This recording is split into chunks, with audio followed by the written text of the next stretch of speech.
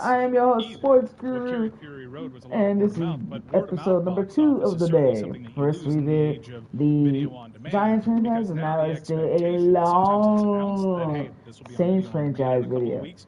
I'm not sure who that Buckle serves, up, but now it's it's just about to be expected. fun. Oh, if I can get a sitter in the next 2 weeks, I'll just wait like 2 more weeks and I'll see it from my home. I don't know how many of you guys feel this way. I talked to you last week about Beverly Hills Cop 4 is now being made, and Beverly Hills Cop was 3 was so terrible, so bad that I lost faith in the franchise. Fury Road is so good that I feel like I can guarantee you that visually this movie that is out now You is going can't to make be epic this shit. and beautiful.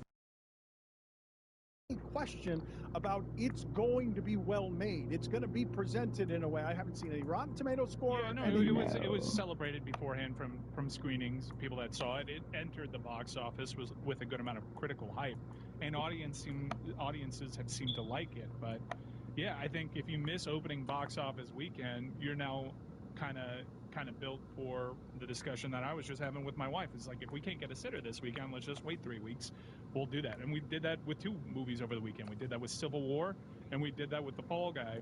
2 movies that, yeah, in a perfect world, I'd like to make it out to the theater, but if I know I'm going to be able to watch it from my couch, it's no sweat of mine. Like if I don't secure a sitter in the first 2 weeks. Is The Fall Guy made after the television series in the 80s with Lee Majors? But Mike, it is? Yes. Really? What's Yeah, the difference YouTube between never now? really Back in the panned day, out. now it's streaming. Back in the day, I'd wait for it to come out for rental. The latency period, Chris, to answer your question, Months. it would take several months depending on the movie. If it were a holiday release, it would take a year. Depending on the movie, it would take 10 to 12 months.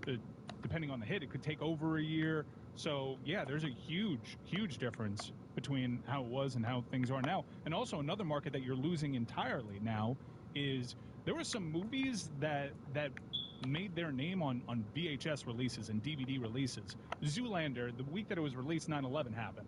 And Zoolander is thought of as this monster comedy hit. It spawned a sequel, but nobody saw that thing in the box office. It gained a second life on DVD, on home releases, and you don't really have that. A VOD release, I'm not talking about streaming exclusives, because there have been some good stories there, but a VOD release hasn't gotten the people talking. Post-pandemic, I think the only thing that has gotten people to the theaters is Mission Impossible, Oppenheimer, and Barbie. Those are the 3 that Maverick. Oh, thank you. Yes. Yeah. Forgive me. I filed that under just Tom Cruise. And I put that's safe movie. I know. I put that under Mission Impossible. And Relative disappointment held up against the rest of the franchise, but Top Gun Maverick did save cinema. Thank you, Tom Cruise. With only a few weeks left in the NBA playoffs, no matter which team you're rooting for, there's nothing like witnessing history in person. Use the Game Time app today and lock in your tickets to check out one of the teams that will lift the trophy at the end of the NBA Finals this season. Did you know that the prices on the Game Time app actually go down the closer it gets to tip-off? It's true. I've seen it with my own eyes. Game Time also has killer last-minute deals. You can save up to 60% off buying last-minute tickets for sports, concert, comedy shows, and more. The feature that I love the most on the Game Time app is the ability to see the views from my seat. You get a panoramic view from your seat in the app before you buy. Or you can save even more when you choose a section and let Game Time choose the seats for you. Game Time also has the lowest price guaranteed. With 2 taps, you'll see the all-in pricing, so there aren't any surprises at checkout. Take the guesswork out of buying NBA Finals tickets with Game Time. Download the Game Time app, create an account, and use code DAN for $20 off your first purchase. Terms apply. Again, create an account and redeem code DAN for $20 off your first purchase. Download Game Time today. Last minute tickets, lowest price, guaranteed. Don Lebatard. I win in the margins. I'm like You're Moneyball of sex. I'm basically Scott Hatteberg. Lot of walking. Stugats. A lot of walks, but I'm on base. When it comes to sex, A lot I'm of Scott foul Hatteberg. tips. Other dudes, they can be Giambi. You know your role you play well? I know my role. This is the Don Lebatard show with the Stugats.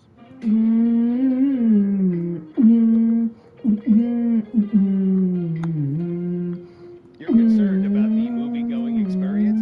People don't want to go to the movies anymore. I mean, but Scott, I'm just telling you that what you will not be able to what convinced me of is that watching this particular movie, having seen Fury Road, Right. it's not the same in your bedroom as it is at the movie theater. It's not even the same in your theater room if you have one of those, as that would be I gotta let the young cat get in a some movie theater. kicks That movie off. is So. perfect for Well, a have movie Whitman theater. be a starter did for solid kicker at the box this office, year. and it is now on Max, I believe. I didn't get a chance to see that. I do like going to the movies, and I do think that there is actually there's a recent uptick in people attending the movies, but it's what used to work is not working today. You could always bank on, oh, let me get a big-time star for this tentpole action movie, let me give it a holiday weekend, and it would take off, especially if it's adjacent to a franchise, and it hasn't. It's dead on arrival. Or your theater room is one of What's the up? richest things you've ever said. I'm back. That guy. I don't have a theater room. I know, but just the idea of like. But anyone who says it, I mean. I do have like a 4-door sedan hanging up on Look that at wall. me, proud of it. lady. I'm just telling you that even if you have a theater room, it's not as good as this particular movie in one of those IMAX theaters. One of the things that I am hearing word of mouth on a VOD release that I'm curious to see how it works is We'll people let that have the seen the wiki movie challenge. Go to sleep, Loki, it's late, bro. All right. See you later. Or how the print ads are for it. You just think that it's basically a Tennis Wild Things. Oh, was that a moment? I watched it yesterday, and that's what I was preparing for, and that's not what it was. And honestly, I was a little disappointed. You wanted Tennis Wild Things. Yeah, TikTok was like, girl, this is crazy. And I said, okay, I'm going to watch. I was going to go see it in the theater, but by the way it was like broadcasted or When your next stream gonna be? After this one, I'm gonna. So then I My just next watched one will be Jessica, on and Friday. It's really not all that. There's like one little kissing scene, and you're like, okay, well, that was false advertising, but it was a pretty good movie. Wild Things seems to be out of Lucy's reference point. Wild Things, when was that movie? Yeah. Like, You how make old is my that? heart sing. No, you see Kevin Bacon's dick. It looks like Gonzo's nose. No, I have not seen that then. Wild Things is Nev Campbell, and it's what, 90s? It's Yeah, mid-90s. I've done that thing on the radio where it's like, okay, I'm getting into this, and then Matt Dillon says, yeah, in like a very strange way, and it The just totally. creepiest of all All time. right, bro, I'll talk to you later, and I'll watch it Friday if I got time. Okay. No, there's a bottle of champagne, but then you're like, okay, whoa, this is not what I expected. But then Matt Dillon goes, yeah, it's just gross. There is something gross about that, but did you just to be clear, did you say that Kevin All Bacon... right, peace. All right, deuces. No, Gonzo the Muppet. I can see why you thought that, yeah.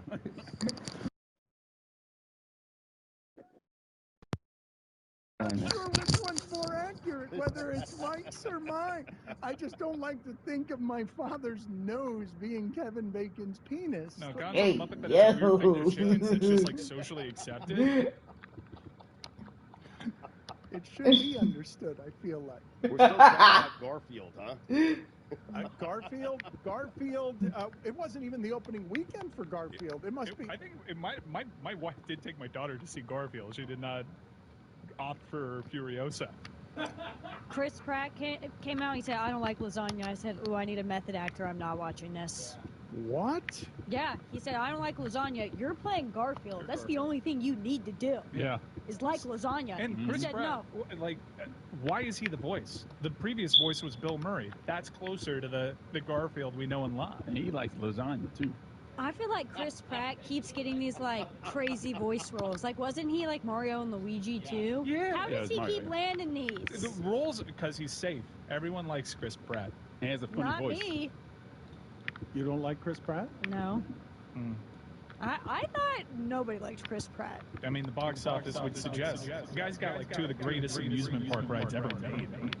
Roller coaster, the Velocicoaster, and the I haven't been on that one yet. Oh my gosh! Yeah, I'm what waiting an for my experience. daughter to get to the height where we can just knock Dude, out all the rides the there. Velocicoaster and Guardians, just great rides. That's strong. Guardians is He's strong. a goat for like amusement park ride guy.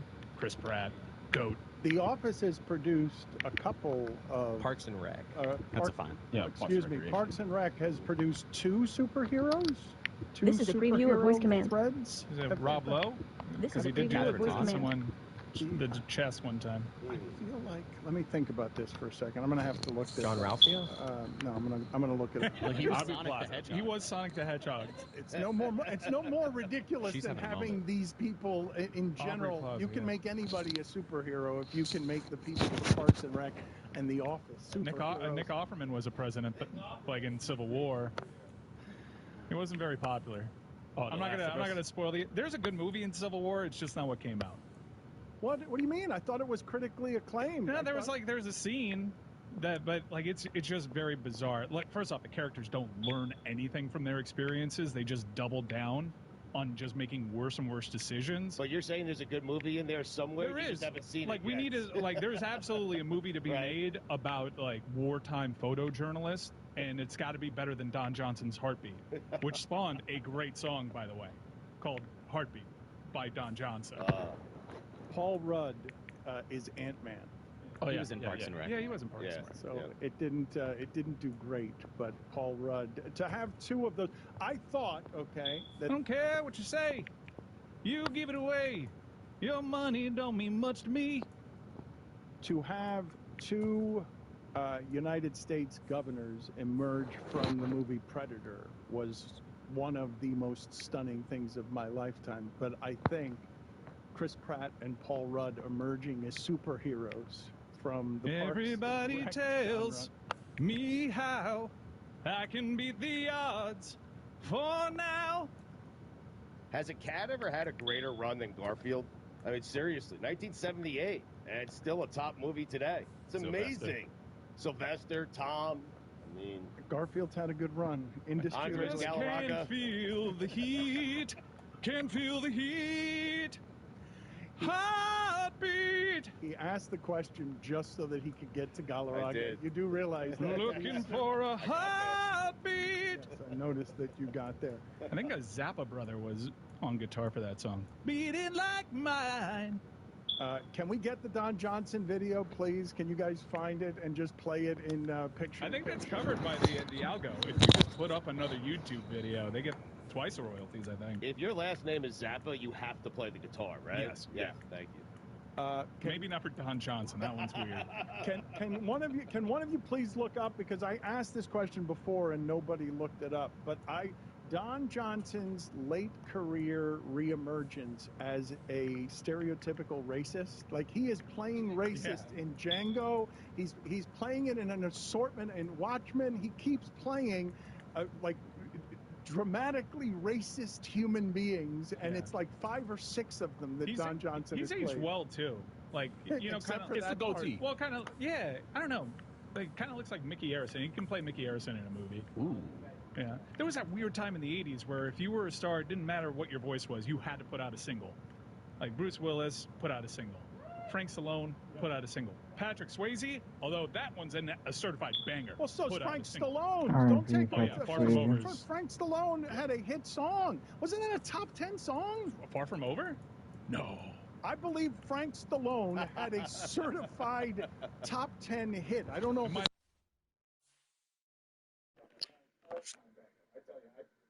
I don't know why this is doing.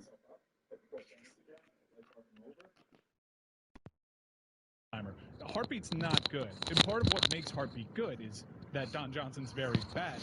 I learned about Don Johnson's Heartbeat because it was like an MTV special where they put together like the hot comedians of the time. It was Jon Stewart, Dennis Leary, Ben Stiller, and I believe Janine Garofalo. And they would just react to all these terrible music videos. And I think Don Johnson's Heartbeat was number 1. Dan is right, though. Far From Over did peak in the top 10. Whoa! Yes. He was also nominated for a Grammy and a Golden Globe Award. Well, that's good to hear. That it's not just something that I like, that the masses like, because it's undeniable. It is a tour de force. Lucy, put it on the poll. Is Don Johnson's Heartbeat a tour de force at Levitar Well, I was Show? talking about Far From Over. That's his tour de force. Is Frank Stallone's, put that up there as well. Yes. Is Frank Stallone, whatever the name of that song is that a tour de Far force? From Over. Lucy, did I hear you express shock that Bruce Willis played the harmonica and played music? I didn't even know he played the harmonica. This is all news to me. Can we hear it, or are we not allowed? I don't know the rules. He was a little bluesy. Like, he was fine. Whoa. Yeah. In that era. She's Like the Wind, I think we can all agree. That's the best one by Patrick Swayze. She's Like the Wind. I didn't know he had songs either. She's Like the Wind. That's not Christopher Cross? Don Johnson's Heartbeat peaked at number 5. What? Music videos like this up on a TV, I know I'm about to have the time of my life. Yeah.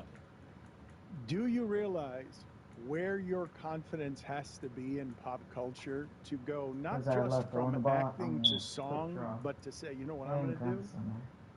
Ballad. Power ballad. I'm gonna do ballad. I am gonna grab your lady's swooning heart, friends. That is, along with the sex scene, that is something that we have lost from a bygone era that was better. Power ballads. No one makes rock power ballads anymore. Thank God Creed's back together. That's all I gotta say. That's all they do. Yeah, you need a warrant in your life. You need warrant. Why is my father's nose on the screen right now? With only a few weeks left in the NBA playoffs, no matter which team you're rooting for, there's nothing like witnessing history in person. Use the Game Time app today and lock in your tickets to check out one of the teams that will lift the trophy at the end of the NBA Finals this season. Did you know that the prices on the Game Time app actually go down the closer it gets to tip-off? It's true. I've seen it with my own eyes. Game Time also has killer last-minute deals. You can save up to 60% off buying last-minute tickets for sports, concert, comedy shows, and more. Former linebacker Zach Bond. Is the ability to see the views Not from looking forward you get to a it. panoramic view from your seat in the app before you buy. Or you can save even more when you choose a section and let Game Time choose the seats for you. Game Time also has the lowest price Not guarantee. looking With forward. 2 taps, you'll see the We all-in pricing, so there welcome aren't you any to surprises the at checkout. 2029 Take the guesswork out of buying NBA NFL Finals tickets season. with Game Time. Download the Game Time app, create an account, and use code DAN for We $20 off welcome your you to first the purchase. Sunday night Terms apply. game Again, of create the an account 2029 and redeem NFL code season DAN on the for Madden $20 NFL off your first 2023 purchase. Download Game into Time the today. Madden NFL Last minute tickets, 2022 lowest price guaranteed. roster. You're listening to DraftKings Network. Oh, this one's about to be really emotional. Man. Now's a good time to remember where the story of tequila started. In 1795, the first tequila distillery was opened by the Cuervo family. And 229 years later, Cuervo is still going strong. Family owned from the Cuervo. 2024, Próximo. Jersey City, New Jersey. Please drink responsibly. This is the Dan Levatar Show with the Stugas Podcast.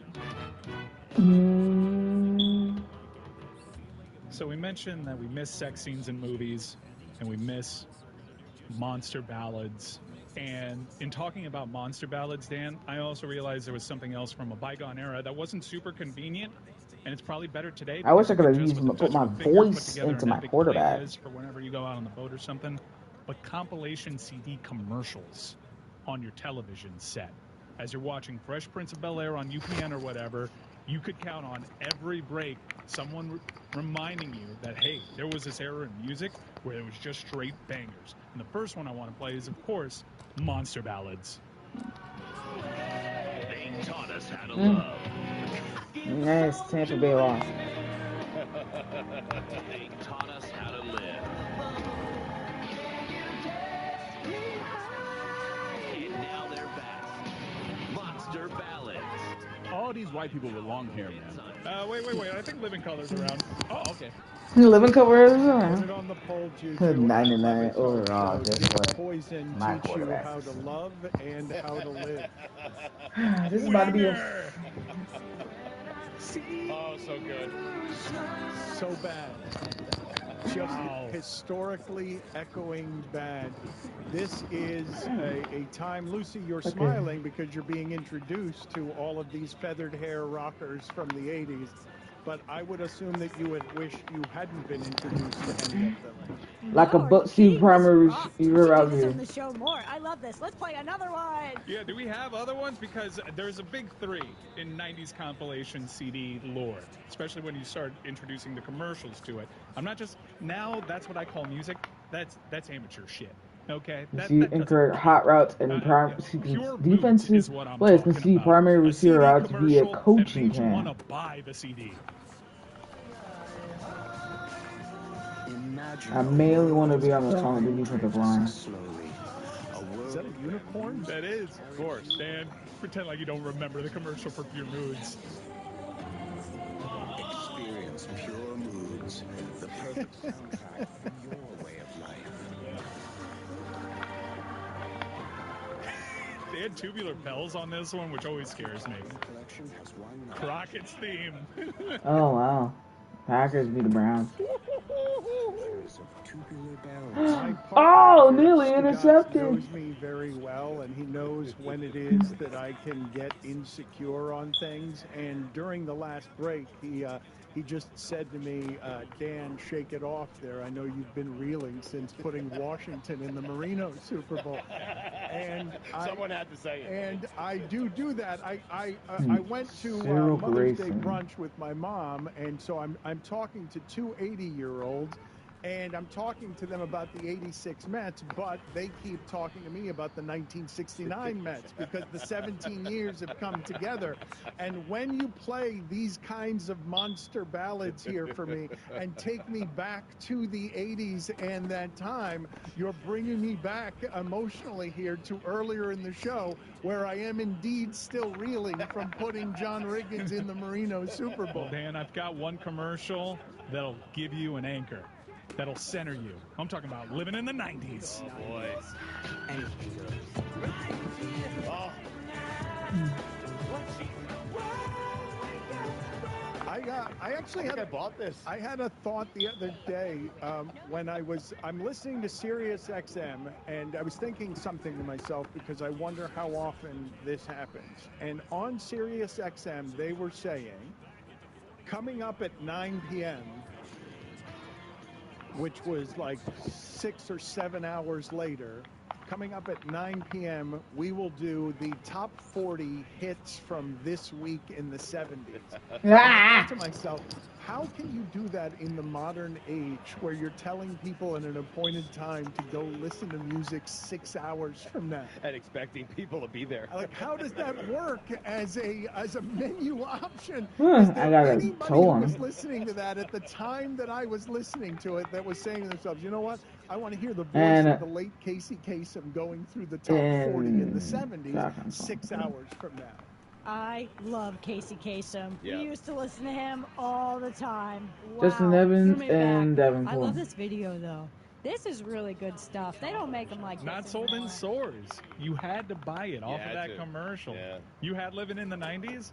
I mean, where else could you get all those singles? Right. A lot of one-hit wonders there. Before you would have to buy an entire album. I think for the 80s though, Crazy. I I think get that team, the captain is White gave Snake. up 54 points in the just Pro in terms Bowl. of balance, But right? I wasn't too was it upset Tony because it Katane? was the Pro. The model that was in like all those videos. Yeah. Not surprising that you would find an ally in a White Snake.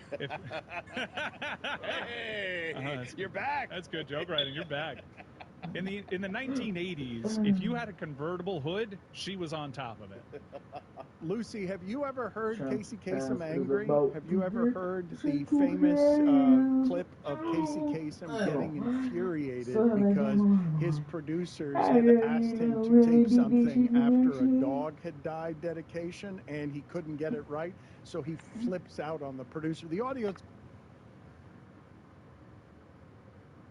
And she changed her background. It's plus size.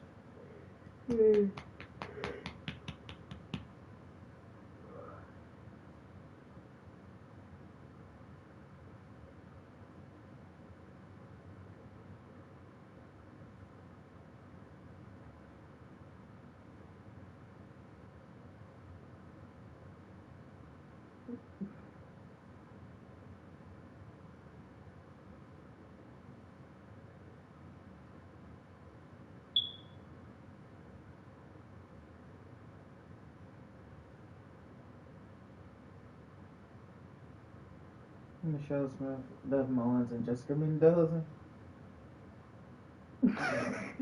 Poor old women trying to dance. Hilarious.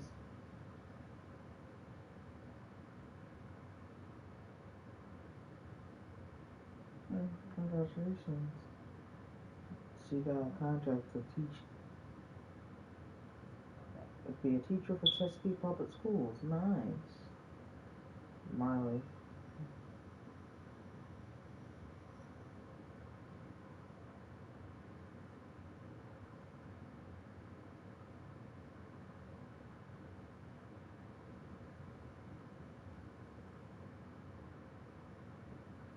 Exactly, like, bruh. You can't complain that the NBA in sports is too soft, but you will fucking destroy players for having the slightest bit of confidence. But, oh my god, he's so cocky. I'm like, nigga.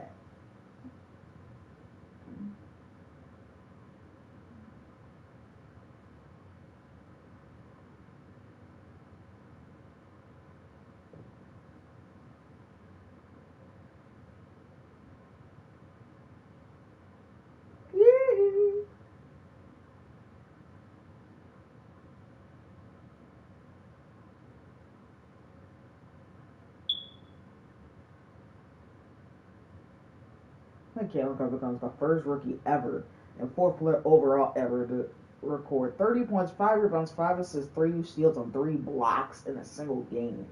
Damn, she was fucking filling up that stat sheet like it was nah, man. Sheesh. Diana Taurasi, Angel McCutcheon, and Brianna Stewart.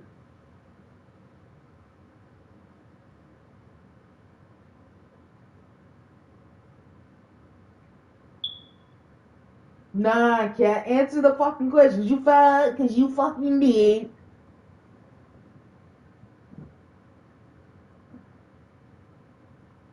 Oh, you know you about to get that ass whooping. You about to get that ass whooping, my boy. He told your ass in game 4, stop fucking fouling. Those are his exact words. Yeah,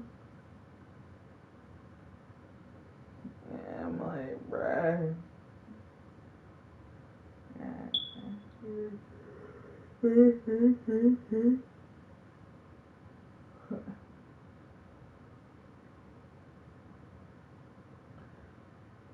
Barkov wins in an overtime from Matthew Tkachuk and Oliver Ekman-Larsson. And the series is tied at 2 games apiece. Oh.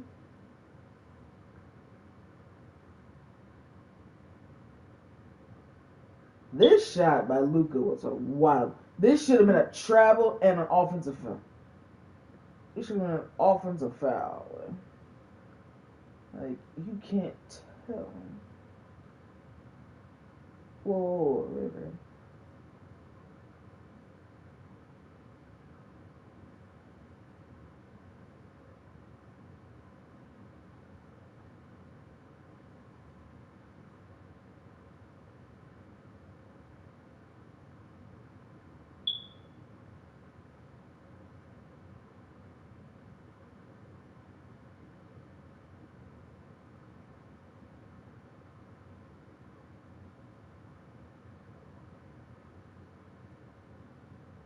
So she's doing 85. Let's go. She basically did it until she maxed out. That's what she meant. Pushed herself until failure. That means she maxed out. So right now she's maxed out at 85. My personal best max when I was bench pressing was 230 pounds. The squat 170 and deadlift about 155. That was my max.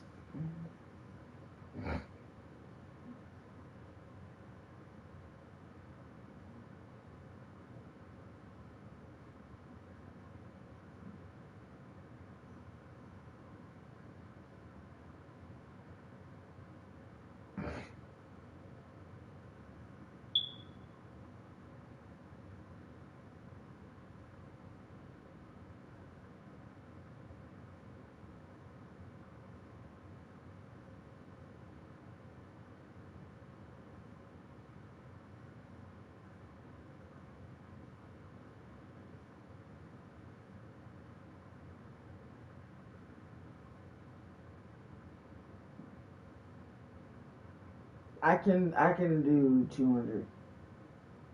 I can do 200 on the deadlift. It's just been a while.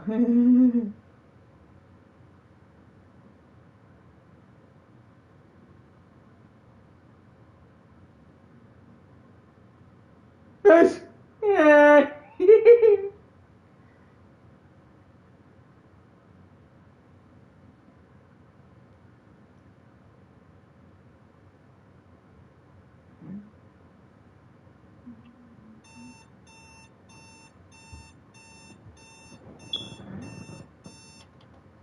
Shut up. Ooh.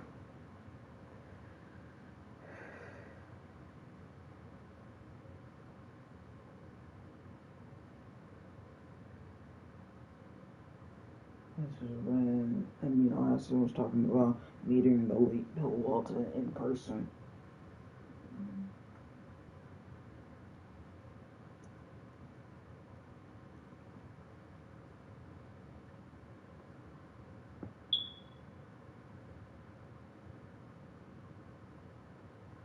Wow. He actually got arrested for barricading a UCLA building for anti-war protesting? Come on, wow. The police really need to be like put in their place, because you gonna arrest a nice guy like Bill Walton for that? That's ridiculous. I know it was 52 years ago, but still.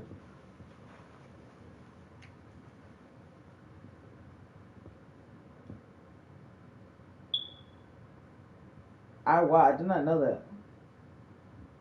That's pretty cool.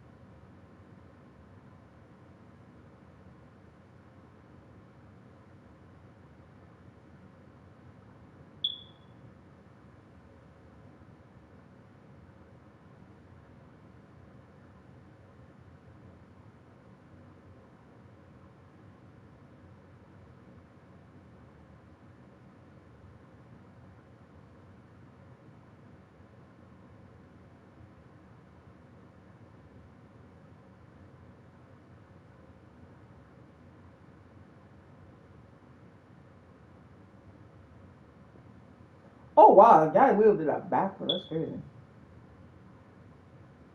Yeah, with the database. Josh Gibson, new all-time leader, and average slugging and OPS.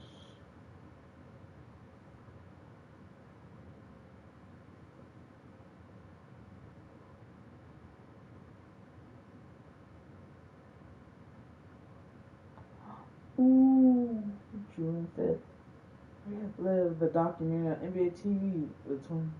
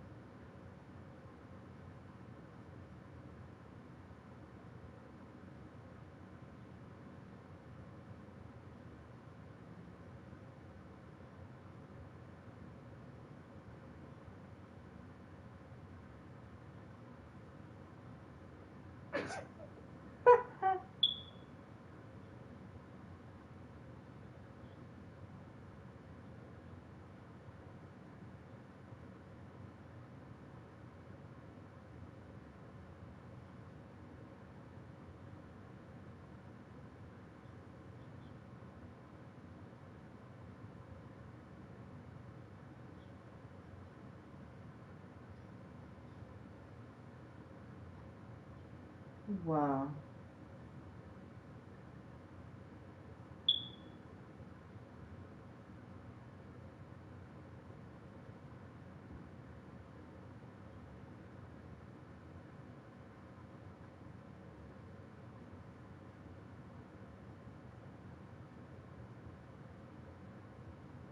Motherfucker got cooked in slides and jeans.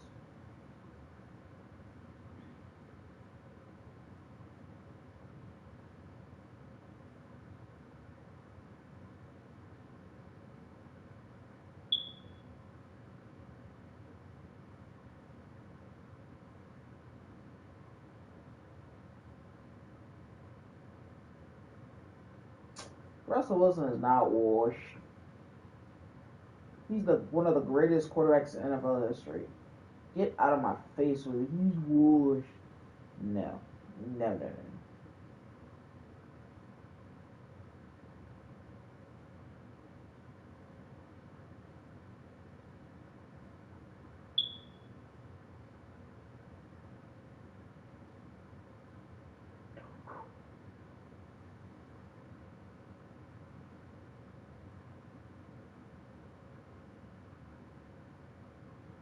That's great.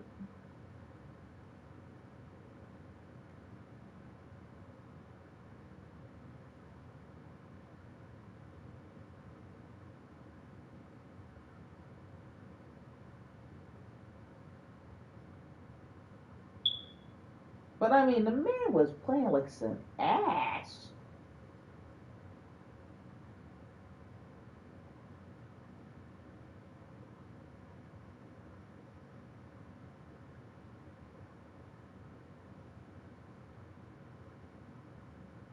A more refined version of spaghetti and meatballs.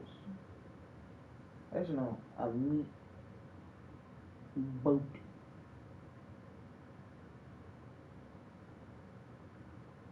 Oh my god.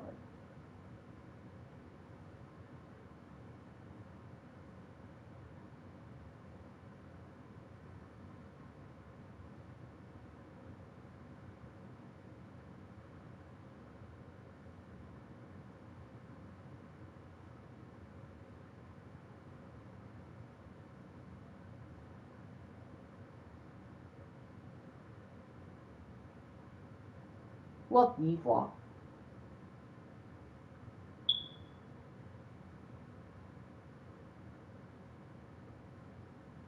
Tim Diesel playing now in the La Familia roster. The Team Diesel. And is now on Fox Sports. Fail harder playing in the TBT. So it's now on Fox Sports now. That's crazy. I'm disappointed. When is it gonna happen though? Sixers playing with Sixers signing LeBron? Absolutely fuck no. Clay Thompson to OKC? Fuck no. Paul George to the Lakers. Why would he want to go from the Lakers to the Clippers to the Lakers? They again a new arena and a new stadium. Why would he want to leave? Trae Young traded to the Lakers? Fuck no. Bulls signs Chris Paul? Fuck no. Fuck no. Fuck no. You can't bullshit me with that bullshit, bro. You can't say. Dodgers sitting for clutch.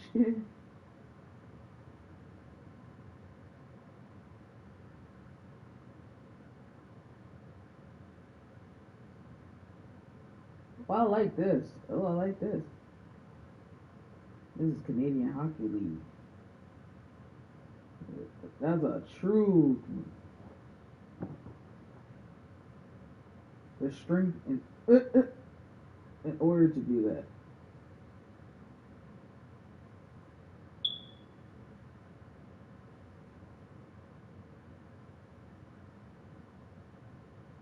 That's amazing.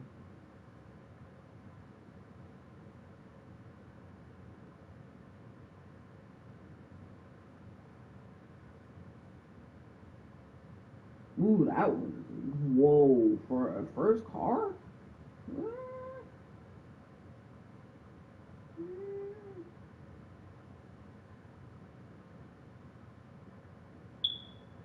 Medical emergency. Oh my god.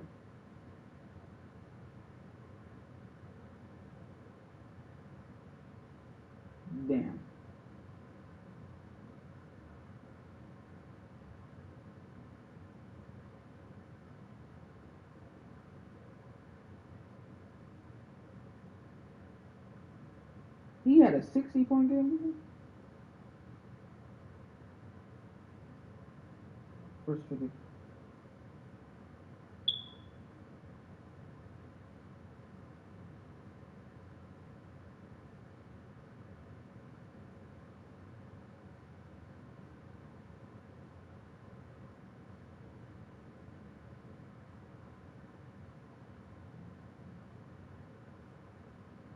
I don't even understand why.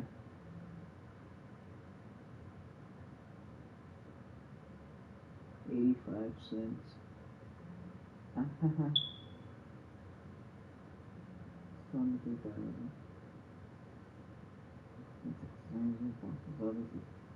Everything is doing it all.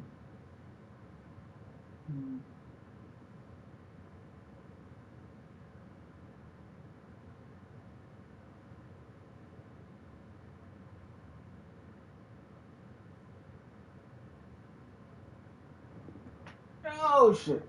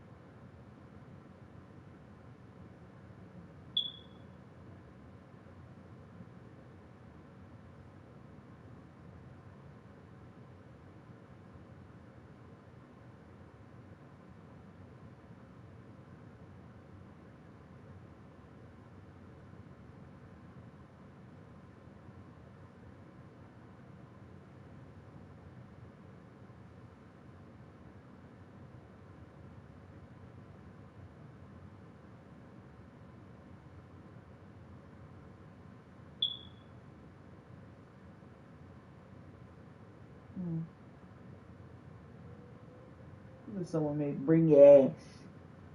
Yeah.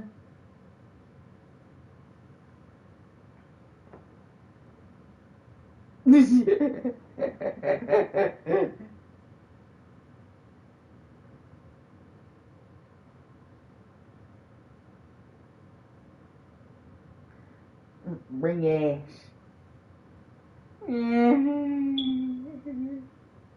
Oh,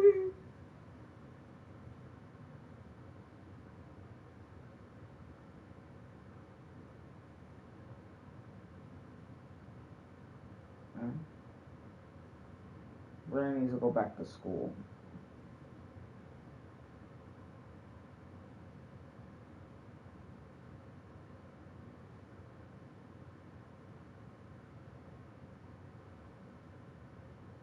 I'm sorry, I'm beating your ass if you took shit. If you used my money without my permission. I am beating your motherfucking ass.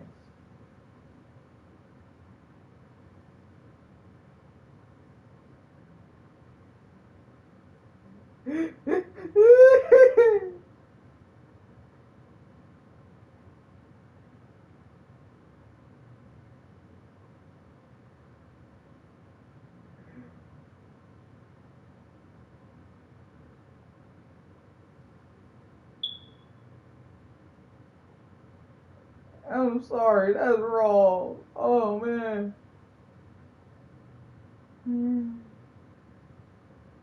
If she's in pain.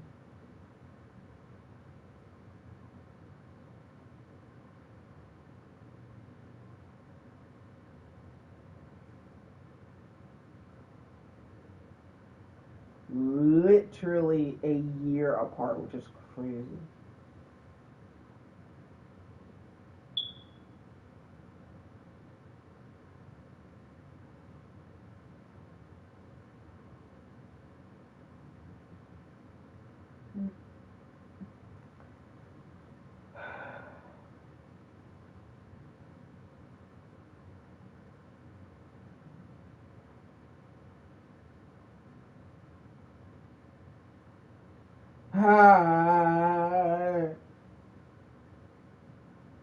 Ah.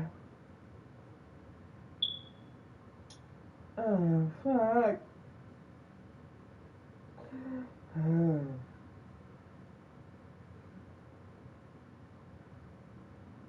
I'm good. Every time I see everybody else having so much fun, it makes me sad. I thought of my friends would hang out with me. I'm a nice guy. Why does this keep happening to me?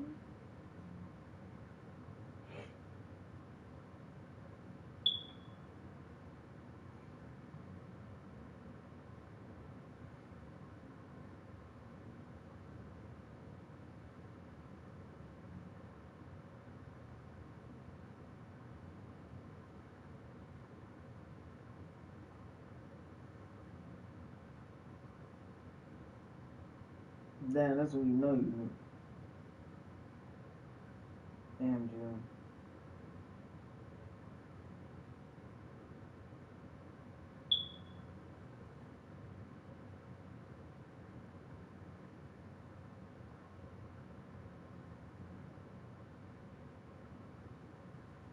You can't get mad. Once again, Instagram recounts great big booty bitches. Ah, we.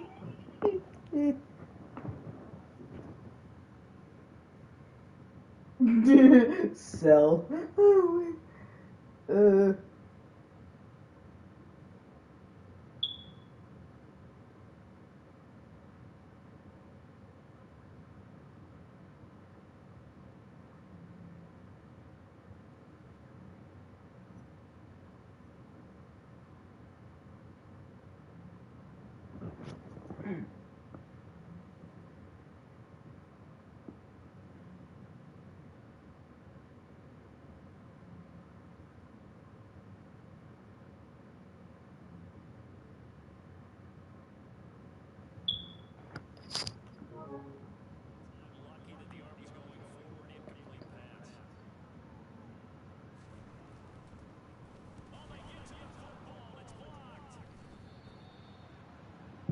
Yes, sir.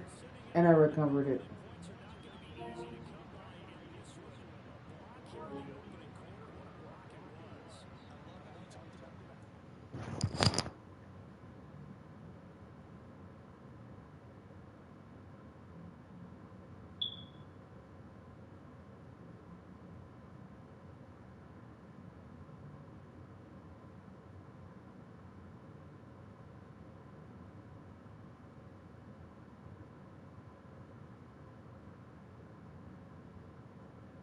Wait, that's what you were as a child? Oh my god. I don't have any kids' photos, I don't think.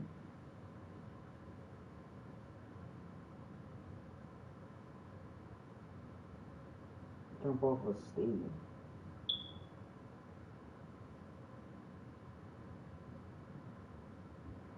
$20 million. Damn, that too much $20 million. That's crazy.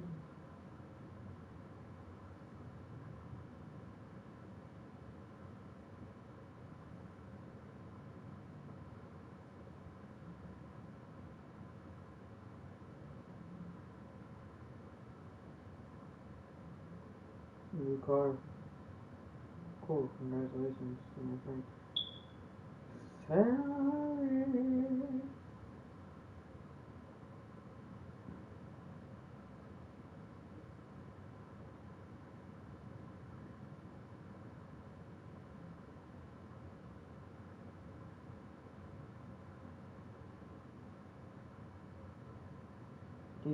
DJ Envy and Charlamagne the guy.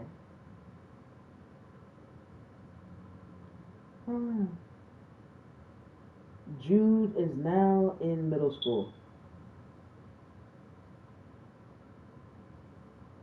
Ah, ah, ah.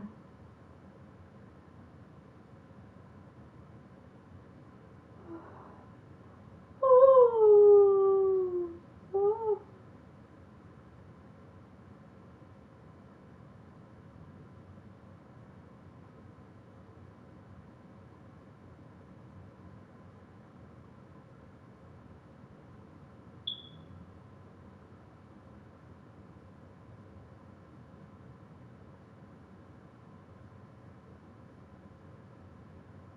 Her friend Jim.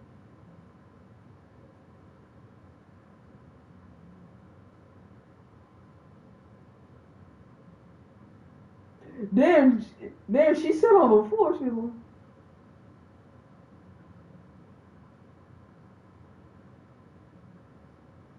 I hate the fact every time I leave and come back to the damn spot if I was to cut off on me.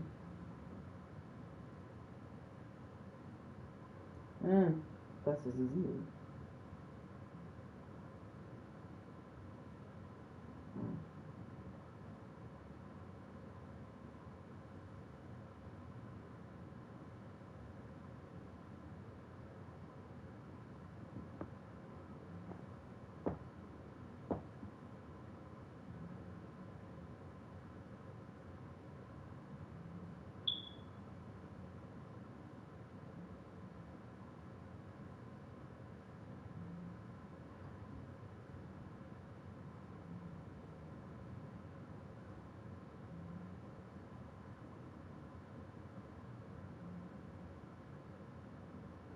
No.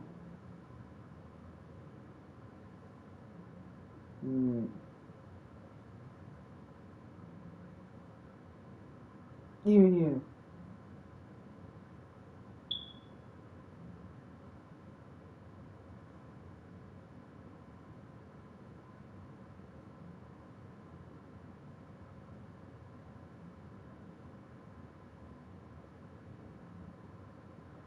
Never played. Plus, I'm just too big to be a golfer anyway, because people will be saying like, "What is this big guy doing playing golf? We should be on the offensive and defensive line." And I'm like,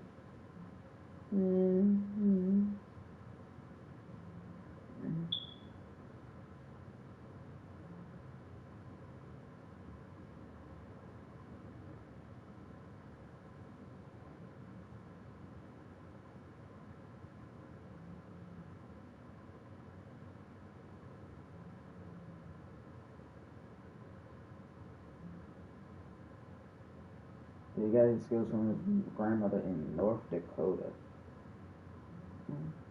Sketches in Monday. What's up, brother?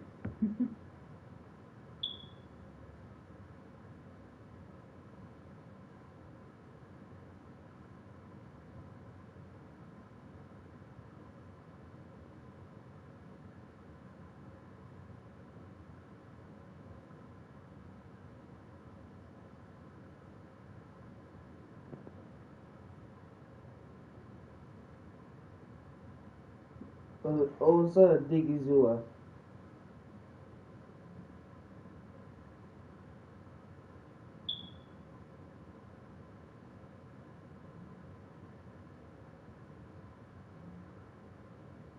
Oh, they had this weird thing that everyone has to stand until they score a point. Weird.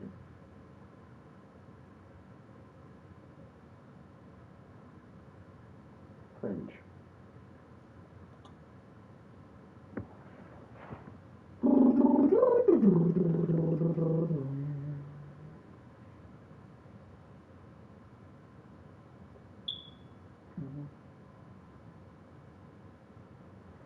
I don't get why this shit is doing that.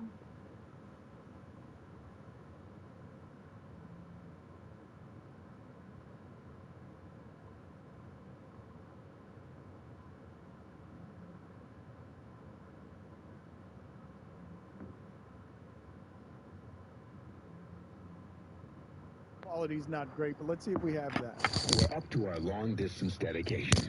And this one is about kids and pets and a situation that we can all understand.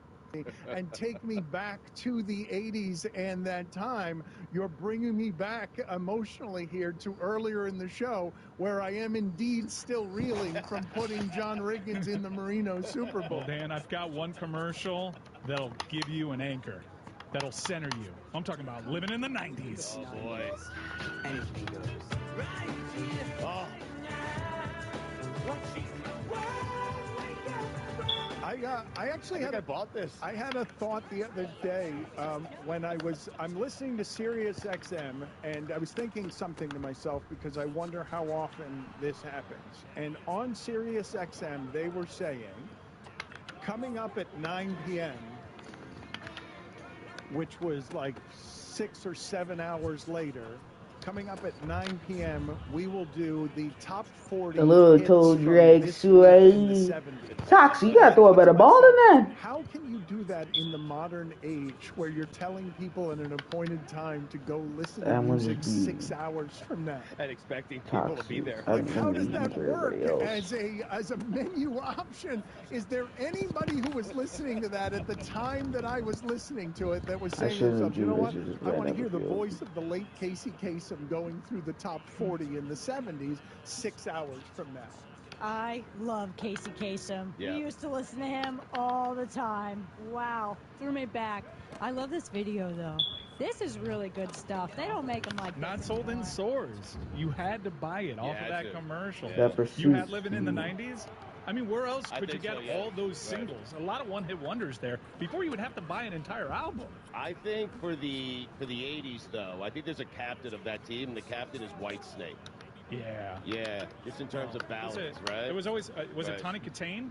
That was the model that was in, like, all those videos? Yeah. Not surprising that you would find an ally in a white snake. Hey, you're back. That's good joke writing. You're back.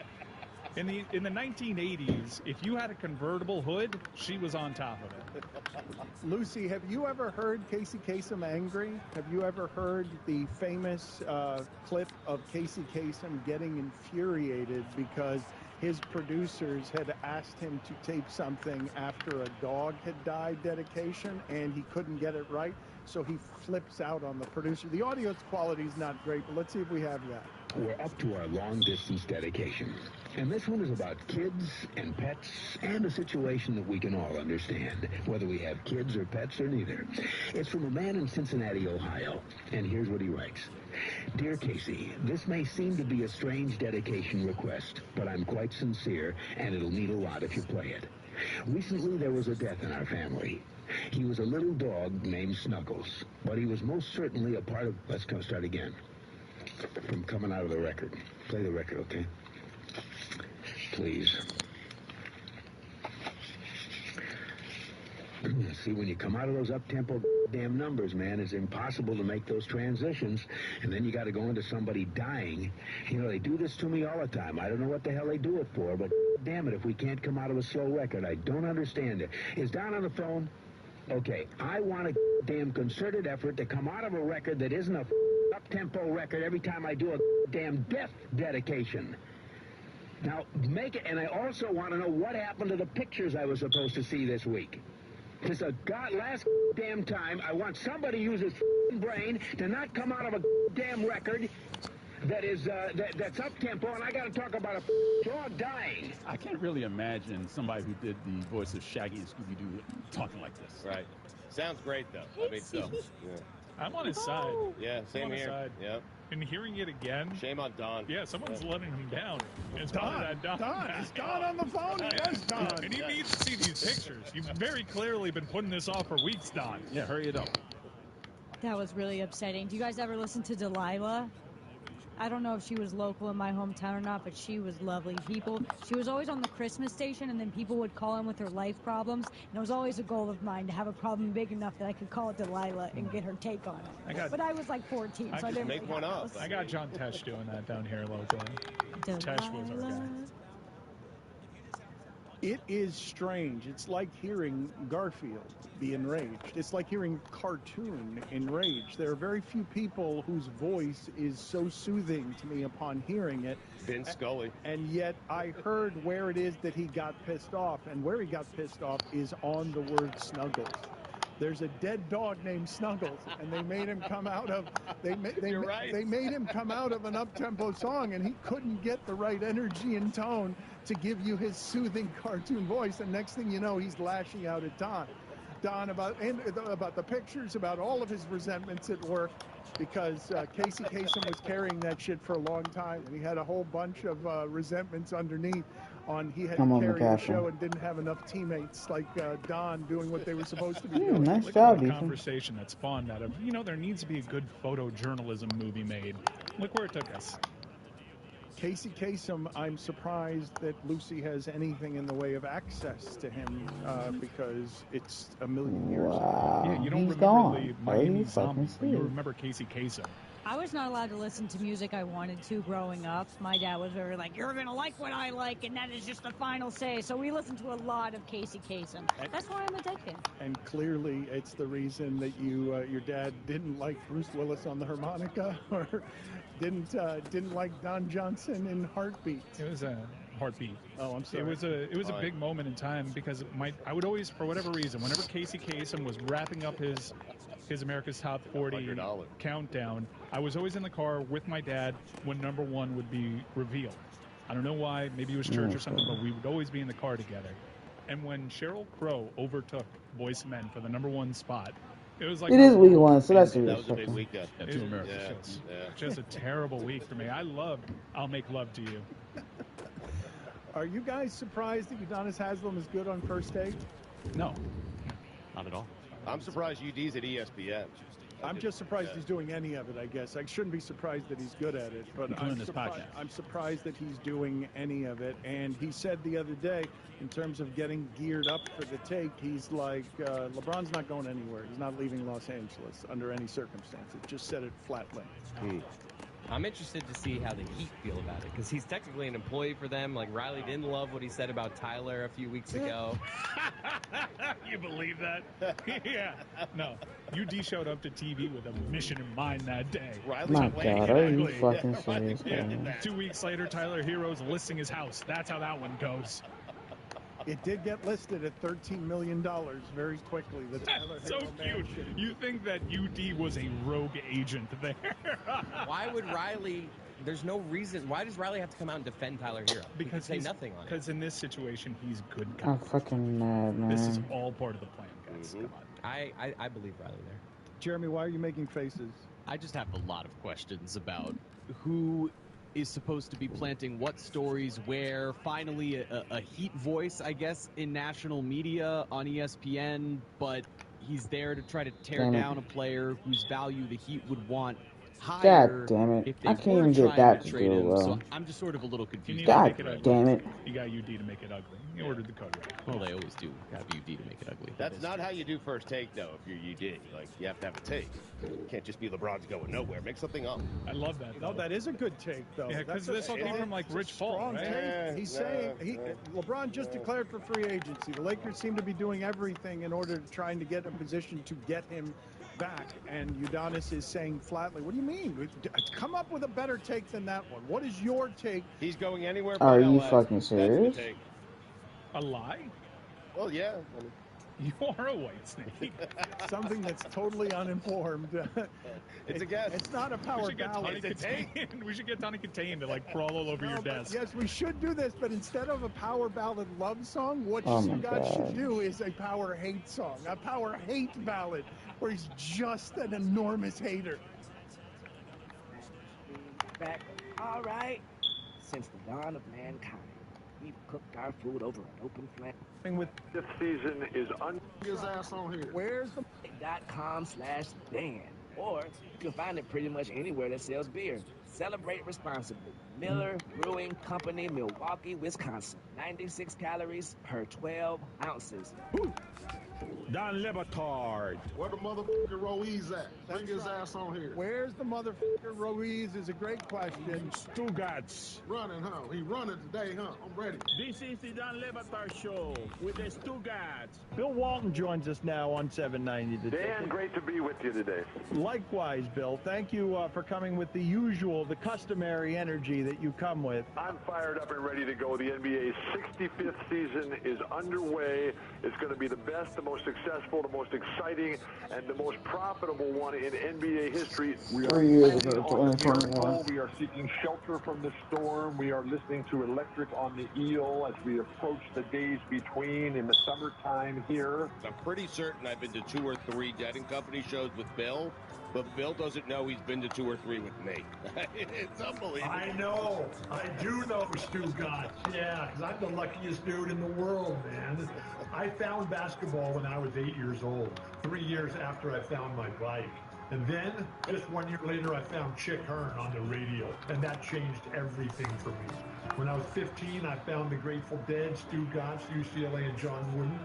Then when I was 17, I found the ultimate mentor, Ernie Vanderway. 28, Marty Glickman taught me how to speak. When I was 37, I found the woman of my dreams, Lori, the greatest everything ever. She's not a thing, but I can't think of a better word than everything. Things change along the way, as it often does with the Grateful Dead show. And man, the way they opened last night up at Burgestown in Pennsylvania. Get off me. Ankle breaker inside the 15. There. Wow, hell in a bucket in the Alabama getaway. They were rocking last night to be able to follow it all on No X Factor? What the hell? Why is he doing this? I hope to see you out there ASAP. I'm not sure what shows you're going to be able to get to, but look for me. I'm the tall guy with the big smile on his face. Hopefully Kevin will be able to continue to play well. You never know.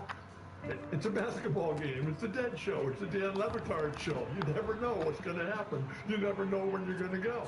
Nikola Jokic is like, well, one of the Florida Keys. Or he's like the big river of water coming right down through Central Florida and ending up there in the Everglades and just making it all happen. But just watch out for all the alligators in there. Dan Levitard Show. Stu Gotts will see you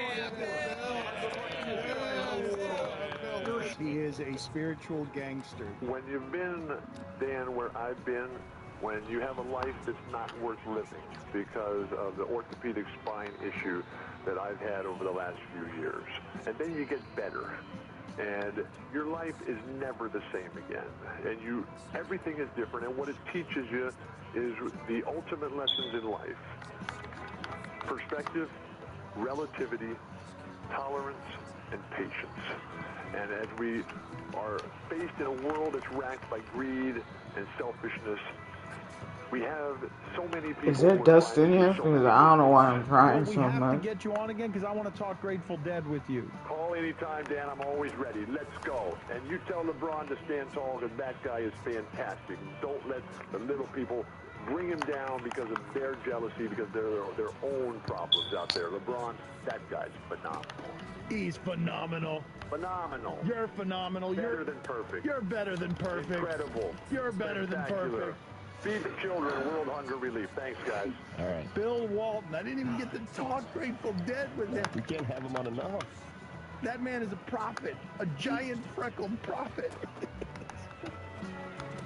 I will tell you, Stu Gotts, that over the last couple of years, Oh. it seems like this show has been bombarded by loss. People we care about, people that we have relationships with. And what I will say of Bill Walton that is different than I think And I got to use about alert. everybody Let's else go. on the show, and I can't think of a lot of people walking the globe that I could say the following about. I associated Bill Walton always, from playing days on, with being in a great deal of pain, and his disposition never revealed it. Right. I don't know how he did that, because I think that we can get all caught up in our self-involvement, and there probably isn't a lot beyond pain that anyone listening to this is going to notice if they're in pain. It's a very personal, intensely personal thing that is a burden only you're J.K. Dobbins, first touchdown as a Saint. Almost the entire time that he was a famous person, being a 7-footer. I mean, this is a pretty long lifespan for a 7-footer because of the battering the body takes. But I really do associate this human being with always being in pain and always being somehow positive, someone who gave off a positive energy to anyone he came in contact with despite it. Always smiling, always in a good mood despite the pain you're talking about. He couldn't have actually always been in a good mood. Some of that had to be a mask for others. Like in public, he was always in a good mood. He was always smiling. He always wanted to send a positive message. I got to spend a little time with him, like over the last couple of years. I saw him at San Francisco less than a year ago. I watched a few Dead songs with him at one of the final Dead and Company shows, and I went to Shoreline with him and Luke Walton for a show. Like, I've had some good times with Bill Walton. Bill Walton, you would never know, Dan. I knew he was in pain, but you're right, because I just know his history of injury and being in pain. but you would never know it spending any Home sort of time team with him. players He was always receive gracious It's with hard his to time. incorrect believe, hot honestly, routes for because it's receivers. not just like I'm sure many people in our audience are in some sort of daily pain. But this is a person that I associate every walking step that he took because he had foot problems, because he had back problems. You could look up how many surgeries he had to have, but he had to have too many of them because I just simply associate his entire playing career with overcoming pain. And And Alonso when Davis it's out of the every zone. walking step, I Gray. don't know how you keep a positive mood when you're waking up every morning and what greets you upon waking up is my body doesn't feel good. I don't feel good in the case that I have to carry around all day. Just to lend to what type of pain he was in, I asked him once, like, hey, Bill, sit down. Because if you go to a Dead show, you will see Bill Walton. He'll be, by the sound stage. He'll be standing up the entire time. He doesn't want to block anyone. He doesn't want to get in anyone's way. He's friends with the band. And I said to him once, like, hey, Bill, sit down. And he said, sitting down, standing up, too much pain. Yeah, it hurts too painful. I'd just rather stand. 38 surgeries. Yeah. My wife asked me who Bill Walton was because she says I see a bunch of stuff on social media, and I appreciated the opportunity to try to explain who Bill Walton was because I don't have any memories of him playing basketball. I just remember him being around the game, being a wildly charismatic and popular dude that was in this. Look, people have a ton of strong opinions. Ask Reggie Miller. When it comes to basketball broadcasting, he was always atop everyone's list. They all loved him. He was just beloved He is on. by He everyone is around one the of the sport. voices of And it EA didn't play Sports. well to our montage because that's notoriously quick hits here and there. But there was one time he joined our show. You asked him one question, and that was like premeditated. There were 2 times. We went into this interview trying to ask no more than one question, and at least once we got there. I just said hello to Bill on Stupidity once, and he went for 35 minutes. As great as his playing career was, I don't think it's what people will remember him for because of how long ago it was. I believe Eulogizing somebody so hard. aligned with the Cosmos. Because you was still with us. Broadcaster guy. It's like how I feel when I lost my friend Tasia that and my was more friend Stratton memorable as a Mitchell and my personality friend Torrance. than as a player. We I should never got to remember the truly got to broadcasting part see of it him because say it was unique goodbye. and it was different, especially this show who strives to be a little bit different than the other shows. Bill Walton's different. Oh, Yeah. Throw it down, big man, is a signature call. I still say that in my home anytime a big guy doesn't want to throw it down. I say it in a Bill Walton voice. Throw it down, big man. Do you know how hard it is for him to be beloved when play-by-play people didn't actually love how difficult he could make it because he wasn't playing by the rules. He's not stopping talking when he's supposed to or talking about any of the things he's supposed to talk about. He was just always being Bill Walton, and it was not confined to whatever it is your limits are. The right play-by-play people did. You know, it seems that Dave Pash, Jason Benetti, just a couple of different examples, and that was in Basement Boog, where the right person who understood the light that Bill Walton could bring into someone's home through his broadcasting allowed him to function in that space in a way that made that impact so special on all of us. It was funny to hear Dave Pash on SportsCenter yesterday talking about him, and he was talking about when he first started working with him, as much as you want to let him go, you gotta rein him in. Because he said Mike Tirico called him early in his career, was like, I know you want to let him go, but you gotta rein him in a little bit because he'll just go everywhere. Well, I'll go a step further on this, and I know we get carried away with prisoner of the moment or whatever is the last thing is the best thing. But you do understand that no one's allowed to be that anymore, right? Like, you're not, you can be Charles Barkley on a studio show, but you're not allowed to be on the broadcast and not respect the broadcast. You're not allowed to be on the broadcast and not be partners with everyone around you in the sport and just do your own thing. There's not someone who's allowed to exist that way. I don't even know who you'd go with on second place. Someone who sits next to the play-by-play guy and is allowed to just be themselves, and it doesn't matter whether they're talking about the game or not. They're just being ambassador for entertaining and loves basketball, but doesn't necessarily need to be talking about basketball. And I don't know how much of it was his own personal life and desire to keep a lighter schedule, but even he, in the later part of his career, was only allowed to be that on like Pac-12 Network Sicko Delight type games. which was always an appeal. Like, oh, this is a game that the most appealing thing about it is Bill Walton's on the call, and Pash is going to kind of let him go. Didn't he die the day after the conference did? The last... yeah. The day after the yeah. Roxy Bernstein signed off on Pac-12 Network, and no one was really sad about it.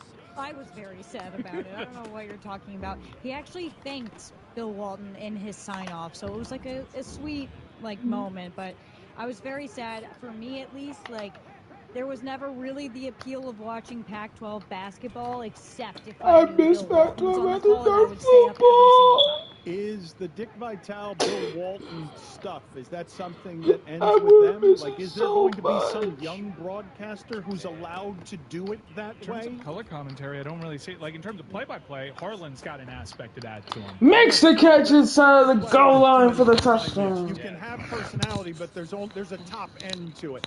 I'm talking about the Dick Vitale, because Gus Johnson does that too, has personality. But Dick Vitale, Bill Walton, who else is somebody that you would associate with putting the color in colorful, putting the... Clyde. Clyde's a good one. Yeah, that's the only... Yeah. And he's from, like, a bygone era. Like, now you don't really see those characters. He's a holdover from this Walton era. Maybe they'll let Jason Kelsey do it in the NFL, because he seems to be the personality everybody loves right now. Maybe, but Jason Kelsey's going to have to push the envelope and be a little more extreme than he is right now in order to reach those heights. With only a few weeks left in the NBA playoffs, no matter which team you're rooting for, there's nothing like witnessing history in person. Use the Game Time app today and lock in your tickets to check out one of the teams that will lift the trophy at the end of the NBA Finals this season. Did you know that the prices on the Game Time app actually go down the closer it gets to tip-off? It's true. I've seen it with my own eyes. Game Time also has killer last-minute deals. You can save up to 60% off buying last-minute tickets for sports, concert, comedy shows, and more. The feature that I love the most on the Game Time app is the ability to see the views from my seat. You get a panoramic view from your seat in the app before you buy. Or you can save even more when you choose a section and let Game Time choose the seats for you. Game Time also has the lowest price guaranteed. With 2 taps, you'll see the all-in pricing, so there aren't any surprises at checkout. Take the guesswork out of buying NBA Finals tickets with Game Time. Download the Game Time app, create an account, and use code DAN for $20 off your first purchase. Terms apply. Again, create an account and redeem code DAN for $20 off your first purchase. Download Game Time today. Last minute tickets, lowest price, guaranteed. Don Le Batard. He seems like a not nice guy, and he's always been a not nice guy. I don't care for him, and I hope he has the day he deserves. Stugats. I hope he has the day he deserves. That's how I get people when they're really mean to me. I'm not like, go F yourself. I'm like, I hope you have the day you deserve. It's a great kind insult. I wouldn't say that from now. Anytime somebody pisses me off, I'm like, I hope you have the day you deserve. It's leaving it to the cosmos to sort it out. Come on. Bless your heart. This is the Don Le Batard Show with the Stugats.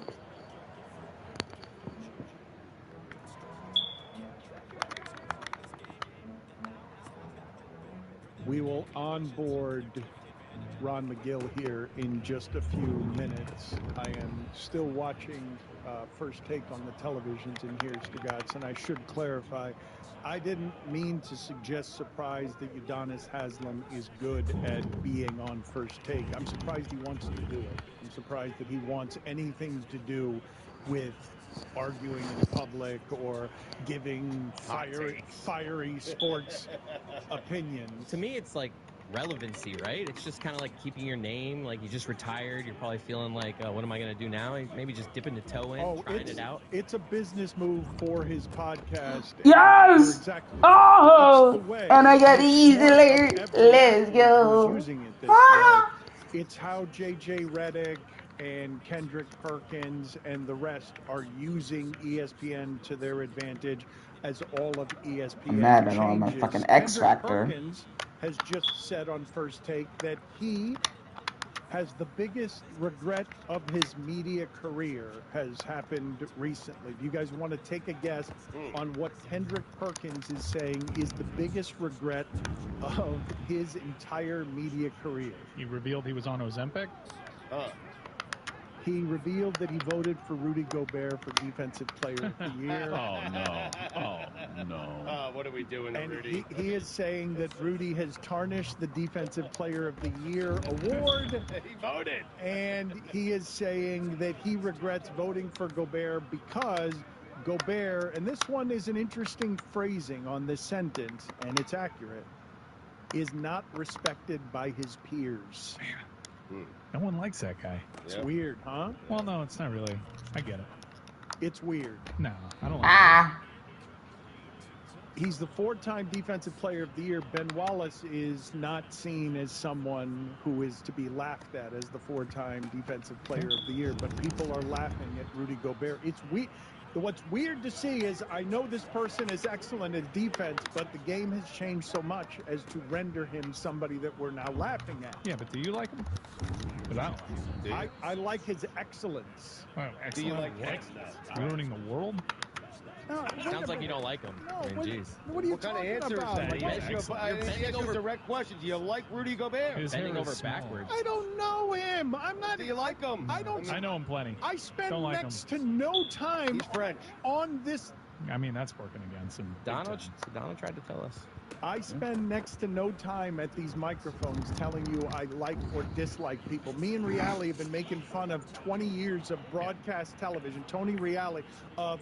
Is he a bad guy or a good guy? Like, that guy's a bad guy. Like, I hate those character-defining things. Me too. I genuinely don't like to do that. When it comes to Gobert, I don't like him. Right. Do you? I'm not going to do that to people. I like other ones. Give me all the people that you think I have said over at this microphone. I like or I dislike that person. It's not many, but he certainly, he finds a way in that conversation. Here is somebody We don't understand is what we're trying to say. Yeah, again. come on. Right. I don't want to give you permission to do that, to dislike someone you don't actually know. I don't want to give you permission to do that. I mean, it's irresponsible way to use the microphone. Dan, being a hater is so fun. It is the reason I wake up in the morning. You gotta try it water's out. nice. It's okay to hate. Yeah. He makes a crap ton of money. It's okay. Yeah, and this is a rare time where you don't feel like you're on an island. If you speak into a microphone and say you don't like Rudy Gobert, it's such a welcoming party. It's how I feel about Jennifer Lopez. Yep. Say it. Here is someone that everyone likes, Ron McGill. I remind you again that his substantive endowment has no bureaucracy in it. So if you just want to help the animals, Ron McGill, go to the internet, find his endowment. I bet you Ron doesn't like Rudy Gobert. Ron, do you like or dislike Rudy Gobert? Don't know him, so I can't say. That's a good attitude, but not anyone here is That makes endorsing that attitude. Yeah, it makes sense, but Right process. You wouldn't want to back out front. I don't care about Hormones, this. you know, it's like hormones can make. Time also has killer last minute deals. You count and use code Dan for $20 off your first. See that elephant? He took, and then he backed up. The elephant said, "Why is this guy running away?" He backed up. Well, let me try it again. And now, basically, it was a game of chicken when the guy driving the truck said, "You know what? I'm not trying this again. I'm out of here." Is it true that when elephants are in mustard, they have a raging headache, almost like migraine level? I don't know because I can't talk to an elephant. I don't think we've ever done a study to put kind of, sensors in their brain to find out if they're having a headache. I do know that they're incredibly ornery. They're incredibly almost angry. They're urinating all over themselves. They're draining from their gland on the side of their head. They're just not in a good mood at all. Whether the headache is causing that or whether it's just hormones. It's like hormones can make any living thing stupid. Ron, good seeing you. Thank you, as always, for all of your contributions to the show, sir. And I will remind people, zoomiami.org/Ron McGill Conservation Endowment. It's substantive. You should donate. Thank you, sir. Thanks, guys. Have a great week.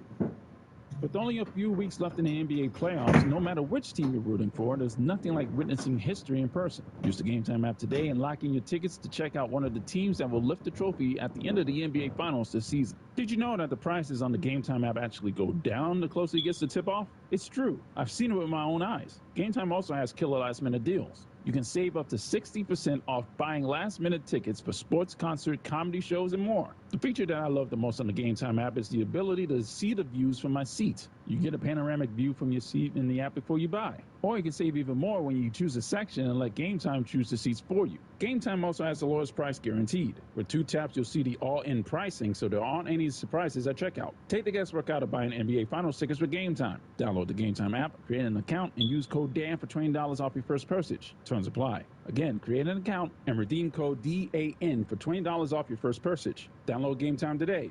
Last minute tickets, lowest price, guaranteed. You're listening to DraftKings Network.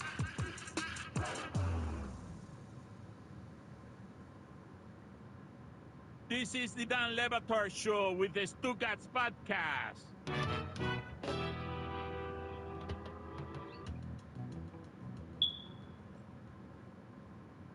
It is time for Stugatz to share his game notes.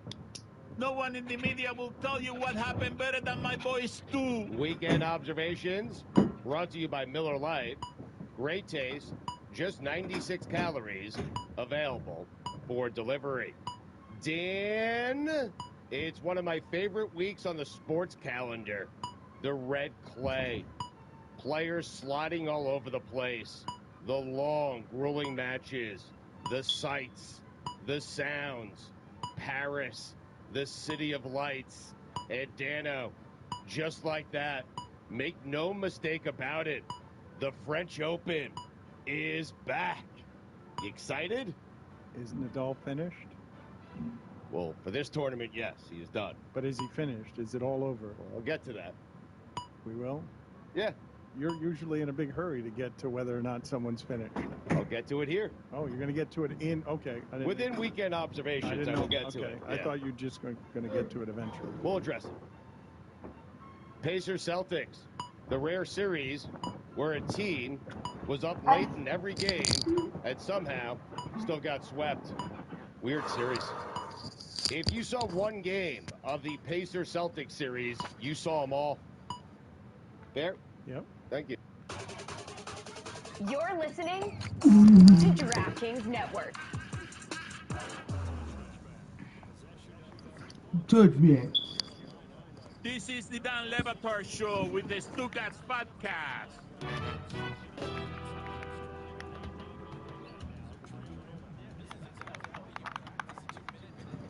It is time for Stugatz to share his game notes. No one in the media will tell you what happened better than my boy Stu. Weekend observations brought to you by Miller Lite. Great taste, just 96 calories, available for delivery. Dan, it's one of my favorite weeks on the sports calendar. The red clay. Players sliding all over the place. The long, grueling matches. The sights. The sounds. Paris. The City of Lights. And Dano, just like that. Make no mistake about it. The French Open is back. You excited? Is Nadal finished? Well, for this tournament, yes, he is done. But is he finished? Is it all over? Well, I'll get to that. We will? Yeah. You're usually in a big hurry to get to whether or not someone's finished. I'll get to it here. Oh, you're going to get to it in... Okay. Within weekend observations, I will get to it. I Yeah. thought you were just going to get to it eventually. We'll address it. Pacers Celtics, the rare series where a team was up late in every game and somehow still got swept. Weird Yes. series. Very weird. If you saw one game of the Pacers Celtics series, you saw them all. There? Yep. Thank you. Wow. Never agreed so quickly. Yeah. They were all the same. If the Celtics made Aaron Nemhard look like Luka, what do you think will happen when they actually have to play Luka? You mean Andrew? Luka's not going to lose. Seeds, right? Historical team that no one's giving credit to. It can't Be kind of great if it was, though. A surprise NBA champion? Get out of here. I don't think it's, I don't know. Is it a surprise? Stugatz, you're not allowed after Luke and Kyrie. Stugatz, but at no point, and in any point in the last 3 years, have you said that you thought the Dallas Mavericks were a champion. You're right. You're not Never allowed said to it, now never- say that you're not surprised. But they're close. I can do what I want. I mean, but it's not true. You can't say you're not You're a surprised. fucking kid, man. Southampton How promoted. did I lose momentum, bro? You know where the Saints are marching, Dano? Are they marching in? Right back to the Premier League. Which ones? I couldn't have guessed that one. It was a dumb question. Well, he said that they won promotion. Hey, media, you should be embarrassed for how quickly you crowned Anthony Edwards. Anybody who even thought to 3 compare him to timeouts, Michael Jordan 60, should get 54 their yards away to credentials gain revoked. the decent score. Making a mockery of our business. It's embarrassing. It really is. Ant Edwards. More like Ain't Edwards, as in Ain't Michael Jordan. Seriously. Manchester City. Dude in the FA Cup final. Oilers Stars. Nothing like a Canadian team going up against an American team. So we get a battle of national anthems. I love that. I do. I love O Canada. Is it bad to say I like their anthem better than our anthem? No. Not. Well, they had the entire crowd singing it, though. Yes, yesterday you can't say it. Today, I don't know, too soon? Too soon. It's a great anthem. It's better than American We're on the anthem. poll, Juju, at Levitar Show. Do you love the Canadian anthem better than Yes, any other sir. anthem? And he got it. Hockey rats Touchdown. Can call an 52 an yards. penalty, excuse me. They should have to get cross-checked in the back to see how they would react. I like that. It's not that awesome painful. last night. I've been pushed in the Not back before. embellish It's not when that you get painful. cross-checked in the back. Ah! Well, if it's Yeah! embellishing, then it's not a cross-check. You look at the replay. No, proper Hello. cross-check to the lower spine. Stash this away in the Something to Ponder file. Teams in the National League have winning records. Is nobody good, or is everybody good? No need to discuss now. Death, taxes, and speed traps on Memorial Day. Top 5 athletes that connote a traffic violation. OLI. Trooper Taylor. Running cop. Number 5. Speedy Claxton. Yes, sir. Didn't even get the ball Number off. 4. That's good defense, Lawyer guys. Malloy. Number 3. Kyron the Siren Williams. Number 2, Jim Crash Jensen. And number 1, Kyron. Jay Walker. Entering yesterday, I believe the Dodgers had lost 5 straight, and they increased their lead on the division. Amazing. They have no business losing 5 straight with that team. Serious. Embarrassing. Who is Jay Walker? I don't know who that is. Listen, I Googled Jay Walker, and there was one. And he was an athlete. I mean, Okay, but it's all that matters. Okay, I got my guy. But I you found weren't. my guy. But you weren't able to retain anything after that. Or it could be Baseball player. Jason Walker. You just shortened it. No, to it Jay. was Jay Walker. I was very excited when I got Jay Walker. Baseball player, I think. You don't know. Jay Walker. Yeah, you mentioned that. Speaking of Jays, here comes Toronto. 7th round draft pick by the 1994 New England Patriots. Bingo. That's Played the guy. 4 seasons. That's the baseball player. He's a Mid-Eastern Athletic Conference Hall of Famer. 2018. MEAC. Weird one. Did you just look up Jay Walker? Like, how did? Never mind. I was right. Apologize. Ed Werder is out at ESPN, but good news. He's still living at AT&T Stadium. Is he really out? Yep. Yeah, he's out. 26 Oh, years. not He's again. out. I can't take this again. He's out. Again, twice they've gotten Ed Werder. Carl Anthony Towns saying he's getting up 1,500 shots a day. Hey, Carl, number 1, you're not. Number 2, you're shooting 13% from 3 this series. Maybe work on getting in the paint. Seriously, take a shot closer. You got to see one go in, Dan. You know what I'm saying? Then you go back to the 3. You know what they say about the numbers, right, Dan? They never lie. Rangers, Panthers, the rare series where one team is dominated for 95% of the series, but is down 2-1. It's frustrating. It is. If the Panthers can't win with this team, it's time for the question. If not now, when?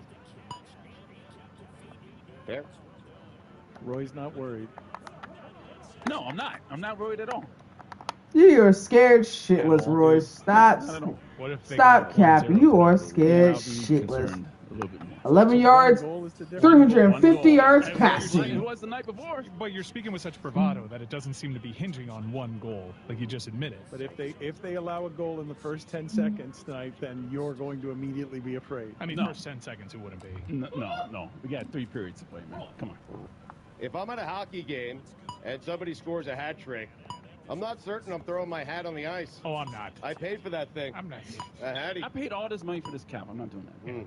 Plus, it's so hard to get it over the net. I now. know. Yeah. It depends on your seat. Yep. What am I going to do? Throw it to the first row so someone can be like, hey, Thank look you. at this hat. Yep. Mine now. No thanks. Begs the question, what do teams do with the hat trick hats? That I is a believe good. they give them away to My hats? entities What? that would. I didn't give them permission. You think they ever slap a sticker What on happened it there? and it goes right back to retail? No. A used cap. It's generally like the drunk. I feel like you're more likely to throw a hat if you're drunk and sweaty. Definitely. Those hats are probably not the cleanest of them. Employees must love that. Like, oh, it's free hat day at work tomorrow. Rangers are 2-0 since they started dressing Matt Rempe. He sets the tone. The Empire State Building. Such a great nickname. The Mets are 22-30 with the top payroll in baseball. I hate them. Another day, another blown save by Edwin Diaz. The Mets paid $102 million for a mid-5 ERA. They should replace Edwin Diaz's trumpet with a sad trombone. The things you do driving around North Carolina on a gummy in the passenger seat. Top 5 songs Edwin Diaz should come out to. Number 5, Loser, Grateful Dead. Number 4, Cough It Up, Goose. Number 3, Here We Go Again, David Guetta and Oliver Tree. Who's got the more famous Losers song? Is it Grateful Dead or Beck? Which is the more famous? I won't even entertain that question. Well, what It's is Beck. Neither will I. It's Beck. Yeah, it's back. Beck. Come on, get out of here. Beck. For sure. Bill Walton is rolling over in his grave.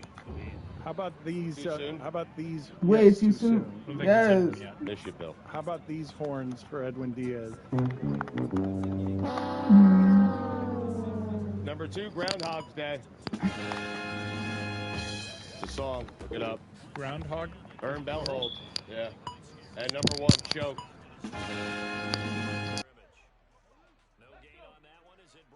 They found me. Is it just one groundhog? It is and a it's single. possessive? Yes, but I don't want to make fun of him. Old age puts S's on things. It's Groundhog's Day. It's only one groundhog. I'm telling you, it's Groundhog's Day. Groundhog Day. I mean, yell at Ern. Don't yell at me.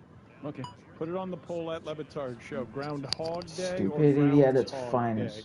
That gummy I took over the weekend was called Valhalla. Dangerous game. And I keep my momentum by. 40 milligrams. It seems to like that course.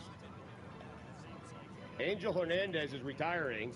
One might say it's the first good call he's ever made. We're gonna miss that guy. I really do want to have a contest where we come up with someone who can top Angel Hernandez for sustained incompetence across decades. Like sustained, historic, rewarded incompetence. Mark Me. Emmert. Oh. You and Mark Emmert. Thank you. I'm in the conversation. Put it on the poll, please, Juju. Most incompetent. Stu Gatz, Mark Emmert, Well, thank you. Angel Hernandez. The Detroit Lions. How unlikable is Boston? Where the nation is rooting for and rallying behind Kyrie Irving.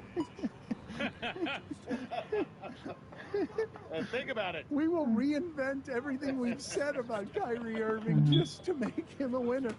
We want him so badly to win. Blake Snell Fucking hate Boston getting paid because they're $31 racist, million see. a year to go 0-3 with a 10.42 ERA. He was so good last year. He should tow the slab with a ski mask on. He was so good last year. Impossibly good.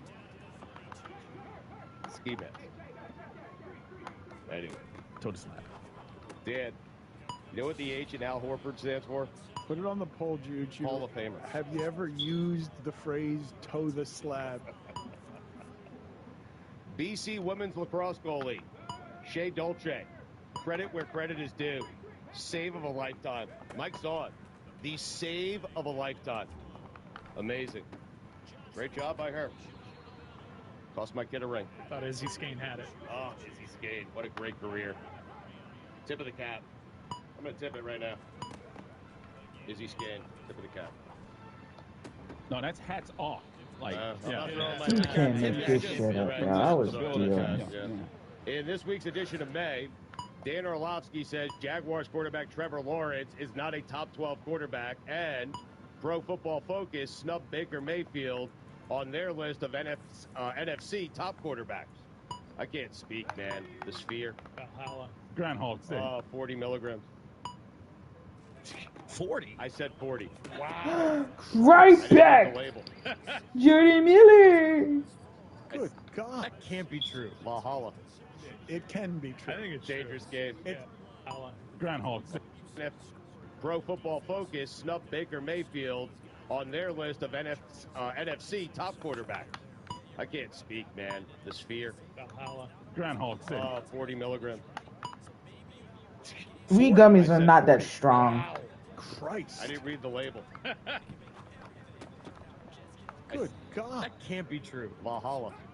It can be true. I think it's dangerous game. It would make sense for that to be the only true thing Stugatz has ever said. 40 MGs. That's unbelievable. Let's talk after the show. Lucy is looking at you just floored. Her mouth is hanging open. Yes, he can't. He's sedated. It's an elephant tranquilizer. The amount of sweet Thai Doritos that I'd put down after that. Oh, my God. If I'm the Dodgers, Shohei Ohtani never pitches again. Nothing is more Notre Dame than their men's lacrosse team having their two best players be brothers with the last name Kavanaugh. Those guys. I mean, they're good, but they're Notre Dame. The Kavanaugh brothers. The rare NBA playoffs that get more boring with each passing round. You missed the Knicks? The R in Rafael Nadal stands for retire. Retire! I said it. I addressed it. You did. As promised. You agree? I mean, I let people retire when they'd like to. Really? Yeah, I don't want anyone telling me when I should retire. Okay. Ah, Barnes. Oh. We're going to stop paying you. Oh, you are? I'm out of here. I think we have like a police department pension program here. I'll take individualized. It's your 401k. I'm good. Huh. The Pacers' best player is T.J. McConnell, and it feels like the only person who doesn't know it is Rick Carlisle. Also, getting to the Eastern Conference Finals with T.J. McConnell as your best player might be one of the greatest coaching jobs in NBA history. That's what everyone's saying. Wow, what a great coach, Rick Carlisle. Scottie Pippen said he never won Defensive Player of the Year because everyone was always looking at Michael Jordan. Scottie, I'm serious. For the love of God, just let it go. Exactly. I mean, Jordan made him. Bill Wow. Walton passes away, and suddenly, everyone's a Grateful Dead fan. Enough. He's been mad about this Enough. all day. Enough. All day he's been Oh, mad. Bill, I went to a show with him. Oh, Bill got me tickets to this. Oh, I went to the... You know what? If you didn't talk about it when it actually happened, it didn't happen in my personal record book. StuGotsBook.com. How about that? God, Stugatz, you're an asshole. Thank you to everyone. Roberto Sanchez. The Mavericks currently have Rudy Gobert, the four-time Defensive Player of the Year, in hell trying to guard them. I can't speak. Valhalla, 40 milligrams, the Sphere. Speaking of They speed. just added more dates. Speaking of hell, Art Briles, Dan, those are the weekend observations. I'm retiring. Now I know. Back. All right. Since the dawn of mankind, we've cooked our Perfect. food over an open flame and debated the best way to grill. One thing not up for debate, grilling and beer always go together. So it's Yes, just that many was a people do. Whether perfect you barbecue, Texas style, or just celebrate Wednesday with burgers and dogs. I love Miller Lite. Every single time my team plays on television, I am sitting behind that television screen with a Miller Lite or 3. Miller Lite keeps it simple. Undebatable quality, taste as great as your barbecue. It's the beer that strips away everything you don't need and holds on to what matters the most. With a Miller Lite in hand, grilling doesn't just taste great, it tastes like Miller time.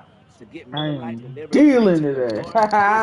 door, Let's go. or you can find it pretty much anywhere that sells beer. Celebrate responsibly. Miller Brewing Company, Goddamn, that shit. Milwaukee, Wisconsin. 96 calories per My 12 ounces. God. Don Lebitard. Your history with him suggests 3 years of Those are the heatering out heaters. there. 3 years of heaters. But this Stugatz, my partner, enlivened by a sports. We're having sex, baby. And Joe Mauer, yes, like this is the best version of him. What? What? What? No, you are. No, you are. Feels good. This is the Yeah. Lebitard Show Mm. with the Stugatz. I was trying to get it off.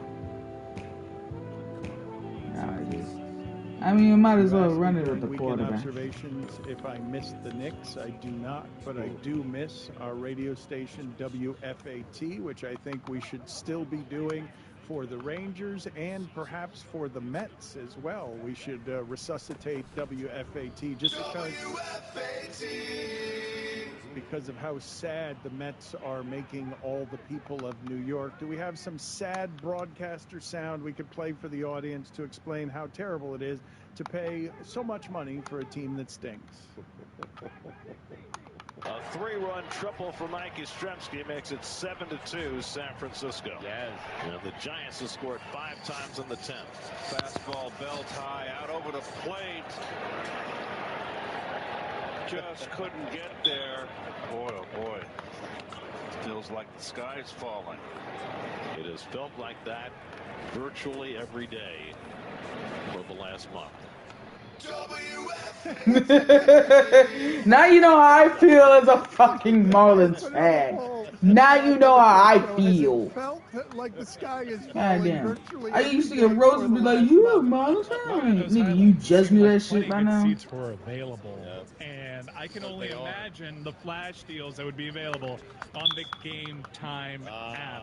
I use the Game Time app, and I use How promo come code theirs is Dan activating recently mine for isn't? tickets to tonight's game. Panthers, What the hell? Rangers. By the way, Panthers. I know a lot of you season ticket holders are probably listing your tickets on Game Time. You made it. For buyer and seller. Panther fans, you got to hold on to those season tickets. But let's just say you're a Ranger fan in town, wanting to take advantage of a few bad decision makers. Well, then, let me tell you, Game Time is the place for you. Download the app, create an account, use code DAN, that is D-A-N, for your first purchase. Terms apply, last-minute tickets, lowest price guaranteed. We talked last week, Stugatz, to an expert, somebody who really knows the machinations of what it is that a lot of people are not presently paying attention to that is happening with the NCAA and this settlement that is a way to trick people into thinking that we're arriving at fairness when all we're doing is splitting up some money that these players have deserved for a long time in a way that's not actually fair, but short term allows people to get away with stuff. Lucy, I know you're fascinated by everything that's happening here with the NCAA because they're making up the rules as they go along. They have to figure out a way to get people money, and they're doing it with a settlement that I believe is short-sighted to accept. Yeah, so my understanding of this settlement is that the NCAA is paying a crap ton of money back to athletes who were not able to profit off of their name, image, and likeness, like during the pre-2020 period. So all of them. Yeah, pretty much all of them, but not like past a certain. The hell? The fuck is up with this damn thing?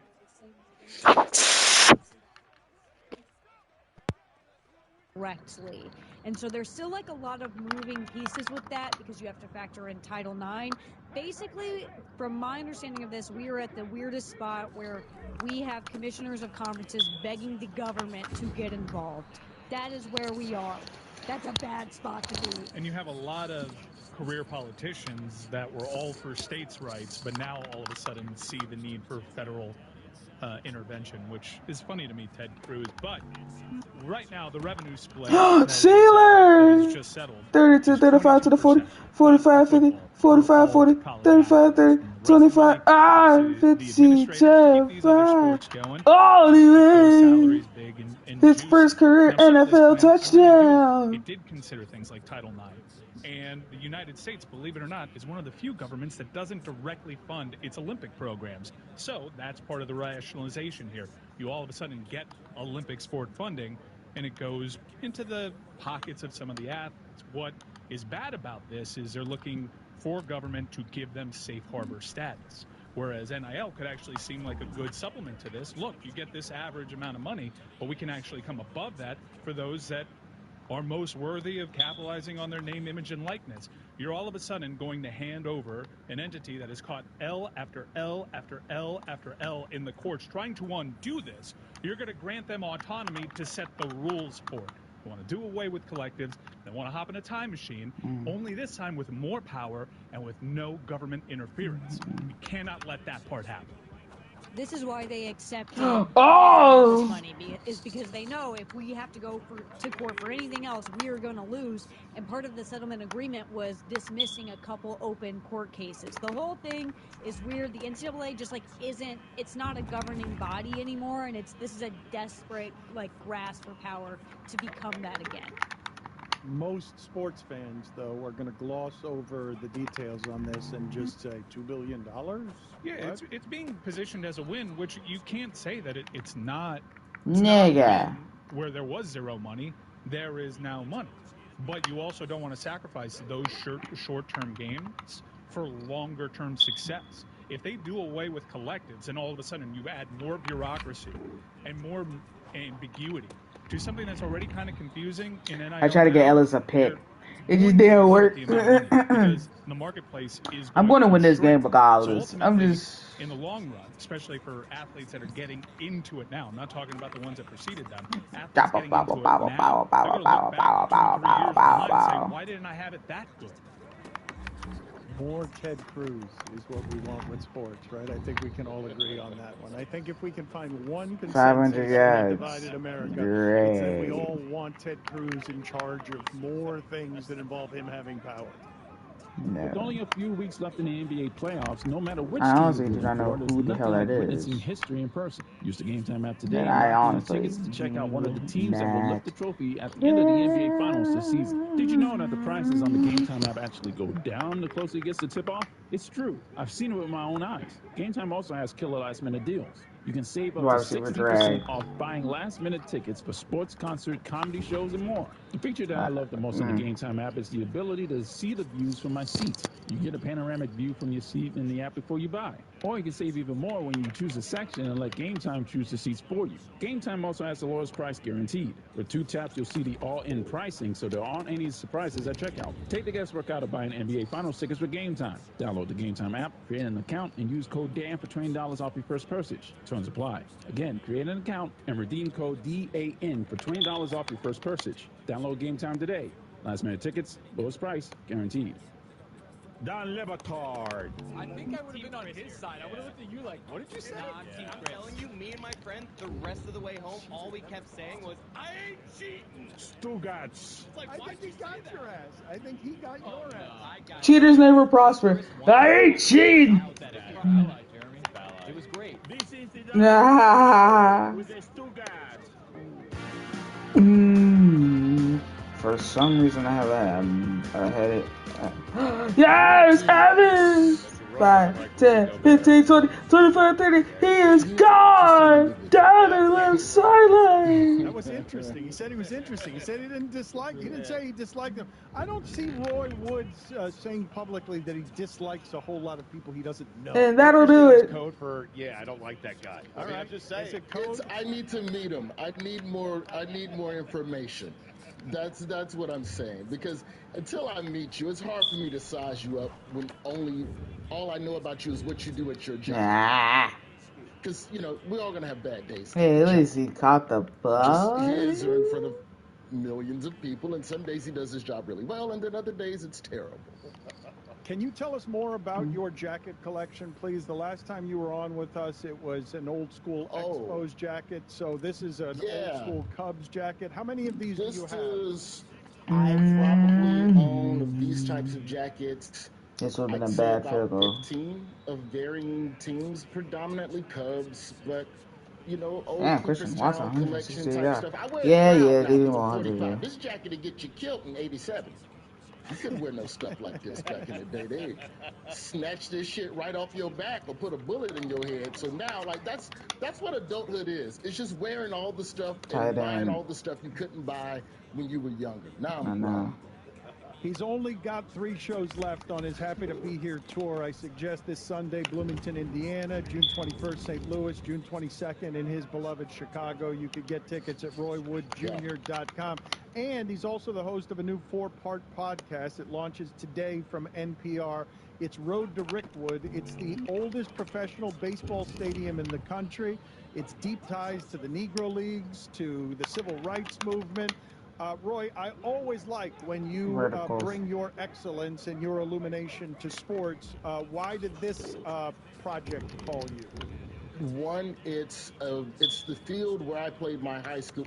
It's the field where I rode the bench in high school, so it's near and dear to my heart. But also, Rickwood Field is so connected to baseball and the history of the sport, and it's a 4-part series. They're doing MLB is doing a tribute to the Negro Leagues game on June 20th. And so leading up to the game, the folks at NPR and MLB, they reached out. They thought it would be cool to really dig into the story of 100+ years of baseball at that particular venue and how it connects to who we are as a people today. And I'm like, yo, it's a chance to go home for free and not stay at my mama's house.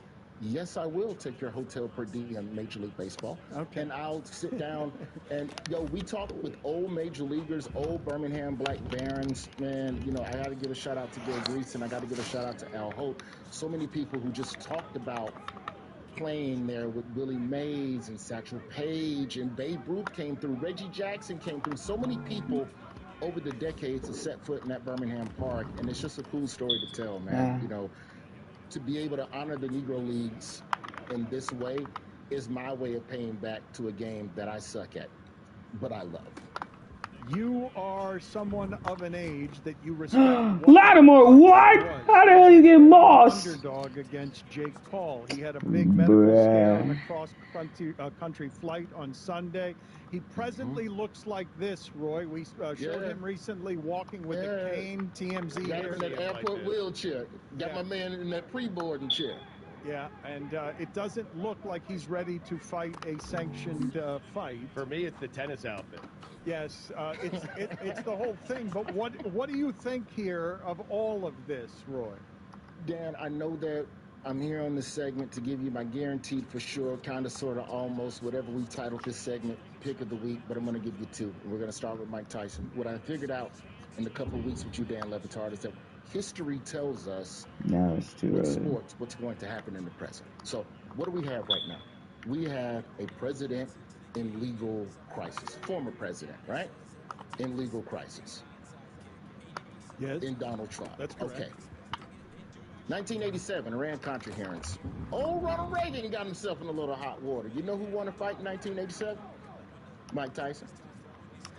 1999, Bill Clinton impeachment, acquittal. You know who won a fight in 1999? Mike Tyson. Mexicans in the back right corner of the end zone. This seems flimsy.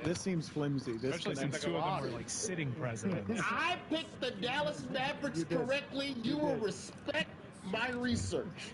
You did. You told everyone to bet the house on the Mavs to make the finals. Mike Tyson in 4 rounds. And I don't care.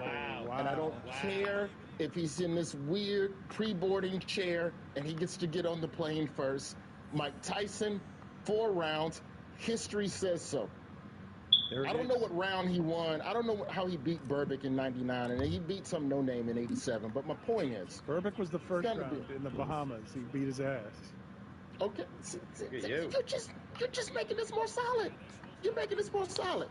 A president was in trouble in 87, Tyson won. A president was in trouble in 99, Tyson won. A president is in trouble in 2024.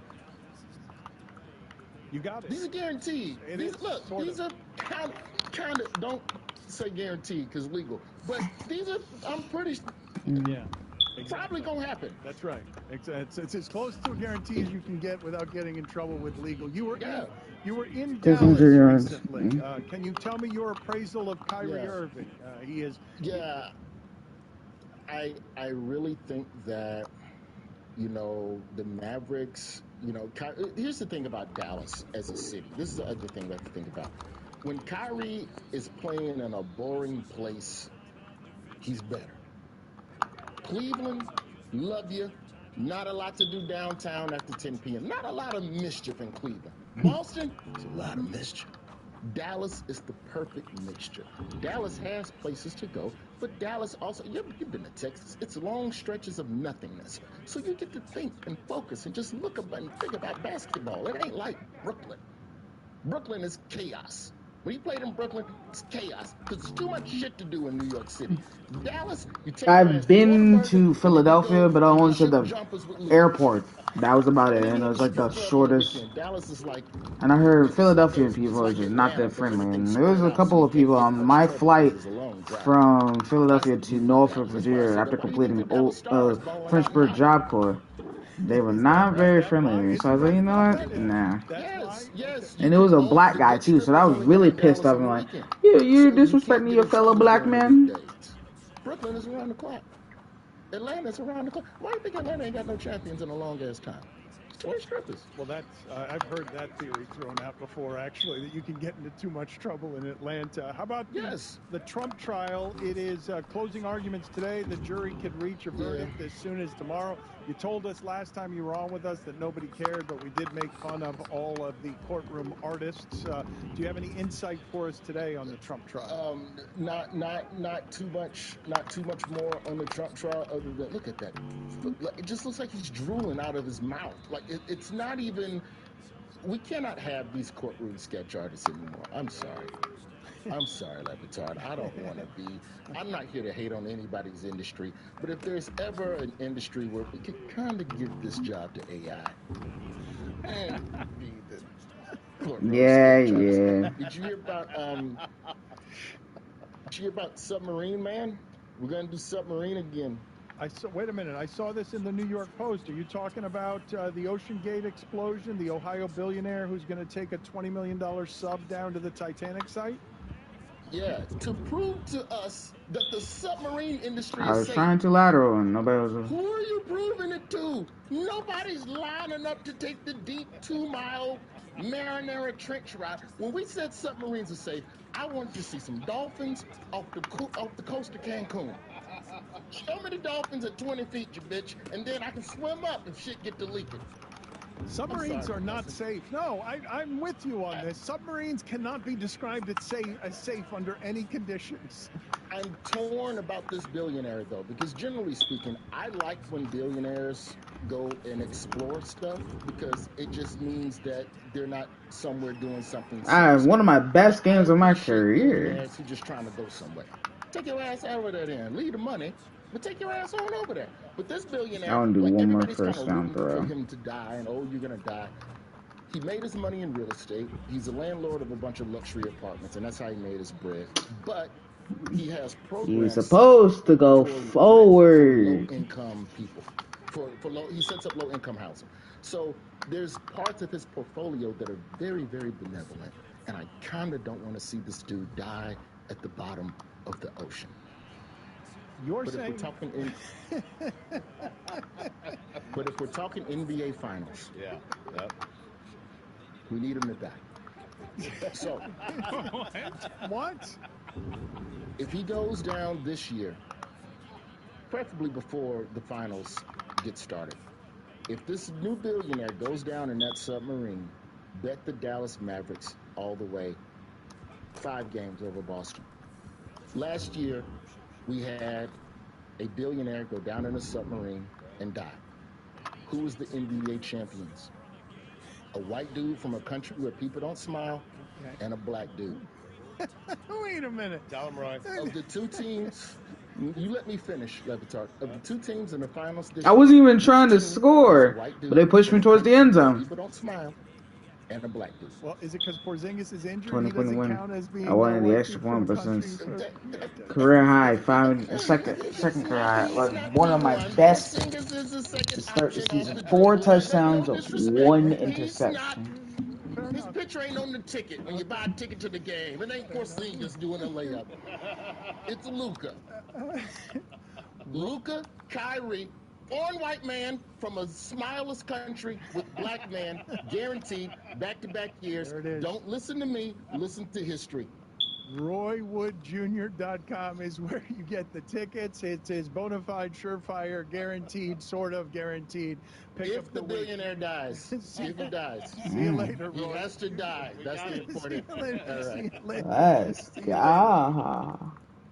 With only a few weeks left in the NBA playoffs, no matter which team you're rooting for, there's One nothing like more. witnessing history in person. Use the Game Time app today and lock in your tickets to check out one of the teams that will lift the trophy at the end of the NBA Finals this season. Did you know that the prices on the Game Time app actually go down the closer it gets to tip-off? It's true. I've seen it with my own eyes. Game Time You also has killer a last-minute real deals. You can Cowboy save up to fan. 60% off buying last-minute And tickets we're for at home sports, at concert, comedy shows, and Right. more. The feature that I love the most on the Game Time app is the ability to see the views from my seat. You get a panoramic view from your seat in the app before you buy. Or you can save even more when you choose a section and let Game Time choose the seats for you. Game Time also has the lowest price guaranteed. With 2 taps, you'll see the all-in pricing, so there aren't any surprises at checkout. Take the guesswork out of buying NBA Finals tickets with Game Time. Download the Game Time app, create an account, and use code DAN for $20 off your first purchase. Terms apply. Again, create an account and redeem code Come on, it's the DAN for Jets. $20 off your first We purchase. whooping that Download ass. Game Time today. We whooping Last minute that tickets, ass. lowest price, guaranteed.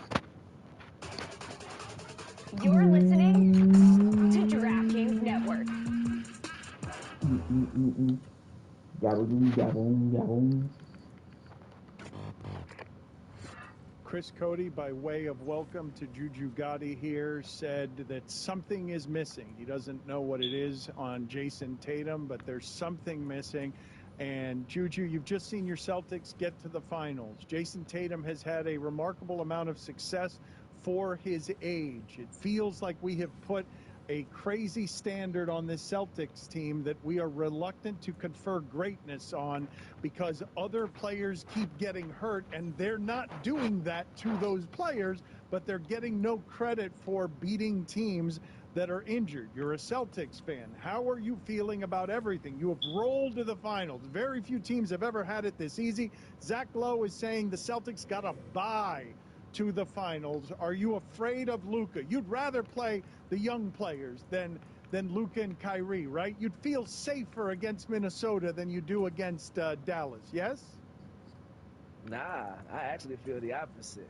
I think we'll have an easier time with Luka and Kyrie and them boys than Minnesota, even though they, of course, are up 3-0 right now. But, yeah, man, whatever happens right now, as long as the Pacers didn't go, I'm a happy camper because everybody knows how much I love Ant-Man, and I love Kyrie Irving as well, so I don't have the heartbreak down the line like recent years, and that's the scariest thing.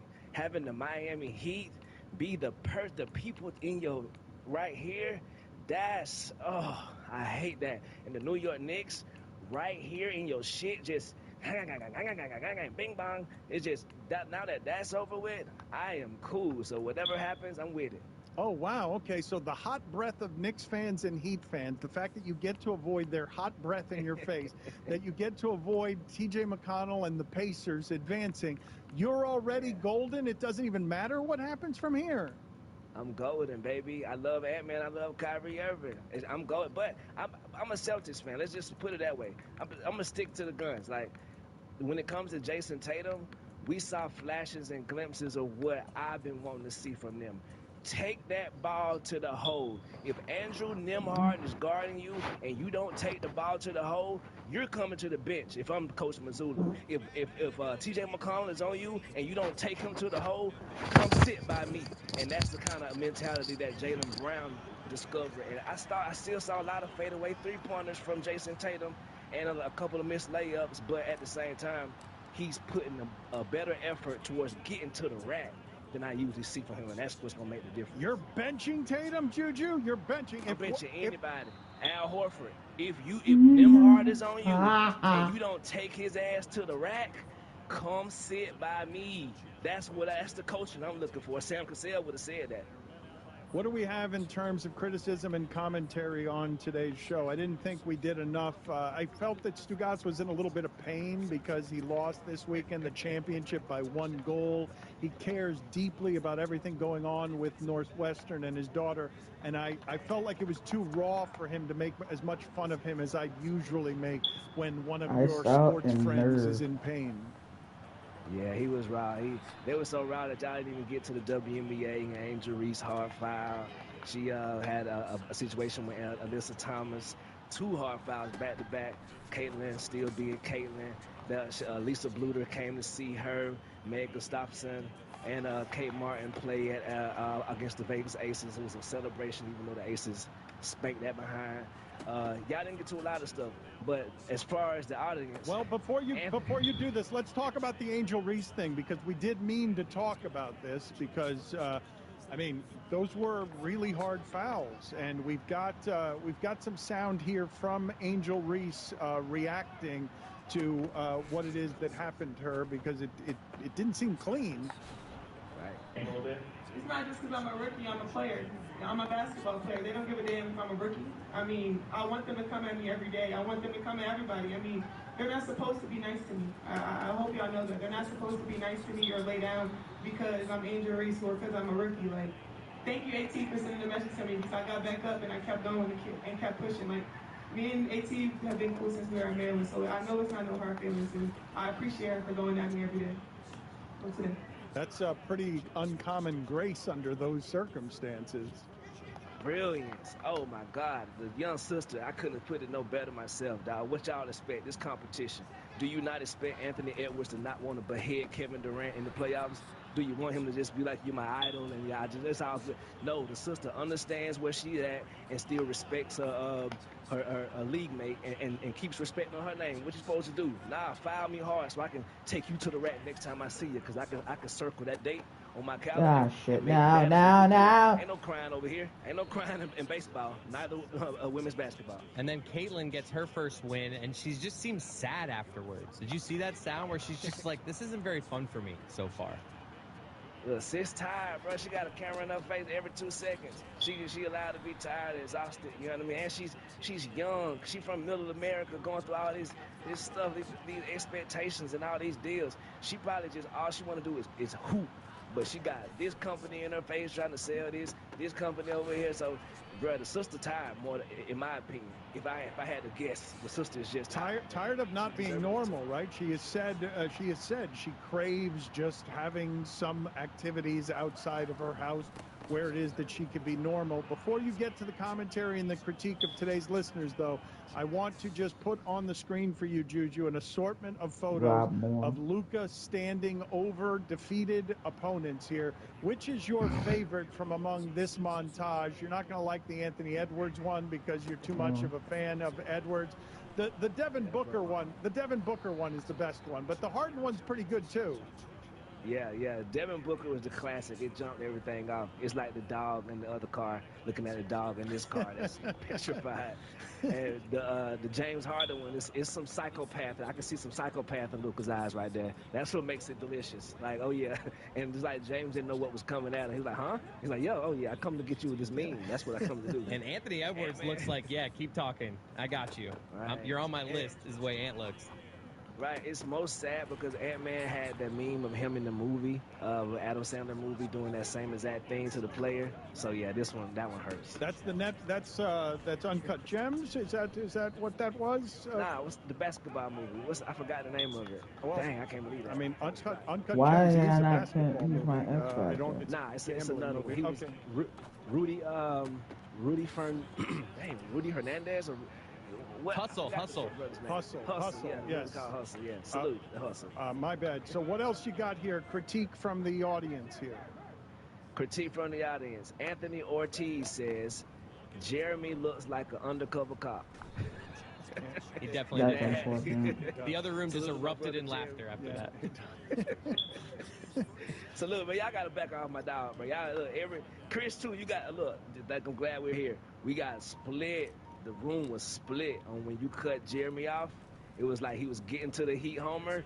I don't know, brother. You might need to let him criminally put himself in that position first before you cut him off. I may have projected. You yeah. stopped him. Right? Let him commit the crime. You arrested him while he was still thinking about committing the crime. The look on Dan's face when Jeremy goes for more than 30 seconds, I felt like I needed to get in there. You was like a town cop, bro. You was Tom Cruise on Minority Report. You can't arrest me if I didn't do it. I know you got the predictor, so don't do that. And Wayne W. also says, today Chris looks extra baked for some reason. I don't know if you hit the pin. I'm just sleepy, dude. Everyone does this to me. I smoke weed, but not before work. Okay, I'm never high before work. I'm just sleepy. I think what you had on you was Sunday's Panther game. I'm telling you, everyone is sleeping on how much that one hurt you guys. I'm not sleeping on it. Roy can hide it all he wants. That's as despondent as I've been walking out of that arena. Just feeling like we should have won that game. When we get to overtime, we already lost the game with all the chances we had. That was brutal. So many opportunities. Keeping it with Roy, Thomas MIA says, listening back to the show from Thursday and Friday, Roy absolutely jinxed the Panthers. All that confidence looks terrible on you, Roy, nowadays. Not just Roy. Let's put up that photo again of Chris Cody, please, that Mike Fuentes we don't have to. betrayed Chris Cody on, because it's not just Roy who has jinxed the Panthers. Chris Cody took a photo over New York in which he was doing the... Oh, they can't find it. The Don Bailey carpet ad commercial here locally. You are... that is a bit of a sensual pose. Mike Ryan made me do like a fashion show. He's like, just work it. I also did like a heart symbol too. It was weird. He tell you to sprawl out like that. The kicks, actually, I was trying to get the kicks in the photo, but of course they're cut off here. But man, brother, and it hurt me too. But I was watching that game as well, overtime. Once you get to overtime, it's pins and needles. And I saw them score, and then my heart just, dude, salute. But tonight, though, World War 5. We're back. You're right. You know what? Good speech by you, Juju. We're back. World War 4, 5? What's he saying? It's 5? I don't know which would it be. Doesn't matter. Whatever number it is, the Panthers and the Lightning. I don't know. I can't keep a rings minus in my. Wow, in my I do look baked. AJ, Mr. Love Living, he says, champion, an all-NBA player, and 8-time All-Star has been an utter disappointment. I can read this better. A champion, an all-NBA player, and an 8-time All-Star is an utter Try it again. Disappointment. Let's do it again. Right. Let's do it one more time. Leaving it all in. Let's do it again. Leave it all in. Champion, all-NBA player, what? All-Star has been an utter disappointment his entire career. LMFAO, Stu Gatz, shut up. And that's what he had to say on Stu Gatz's rant against Kyrie Irving for some reason. Nailed it. Right? I mean, I don't know what Stu Gatz up to. I think it's people out there, no matter what. Like, no matter what Kyrie does for the rest of his life, if you feel a certain way about certain things he's done, bro, he is an anti-Semite. Why would I ever respect a guy who literally said that the Holocaust never happened when it actually did? Because right now, if you like, bro, look at the game and see 33 from I have friends who had Jewish ancestry, so that's why that shit really pissed me off when he did that you bullshit. don't like that man anyway, so you shouldn't even be commenting, in my opinion, objectively. That was some quality hating by Stu Gatz to just dismiss Kyrie, to choose today to dismiss Kyrie Irving after what he's done in that series is unspeakably unfair and maximum Right. Stugatz, but it's projection because he's angry about the weekend. Inside the his 15. daughter, they had a 6-goal lead. They started 6-0 and they lost by a goal. Not that big lead in that sport. That's right. That's what he said. Thank you, Juju. Good talking to you. Yes, sir.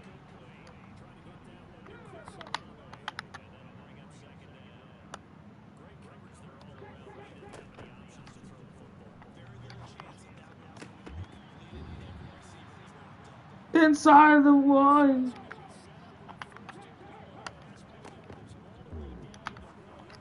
Oh my God. And the Jets are going to have it here as they'll start at their own 7. And now the Saints are going to take a timeout on defense. They'll have 2 remaining as we step aside here in this first quarter.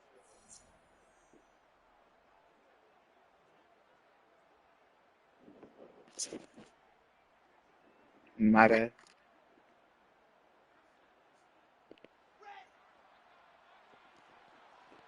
I didn't call timeout. After the interception, here's Wilson. Throw right side, complete to Williams. It'll be a gain of 5, and it's second down. This defense for the Saints, terrific last week.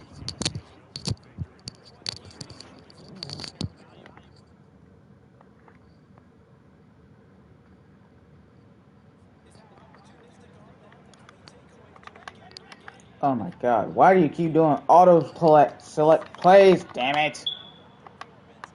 God damn.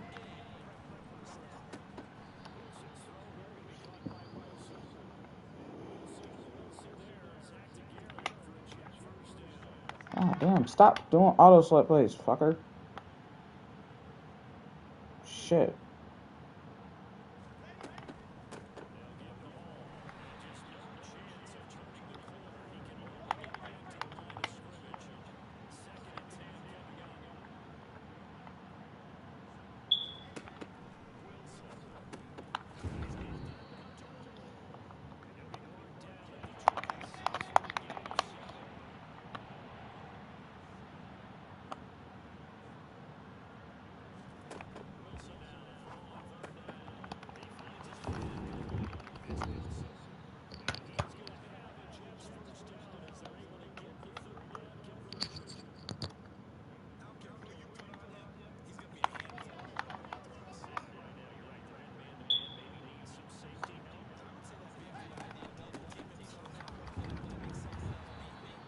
Hey, you. Hey, yo. The way I said it was just fucking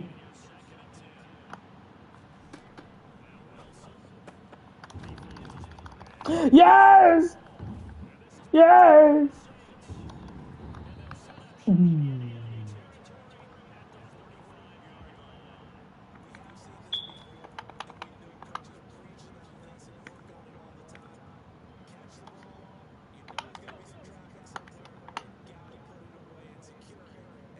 Try Callaway.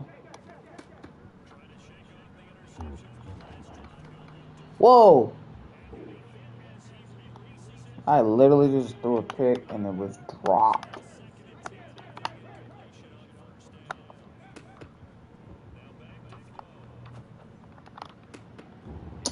Bro, what the fuck, bro?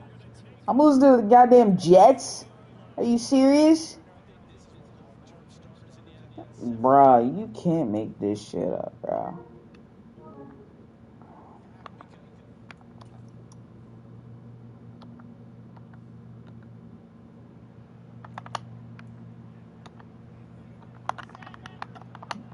Man, 2 picks in the first quarter? Fuck. Not the way I want to start the home schedule, man. Fuck. Thank you. And I got the user alert. Let's go. Ah. I'm surprised Zach Wilson threw it right to me.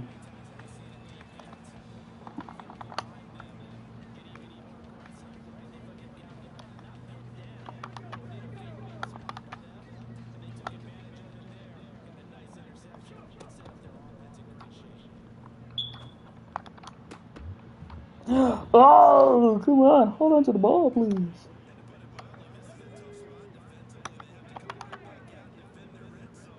Johnson.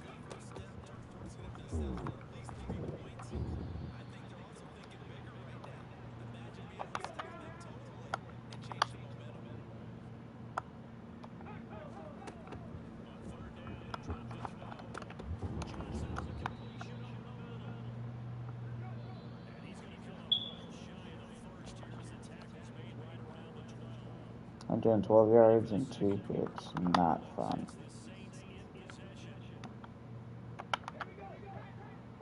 Hearty.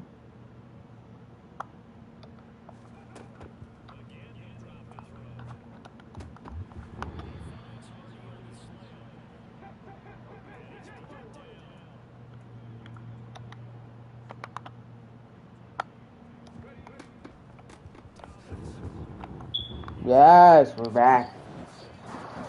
I need to stop throwing shit. Damn. It's not that fucking serious, dude. What did I tell you? No pay for this building.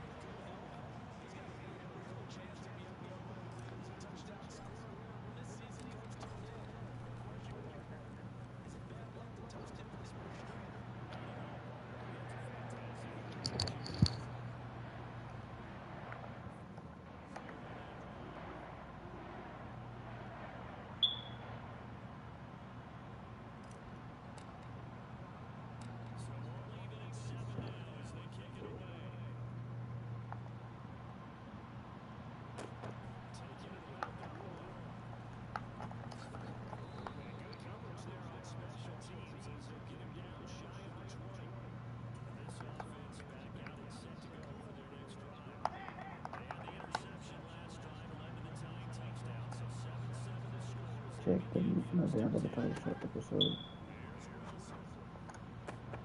Let's go. Back to back. Why?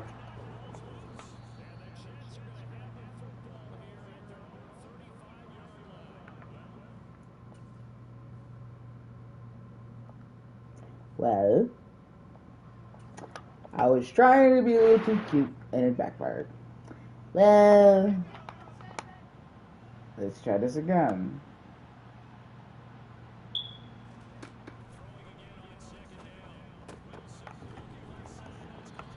And Greg.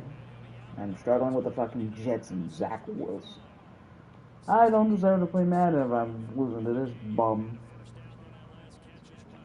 Ugh.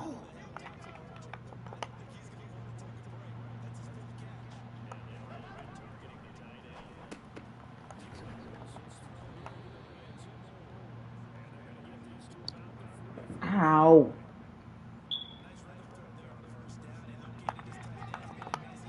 I think Madden might be getting traded because likely way better than when he was on the field. Wait, why was... Oh... Yeah.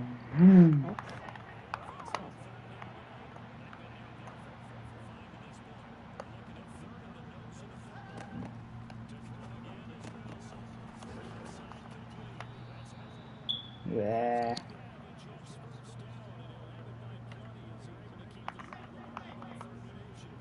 Wow.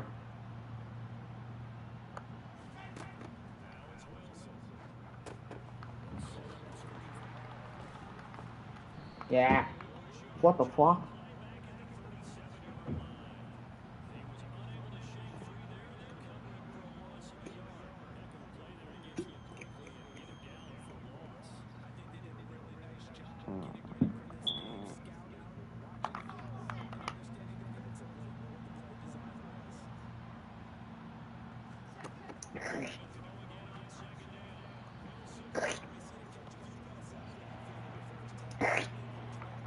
Ah.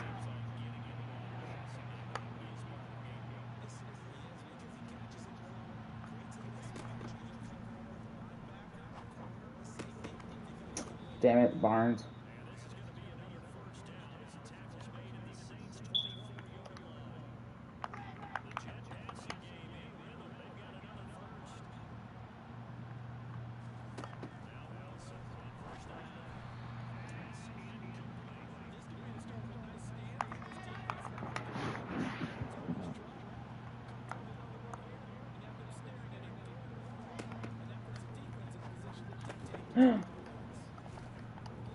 Bruh.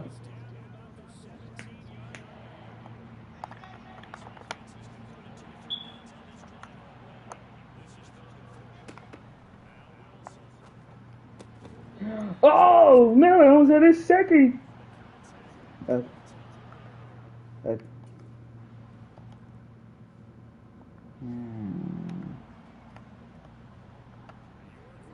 Nah. Alright, so a little bit of a struggle bus. Let's see if I can get my guy at least a 20-yard return. Get off me. Ah! Well, technically it was a 15-yard return, 20-yard return because it's 6 yards deep in the end zone, so technically I did, but not the way I wanted to get with this. Get this.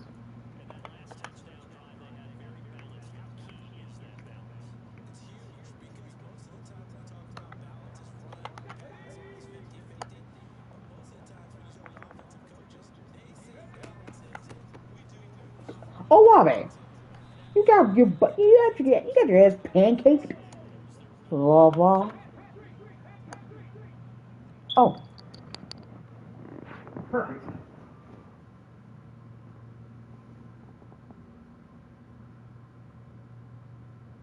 Hello, this is the Wanted Doxes speaking. I'm happy today.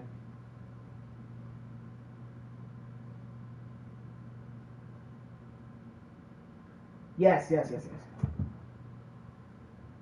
I'm doing great.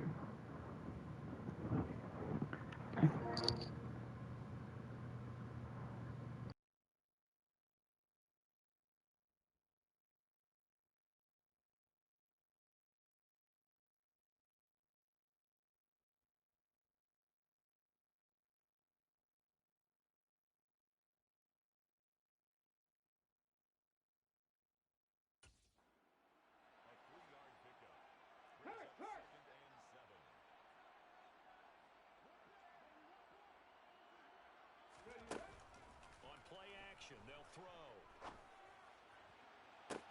He's got a man, complete. Touchdown, New Orleans. For as big and strong as some of these guys are, especially when you see them in full pads, it is sometimes hard to appreciate how truly fast they can move. That was incredible. Well, in this league where coordinators worry so much about drawing up the right routes, blocking assignments, misdirections and stuff, they have these precise arrows and movements. Sometimes the best plays just come from the schoolyard where you look at your fastest guy and say, go long, go get it, big man. And the next-gen stats are going to tell the story, and wow, what a story it is. Nearly a full 23 miles an hour. One of the fastest plays on record, folks.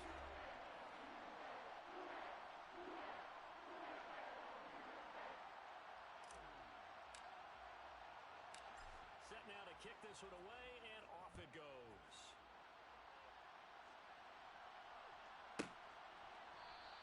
And it'll come out to the 25 as he will not attempt to return. New York set to take the field. And after the field goal last time, we'll see what they can get here. And at least they got points out of the last drive, Charles. I never met an offensive coach that didn't want to drive to end with a kick. Most of them wanted to end with a PAT, right? In this case, a field goal, they'll take it. Way better than the alternative, which is a punt. Yeah, but you met fan bases that wanted that. They weren't happy with that field goal. I haven't met a fan base yet that wants to drive to end with a kick, other than the extra point. That's it. Oh, I like the calmness of how he played the ball here. No panic in his eyes as that throw arrived. Tracked it from the moment it left the quarterback's hand, and that's just where he needed to be to knock it away. The throw over the middle, taken in. And he's going to get a good gain of 9 here, up to the 34.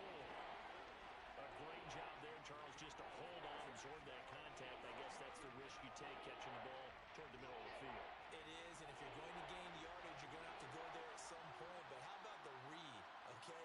The eyes on that play, stepping out from the middle of the field and really making a big hit. Did not get free, but boy, that's a tough area to go into when you're going into his spot. A third down gain of 3 yards, and that'll be enough.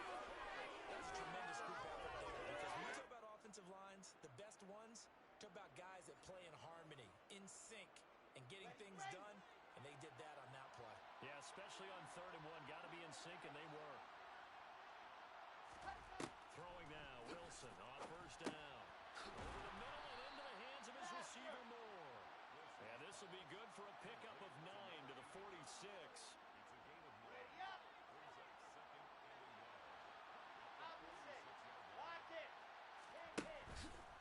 Out of the gun, they run it with Hall. And he is met quickly in the backfield. Down he goes, folded like a lawn chair. They go backwards there 2 yards, and 2nd and 1 is now 3rd and 3. Well, I would have figured after the 9-yard run on the previous play, getting 1 more yard wouldn't have been much of a problem. But apparently it was, and now it's 3rd down.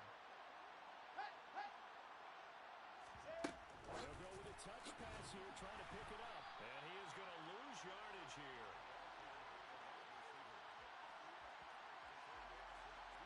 Well, they tried to catch him by surprise, I think, there with that little pop pass on 3rd down, but no luck.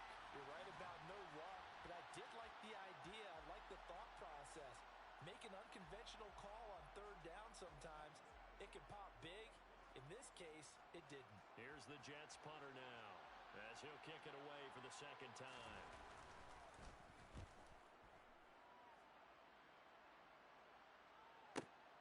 Here's Hardy set to return. That'll be put in the books as a 53-yard punt. And the Saints will take over with a 1st and 10 deep in their own territory. The New Orleans offense back out and ready to go. They're starting to pull away with this one. Early on that first quarter, they didn't look so great offensively. What has changed? Sometimes it's just a matter of doing what you plan to do better. Sometimes you just put that all together and you execute. Other times it's just in a simple adjustment in your game plan, finding a spot that maybe was a little weaker than maybe you thought, and going to that.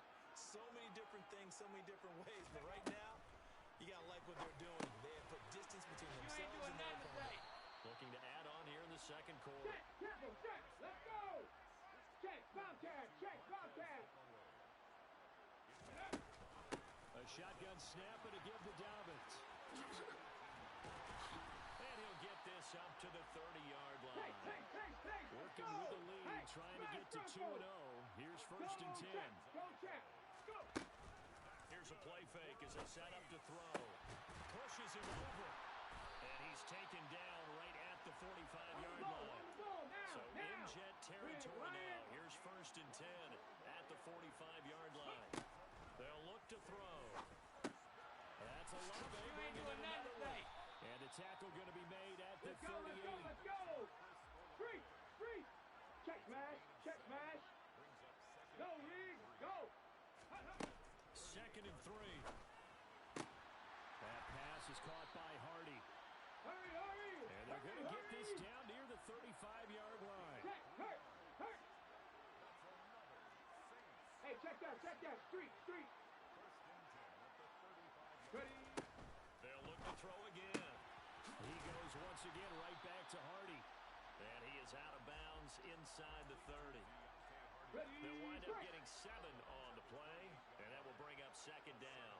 The Saints at 1-0 on the year following the win in Week 1, and they were able to get that road victory in the opener. Now they look to get to 2-0 in front of the home crowd. And look, any road win in the NFL, that's huge. But when you do it Week 1, that gets you pointed in the right direction and sends notice to the rest of the league that you mean business. You ain't doing Down nothing inside the 10, and brought down, but not before they get it inside the 10 to the 7. Hurt. Right there, Panther Street. Out of the gun, they'll look to throw. A quick throw knocked away and incomplete. Coaches talk about it all the time. Players talk about it as well. Excellent job staying disciplined in coverage and making that stop. Inside the red zone, every stop like that could be preventing a possible touchdown. You ain't doing nothing. And he's got it. Touchdown, Saints. Deontay Hardy, his 2nd touchdown on the season. And they're able to add on to their advantage.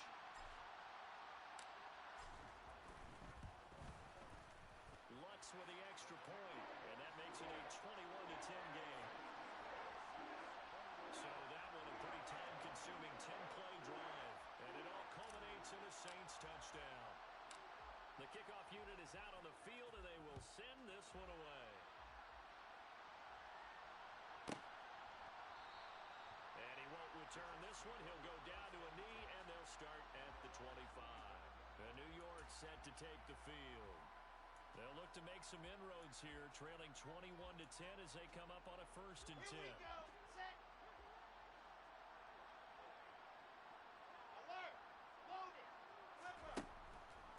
Now Hall to start the drive. And he's going to take this ahead for right around 3 yards, but no more than that. 2nd down.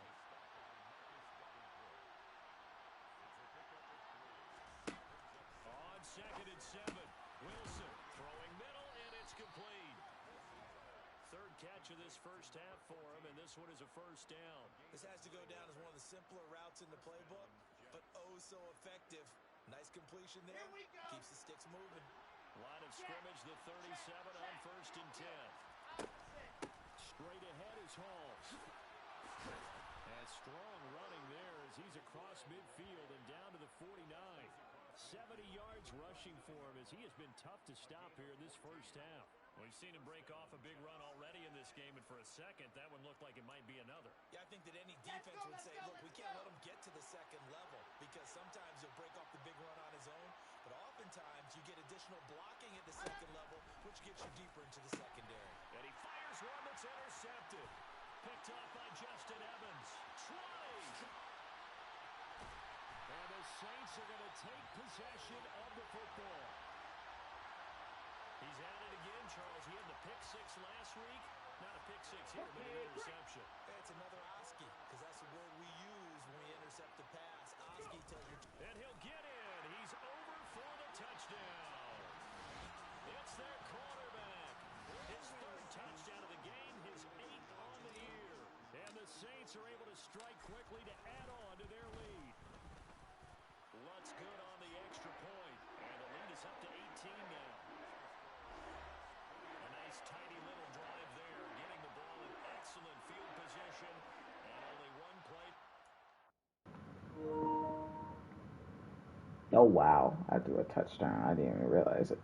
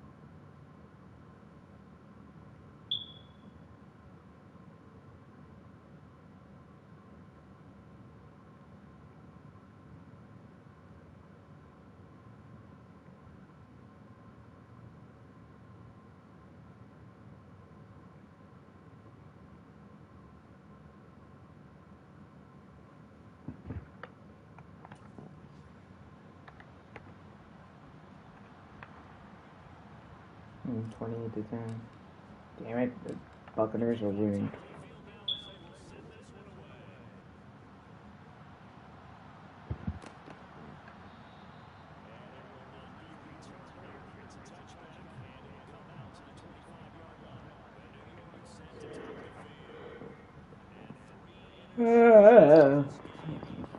trouble.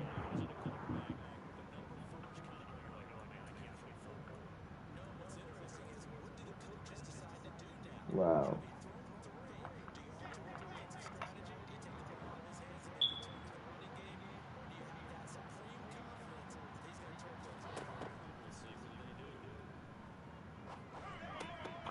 Evans, another one! Oh!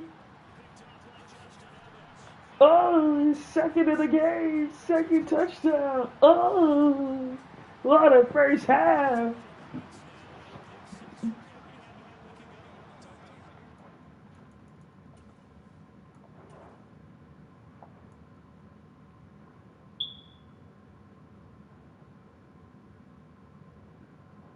Two touchdowns, two picks, not fun.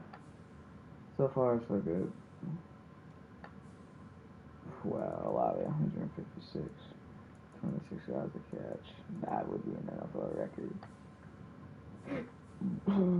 17. 3 tackles for loss. Sealer. That's that. Justin Evans, 2 picks. Miller with a pick. Williams with a pick. Harrell with a pick. Torrance with an interception. Justin Evans, 2.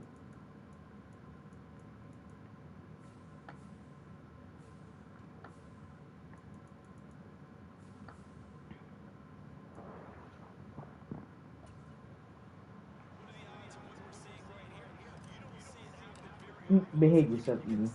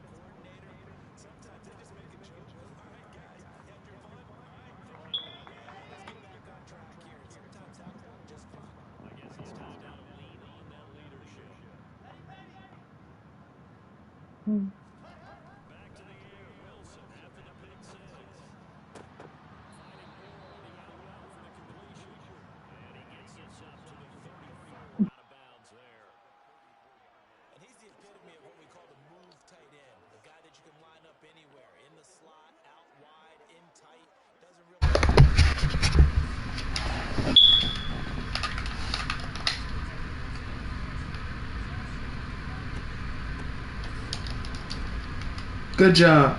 Run stuffer for Chris Barnes.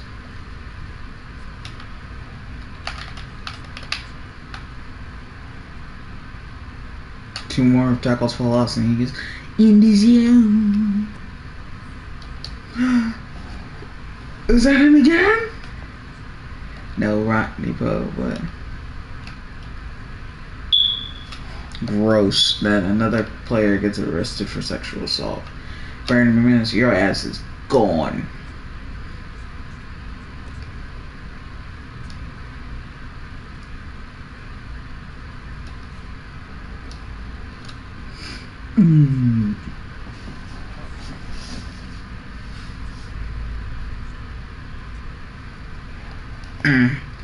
Did you not realize that when you started working with the brother? Did you not realize that, brother?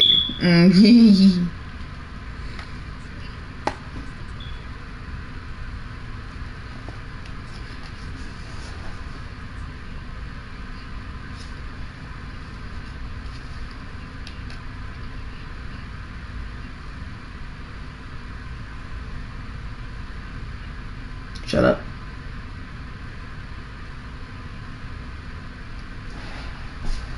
with Jackal.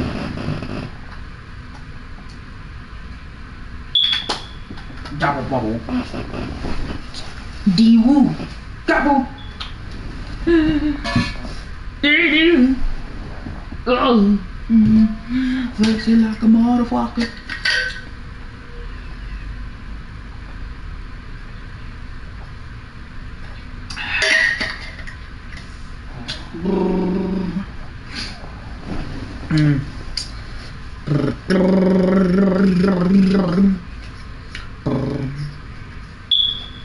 Boom, bam, boom, bam, boom. Short meter mess.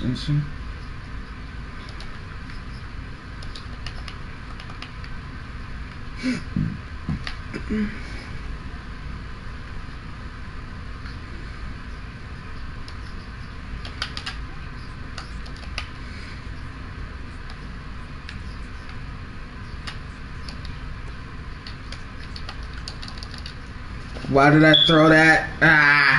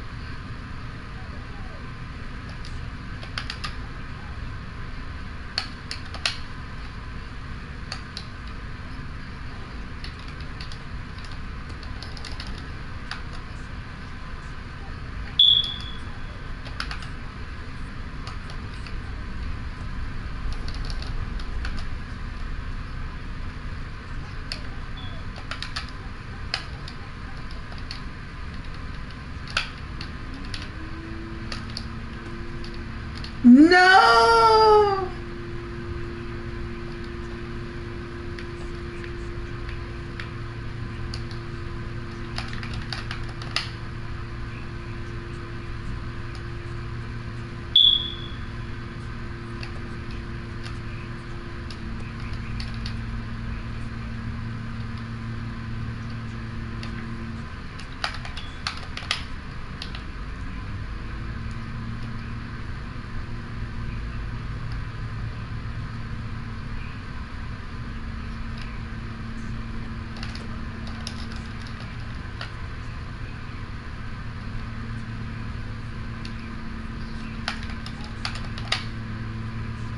Wow.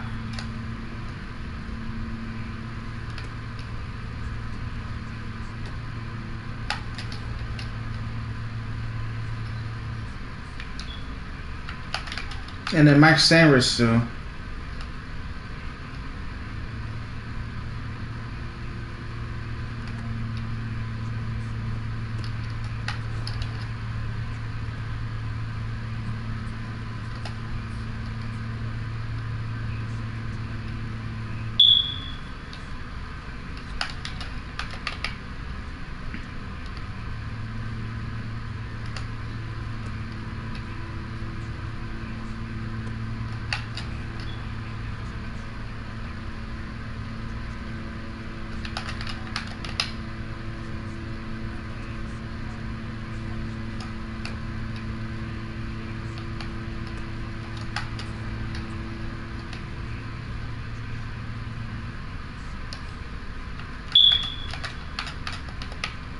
I'm thinking of letting him score so I get the last play.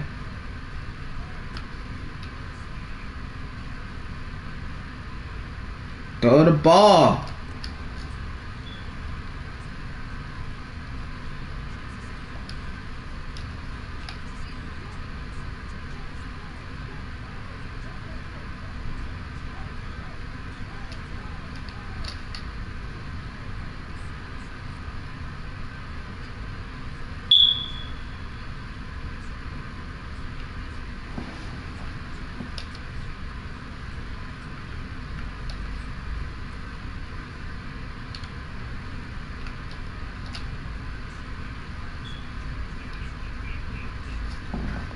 Let me just hear that again. That Luka Doncic put up a 70 piece in a game.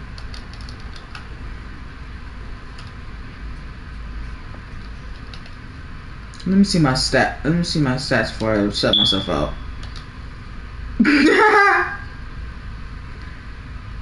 Alright.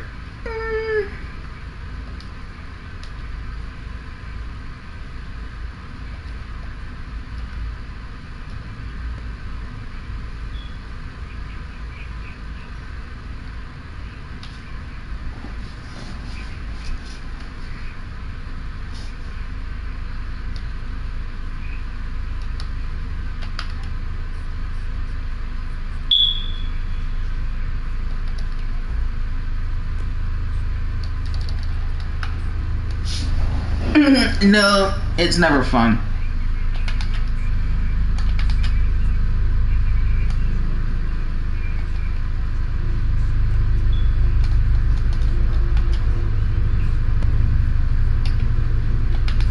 What the fuck?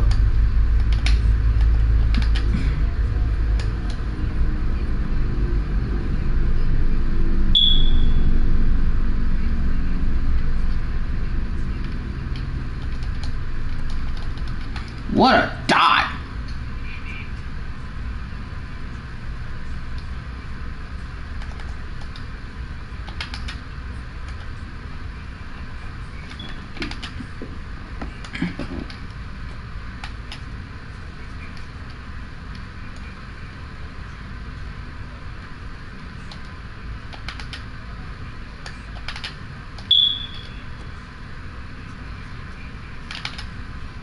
Ankle breaker.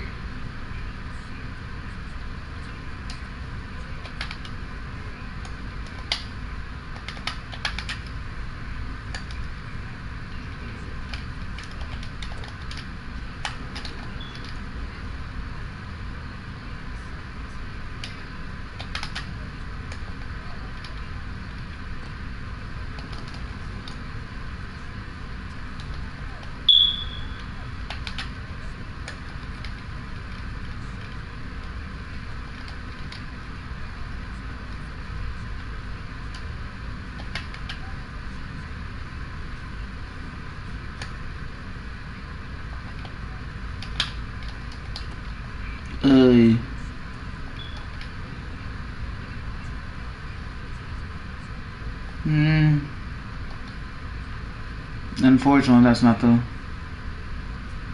that is not the way I wanted to start the second half, but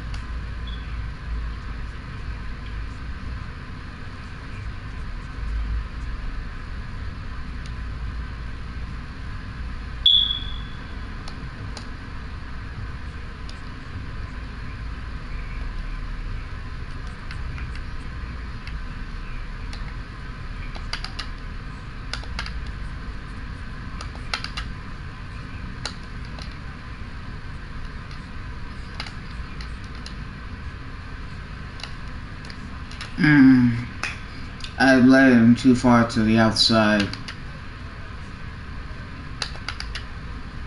Did I press the wrong? That's not what I wanted.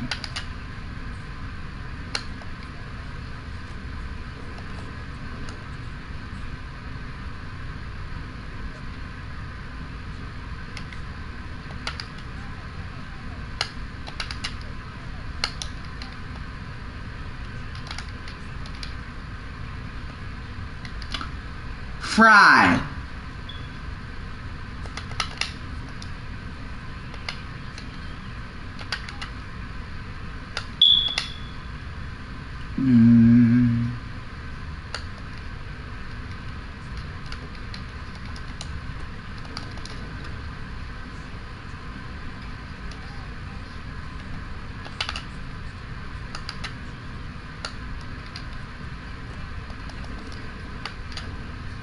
And a loss. I would be fucking pissed.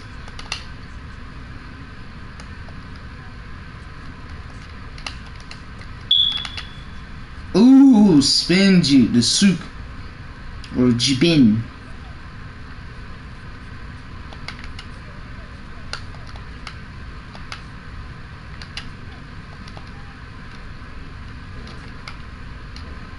Wow, really?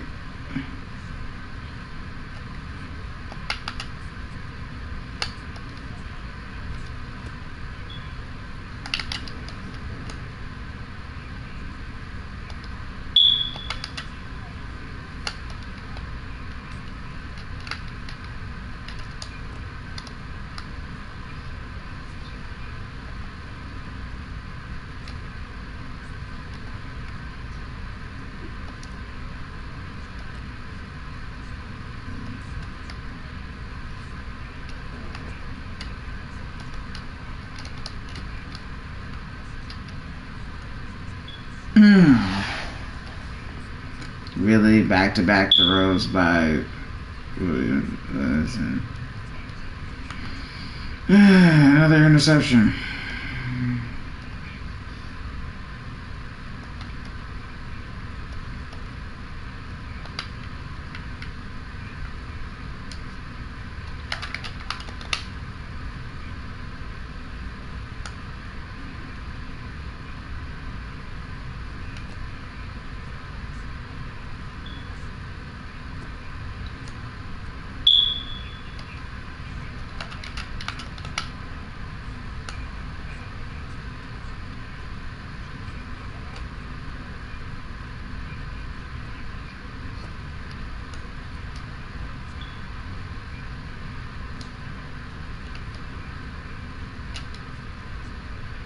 Damn, 16 receptions allowed to.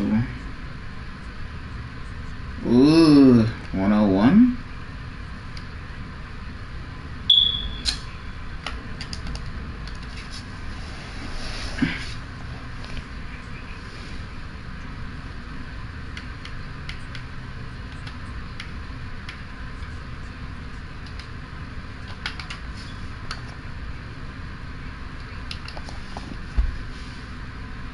Oh my god.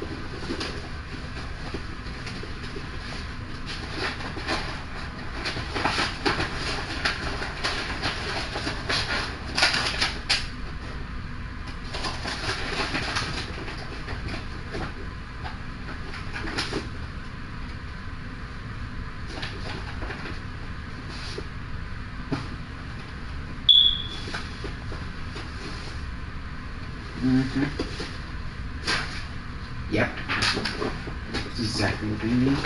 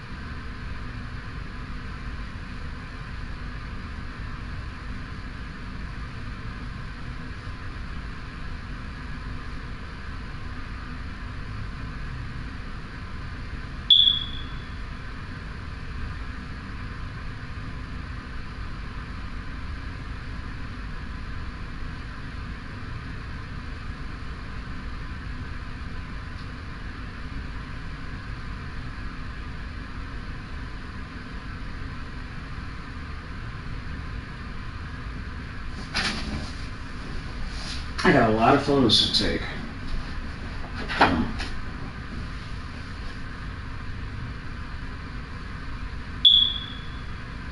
Oh my god. Another child has been murdered. What the hell?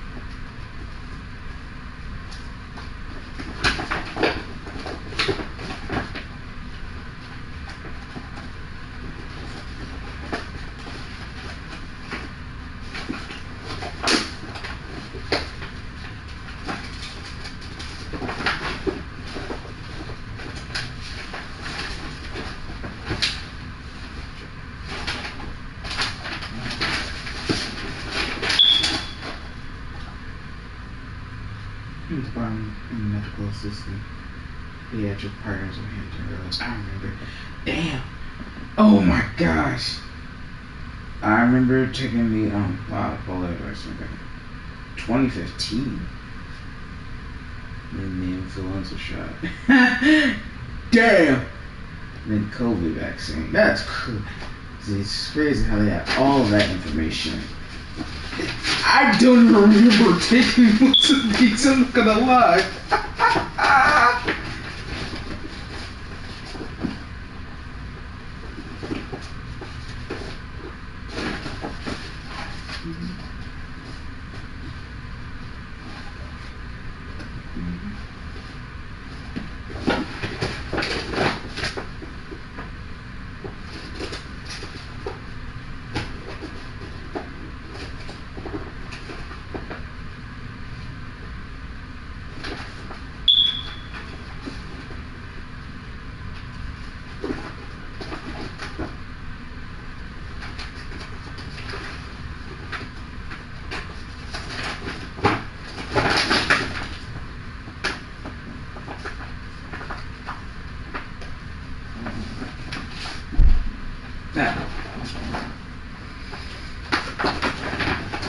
That is like the most hilarious thing ever.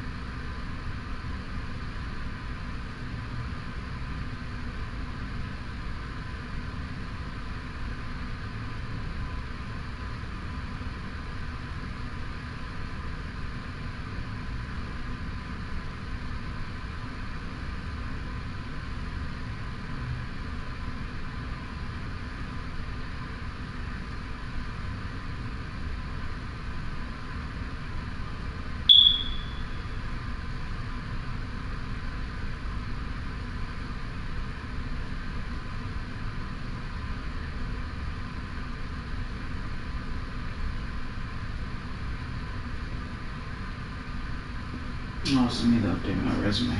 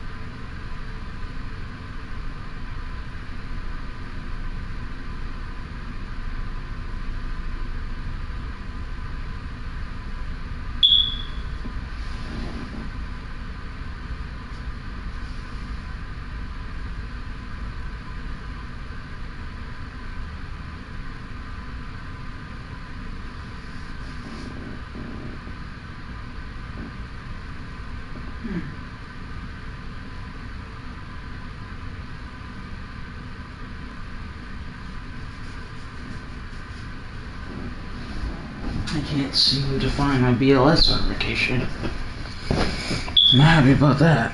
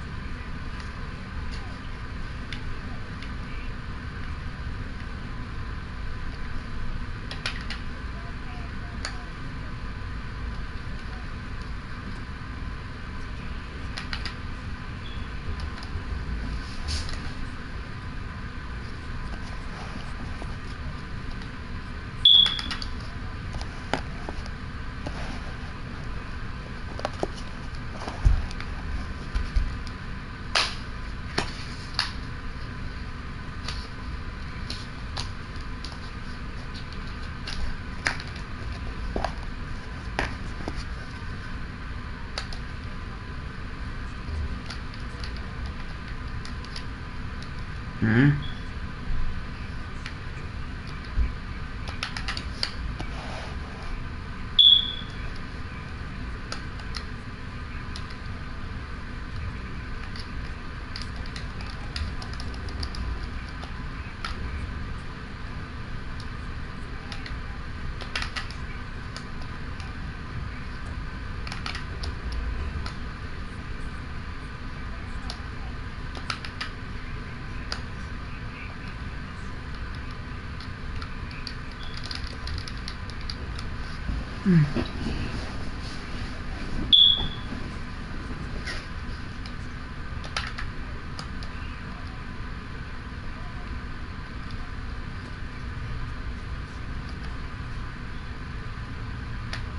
Ankle breaker and a toddy and a little cha-cha slide.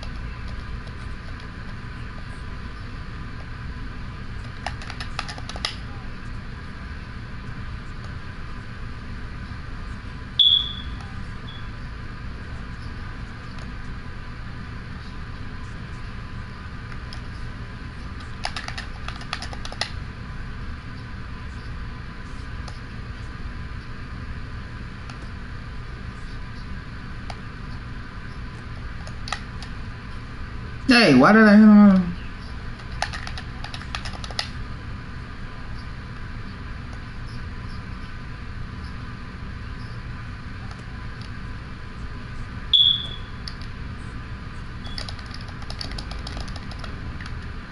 He's such a humble guy.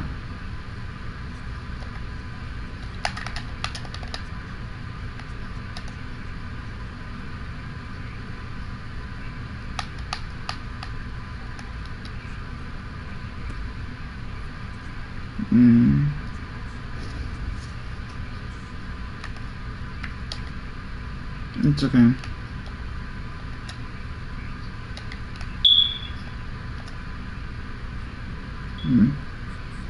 He was ruined by the Commanders franchise.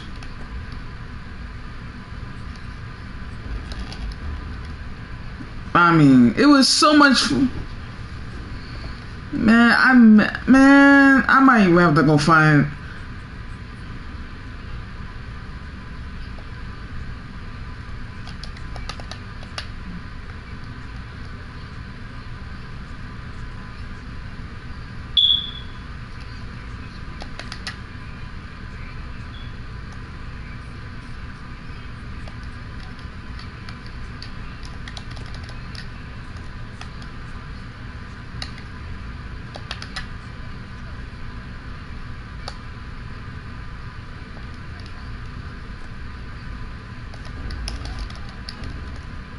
Bad Mooney.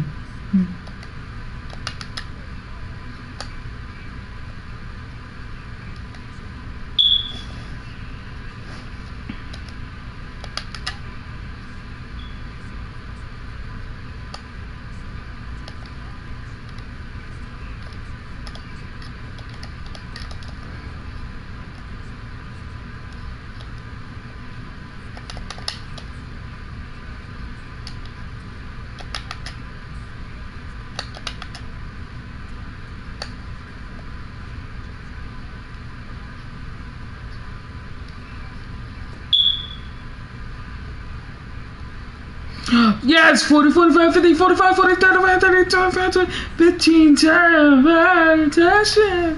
Oh, wow. See, one of the highest paid head coaches, Tyronn Lue, stays with the Clippers.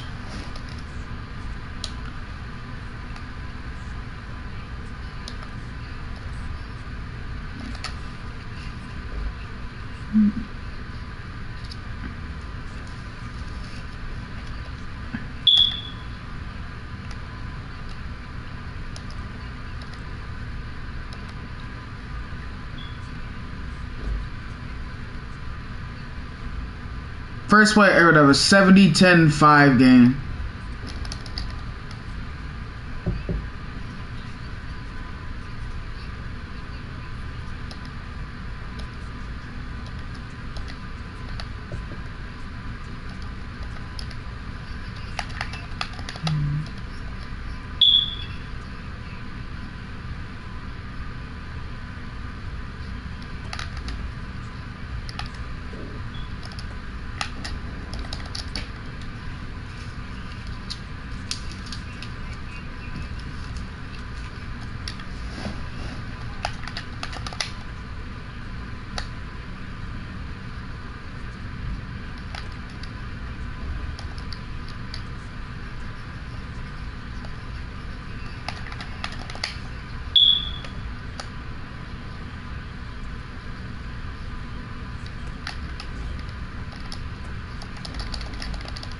Yes, sir.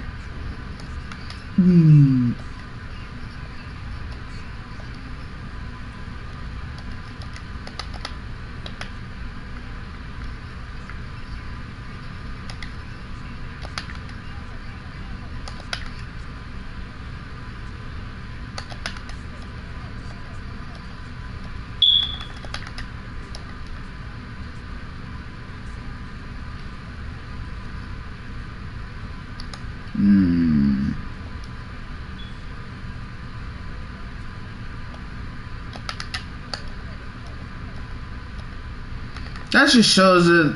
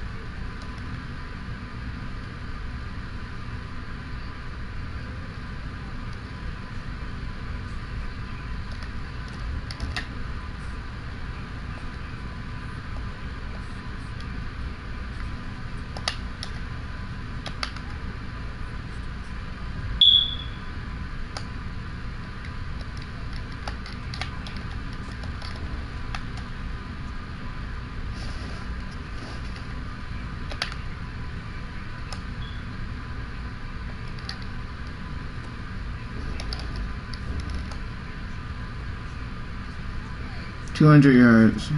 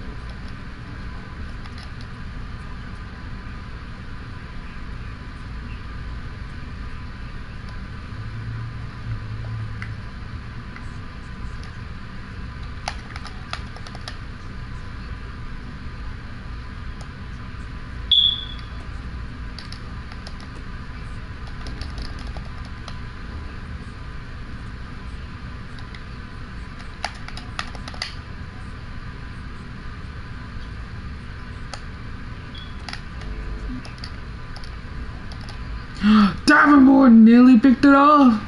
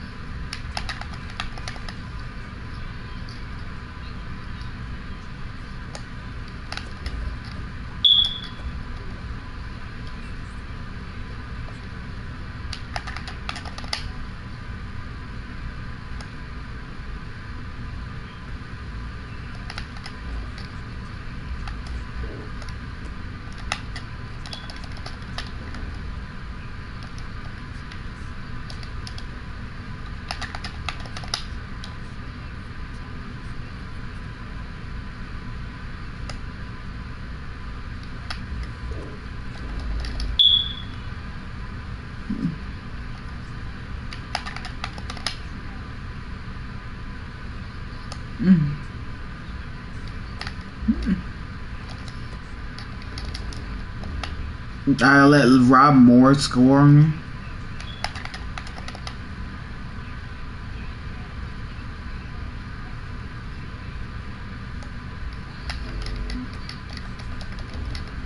Damn.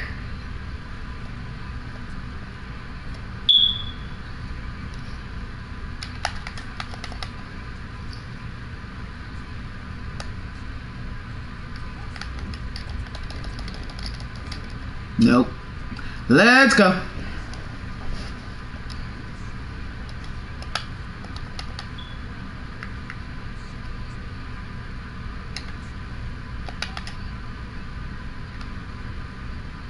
Ah, and Van Ness is in the zone. Good gracious.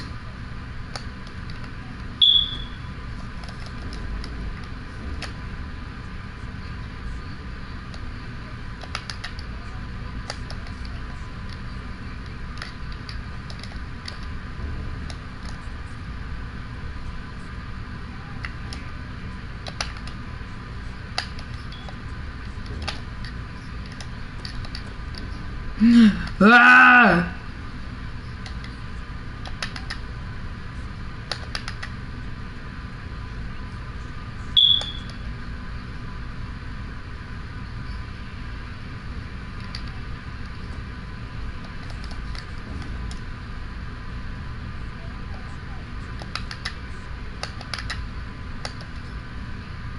It would not.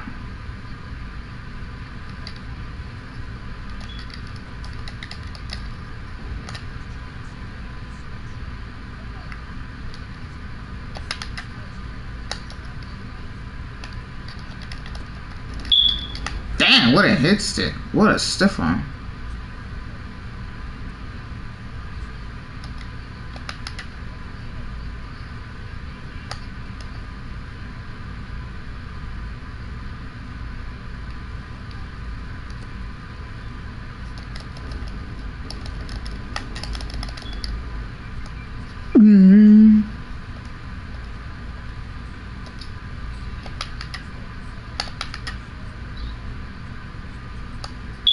It's a safety hazard, you fucking idiot. Come on, Self. That was a dumbass statement. That is a safety hazard. You can hurt somebody with a ball going into the stands.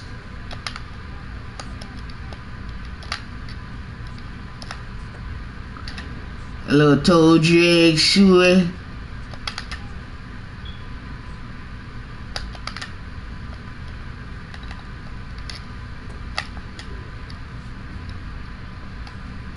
Yes! And a toddy!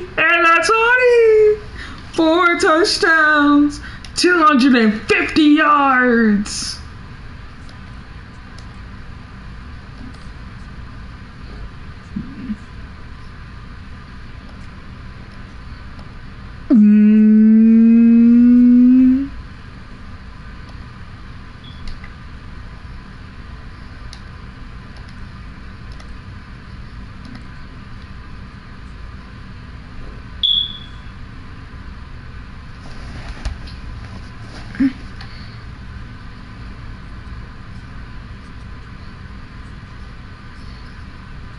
Are you kidding me?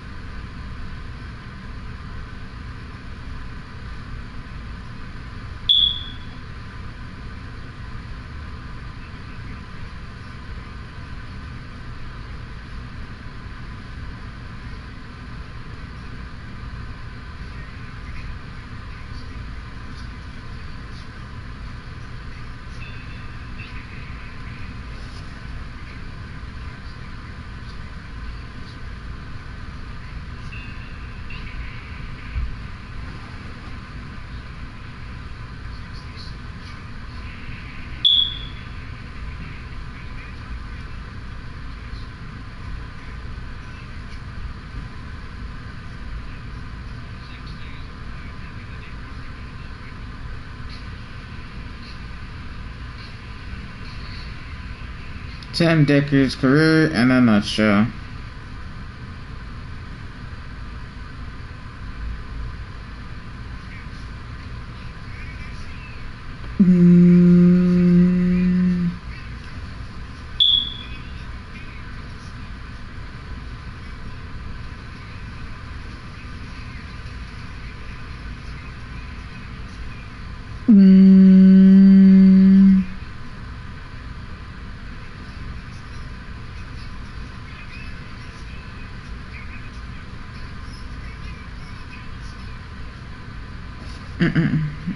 That was pretty adorable, I'm not gonna cap.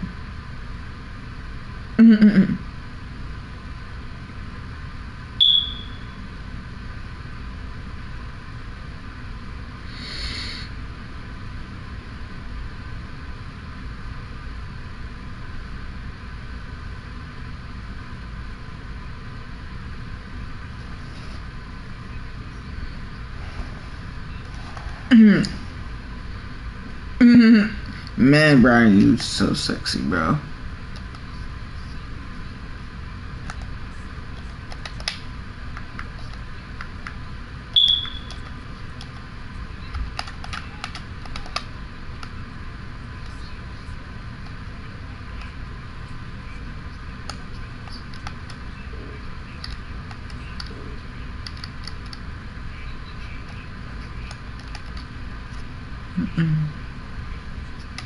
Young Club.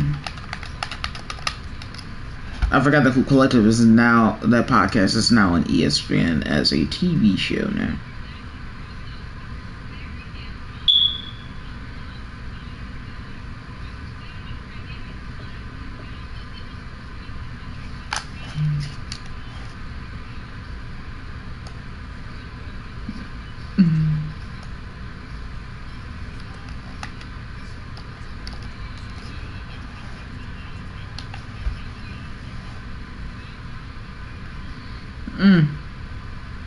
You know reason, man. Whoa, what the?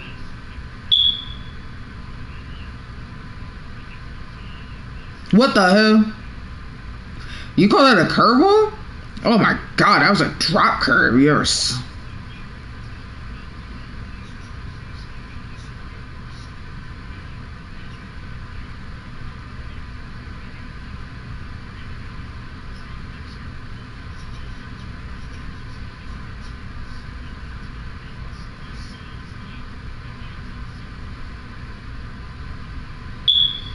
Oh my god.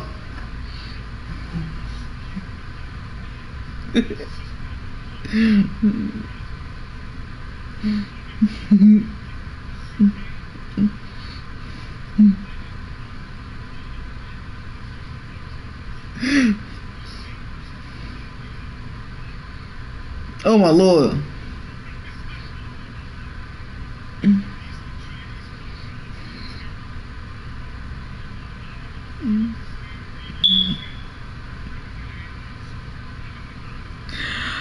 Have y'all seen those Green Bay Packers 1930s throwback unis? Those damn things are like a child made that on a typewriter.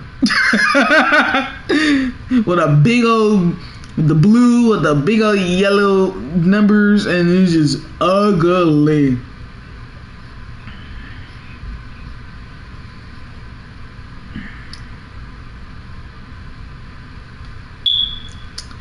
Pull 40 because my sister's gonna pick me up and drop me off tomorrow.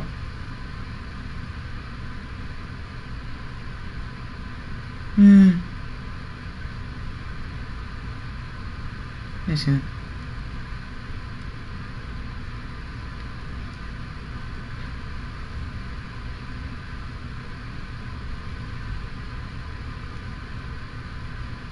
Yay. Who cares? Yes, sir.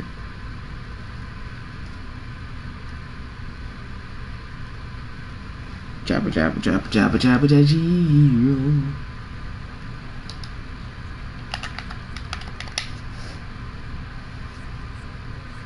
Jabba jabba jabba jabba jabba jabba.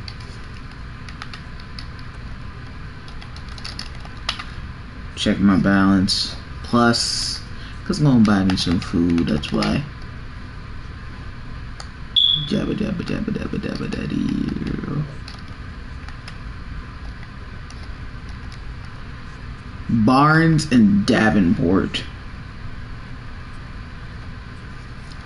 Dabba dabba dabba dabba dabba daddy. And then going, yes, I did a Colexio pizza from Mod Pizza. It doesn't cost that much. Third and forever. They're gonna go for it because they're down 35, 36 points.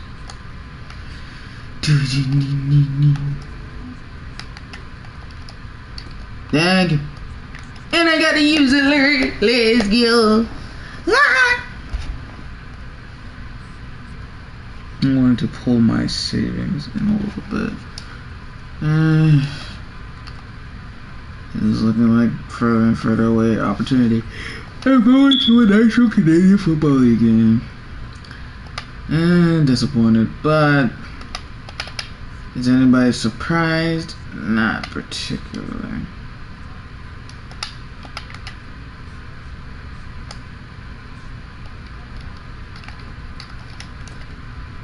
Nigga! Trying to get Winston a touchdown before I put in my punter just to run the ball. Get off me.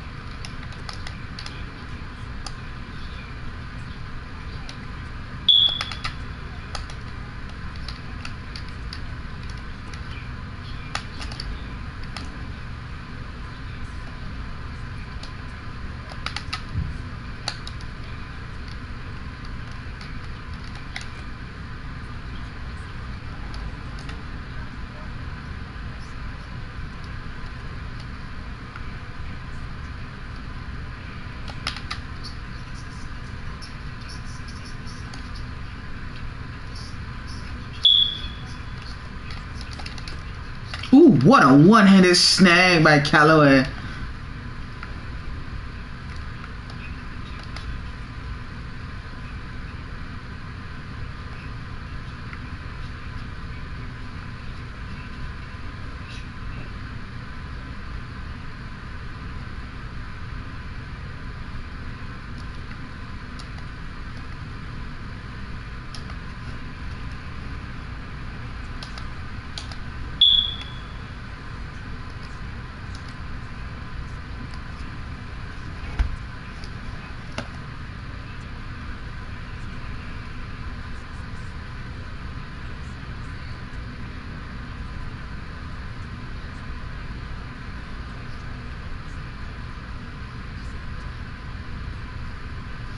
It still pisses me off that people were criticizing black and Hispanic people for protesting racial injustice and police brutality back then, and they're still getting ridiculed for it to this day, and it makes absolutely no sense.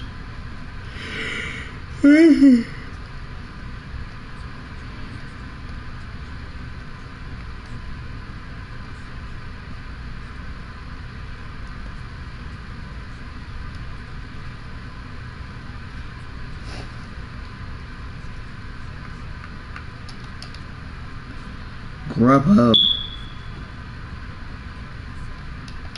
Yeah.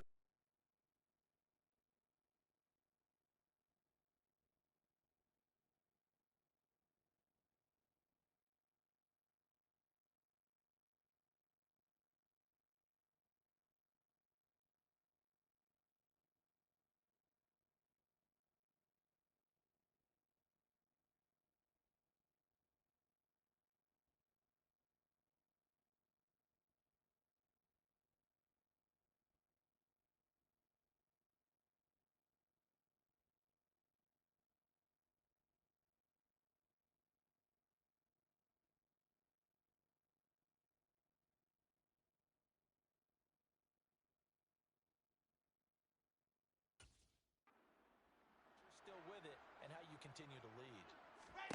Trying to shake off the interception from the last drive. He'll look to throw. And he gets this one just shy of the 40, down at the 39.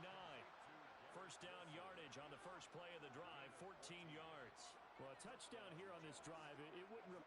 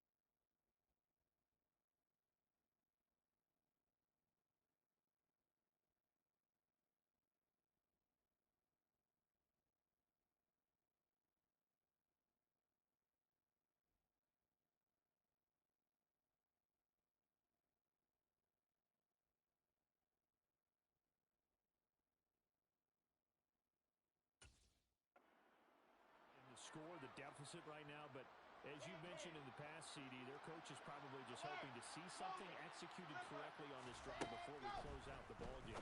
Yeah, and I think that every guy who's on the field has to feel exactly the same way, because if not, they might be looking for replacements. Treat every drive as if it's your last and make it a successful one in some small way. Yeah, he'll find Hall, and he is not going to go anywhere. We're going to get to him behind the line, and that is going to get us to the 2-minute warning.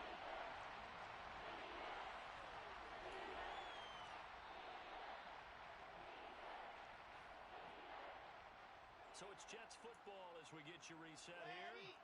They face a third down now as they try to find a late score. Throwing again here, Wilson. There's Hall bringing in another one. And he is going to have a Jets first down as they're able to get the third down conversion. Throwing now, Wilson on first down. To the right side, and he's got more complete. And the tackle going to be made at the 38. They're going to need to get up and set in a hurry. From the 38, Wilson. And he's taken down here by the Saints. They bring a man off the corner that time, and he gets home for a loss of 6. Now on third down, they'll need to get it to the 36 to pick up the first. He's got a man that's caught left sideline. The Saints going to call the first of their timeouts. It's just their first. They've got 2 more to use here in the final stages. From the red zone now, they'll look to throw. This is caught. And they corral him just a couple yards shy of the end zone. Another catch for him there. This one good for 11. First down.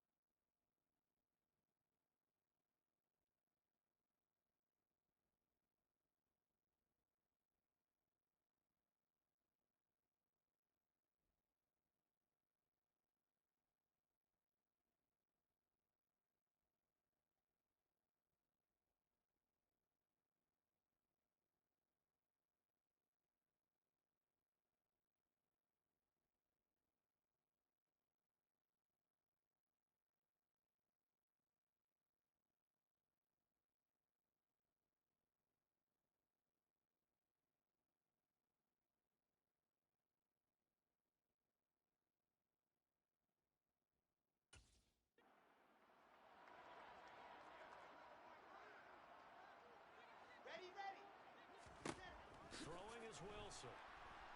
Escaping the pressure right. And this is going to be intercepted. P.J. Williams with a pick. And the Saints are going to get the football here as the ball will come out to the 20. Yet another mistake after the interception there. And gosh, you look up at the scoreboard, they just got to be thinking this one cannot get over fast enough. It certainly can't. And also what happens when you get this big of a deficit, you're supposed to make all the right throws, right? You're supposed to try and obviously get the ball to your own guys. But being down this big, you also take even more chances. And in this situation, that hasn't paid off for them at all. On the other sideline, jubilation and laughter. Oh, wait, hold everything. A timeout has been called. Seemingly silly with 1 second remaining in this game. Now it looks like he'll throw here. And he's going to let it go deep. And he knocks the ball away, and it falls incomplete. Well, fans usually love to see scoring, and there was no shortage of it today. What a dominant showing from an offense that was truly playing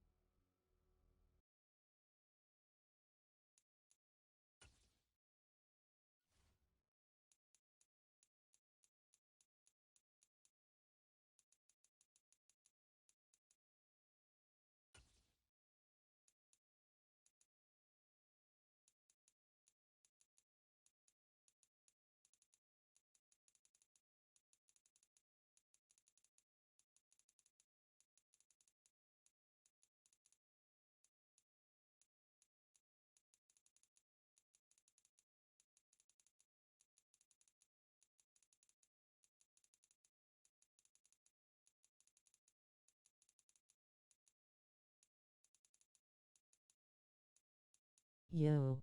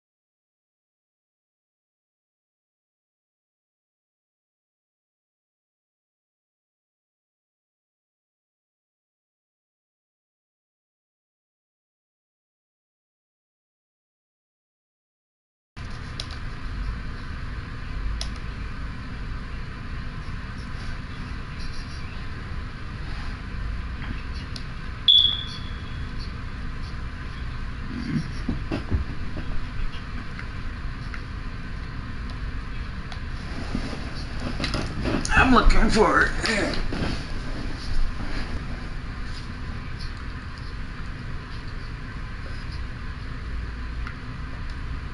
Okay.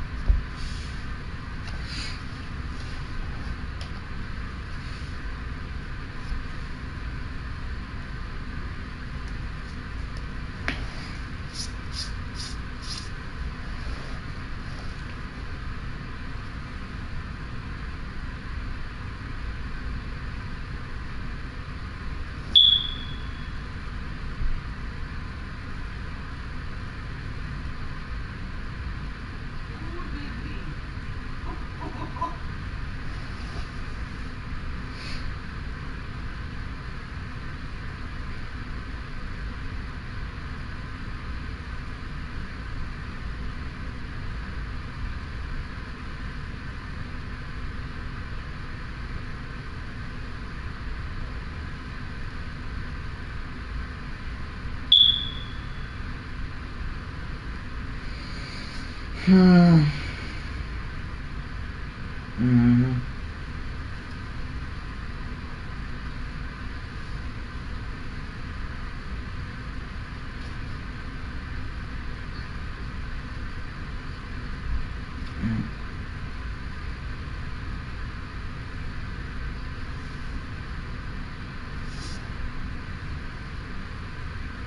Oh wow!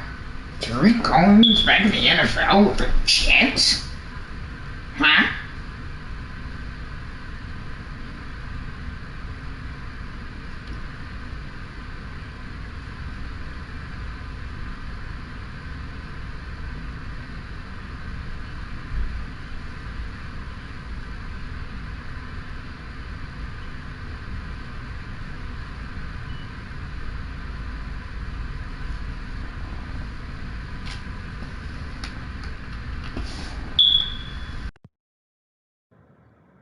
Now's a good time to remember where the story of tequila started.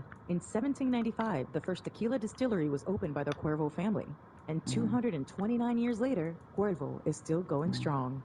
Family owned from the start, same family, same land. Now's a good time to enjoy Cuervo, the tequila that invented tequila. Go to Cuervo.com to shop tequila or visit a store near you.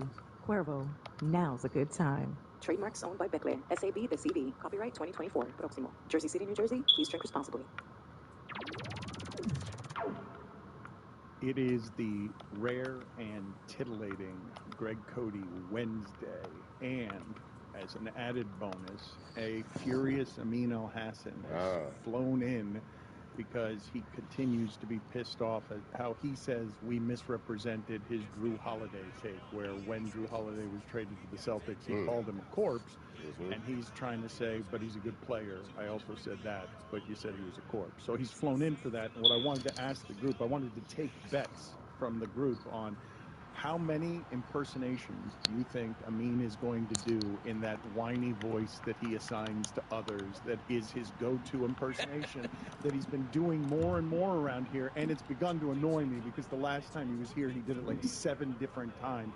Jessica, you do a pretty decent impersonation of Amin's shitty voices as someone else. Oh, but Amin said Drew Holiday was a corpse. How many Chicken whatever the over. You should have told me Where do we that set you was the going to do number? all For of the this full shit, show my or boy. For like the first segment. Full show. Full show. Well, let's Has-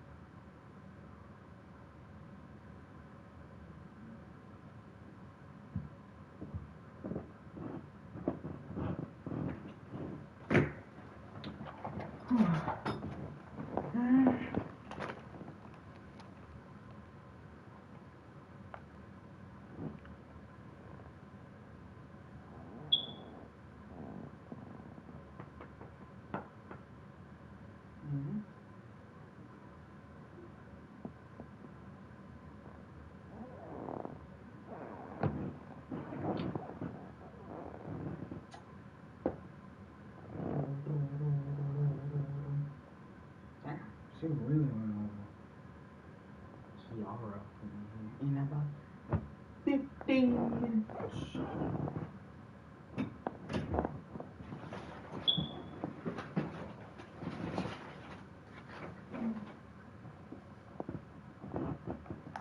Oh, God.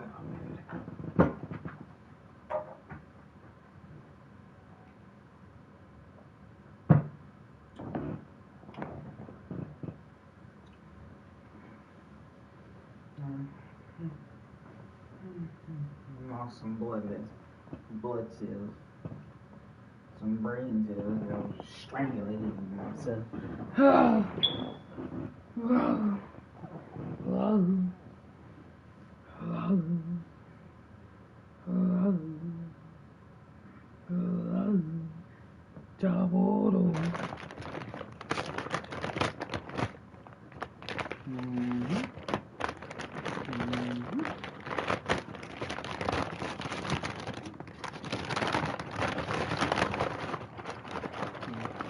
Seems like the base with the fried pasta noodles.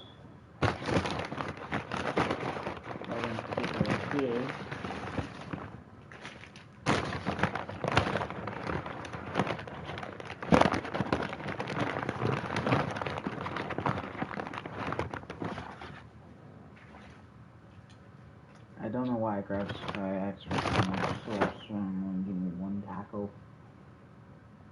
But Ellen.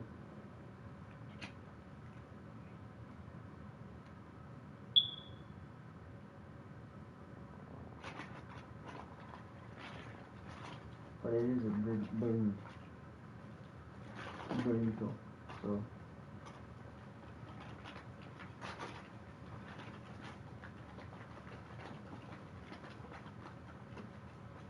yeah, okay. These motherfuckers, so this should stick better than that thing.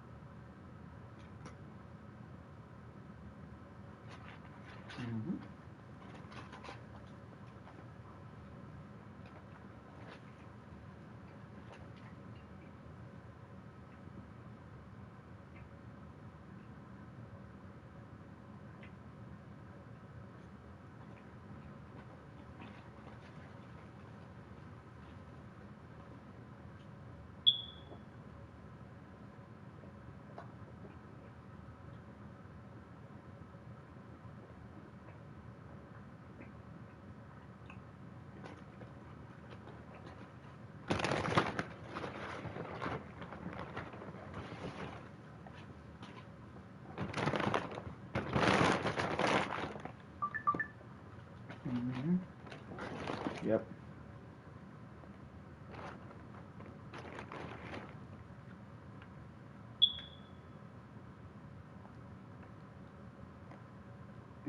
She's going on Elmer's.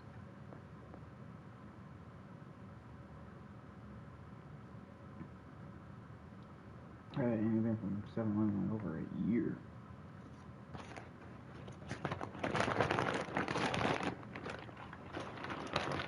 Oh my God, that's true.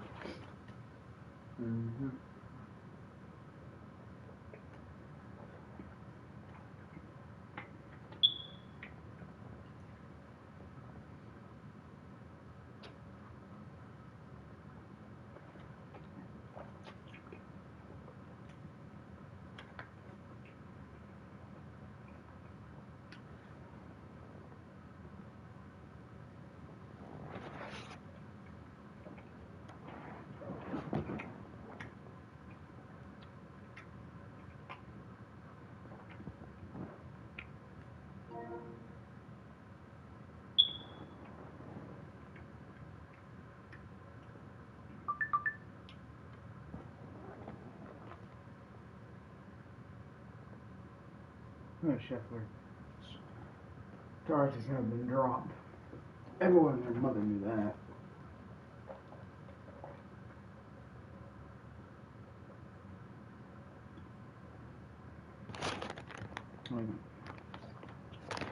There was no way he was gonna get arrested for anything. He was just an innocent bystander in a tragic situation. And a 68-year-old man tragically passed away due to a bus killing him instantly. You know, they're not too strong.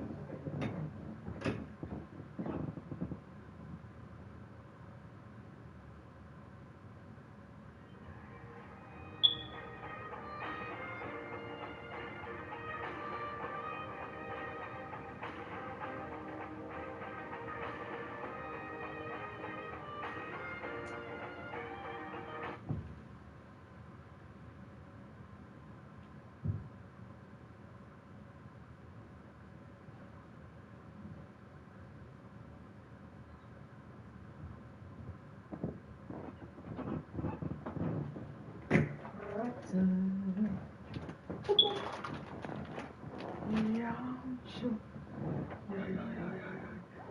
I basically spent $30 plus on food.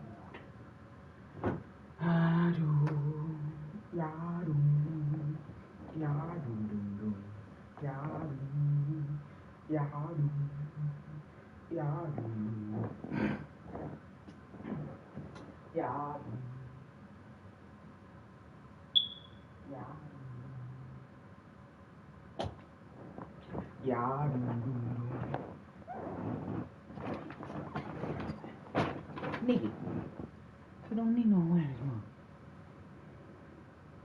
man.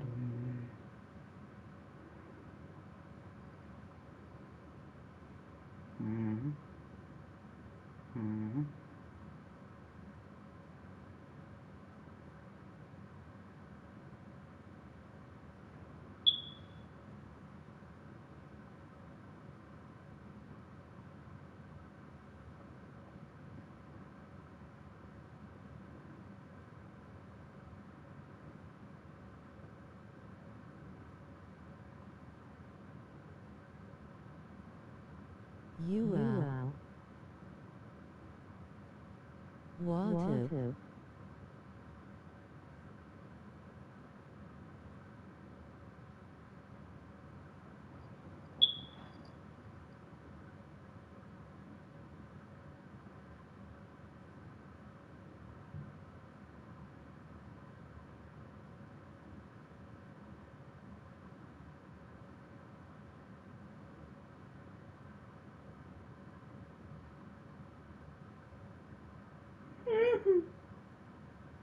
Josh. Now you know for a damn fact your ass will get your shot packed in a motherfucking heartbeat.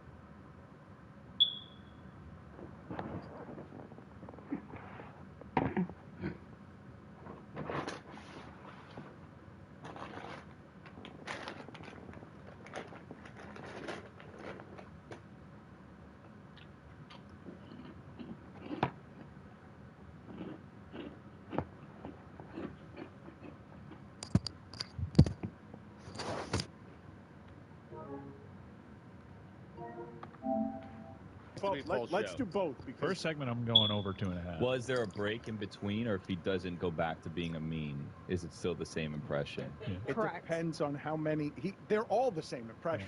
Well, there's two impressions. Well, there's Obama, and then there's the whiny There's also one. that one, but then he also does like a variant of it, which is, oh, I'm sorry. That one. And I'm going to take the side bet over 2.5. Oh, I'm sorry. First segment. First segment? Mike, that's aggressive. No. Full show. Full show. I'm sorry. 2.5? Over 2.5 for wow, full show. That's a lock. I mean, Okay, I don't know. He is someone who has been doing this more and more, and it feels lazier and lazier. I think he did it 7 or 8 times last show. It could be he's getting lazier, but also we could be really legitimately triggering him constantly. I think it's both. I think that is. Did you trigger me? 2.5. I mean, 2.5 is low. I want to set the number for the show. I'm going to set the number at 4.5. Over. I'll do the I was gonna offensive say, line of the Dallas He doesn't have that Cowboys. many characters, though. It's I'll like 2 do the characters. tight end It's room that, then it's Obama, of Obama the as DMX, of Obama the as Stephen Denver A. Broncos with Noah Fant I'm gonna go under. and I think he's gonna Greg play the hits. He's Dulcich. gonna do like the same 2 voices over and over again. Billy, what would you bet on Obama if you got a? Well, actual Obama, 0. I don't see why he would make an appearance today. But that's not what I was asking you, Billy. what do you mean? And you know, Really? No, I don't mean actual Barack Obama. I'm saying actual Amin doing an Obama impression doesn't seem like we would need an Obama impression today. Thanks for clearing that up. But It's confusing. We'll get, like the Obama, Stephen A. Obama, DMX Obama. We'll get one of those. You know what I mean? Did you answer my question? Yeah. What was the question? I think I Set did. the number on Obama. I was following. Barack Obama's not coming today. Set the number. 1.5. 1.5. You're going under? I'm going actual Obama's 0. See, that's where the mix-up is. Yeah, it's confusing. I'll take the over. That must pay out.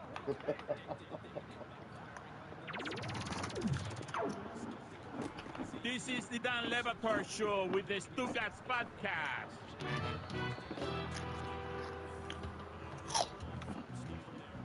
Today's episode is sponsored by DraftKings. Stay tuned because you'll hear more about DraftKings and all it has to offer throughout the show. DraftKings, the crown is yours. Last year at this time, sports almost killed Greg.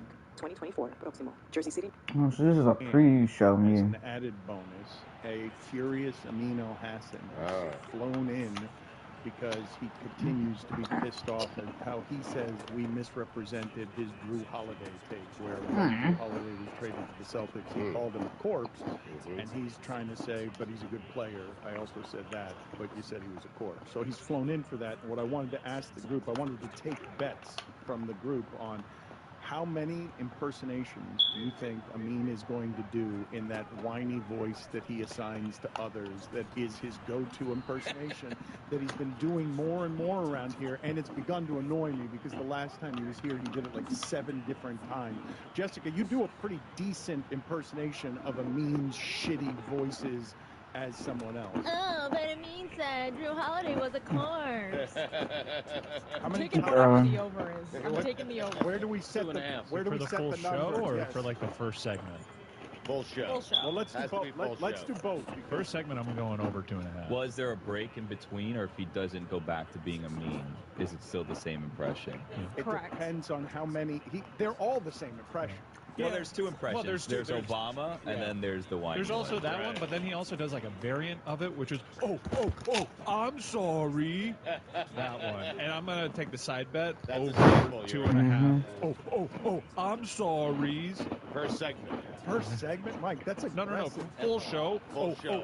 I'm sorry. 2.5? Over 2.5 for a full show. That's a lot. I mean, Okay, I don't know. He is someone who has been doing this more and more, and it feels lazier and lazier. I think he did it 7 or 8 times last show.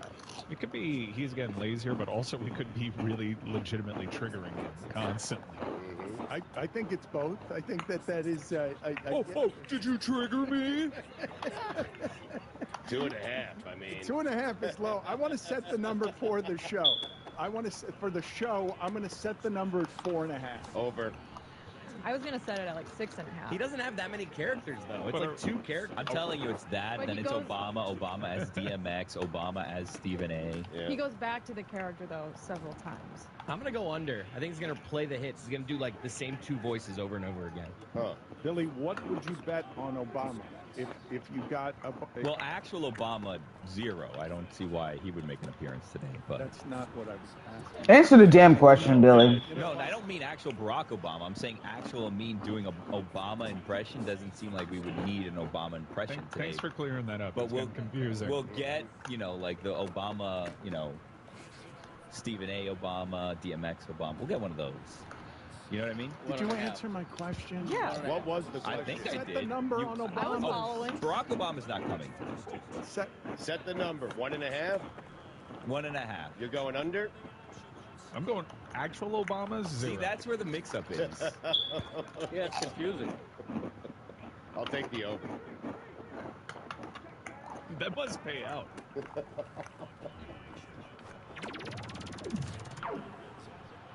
This is the Dan Levator Show with the Stuttgart Podcast.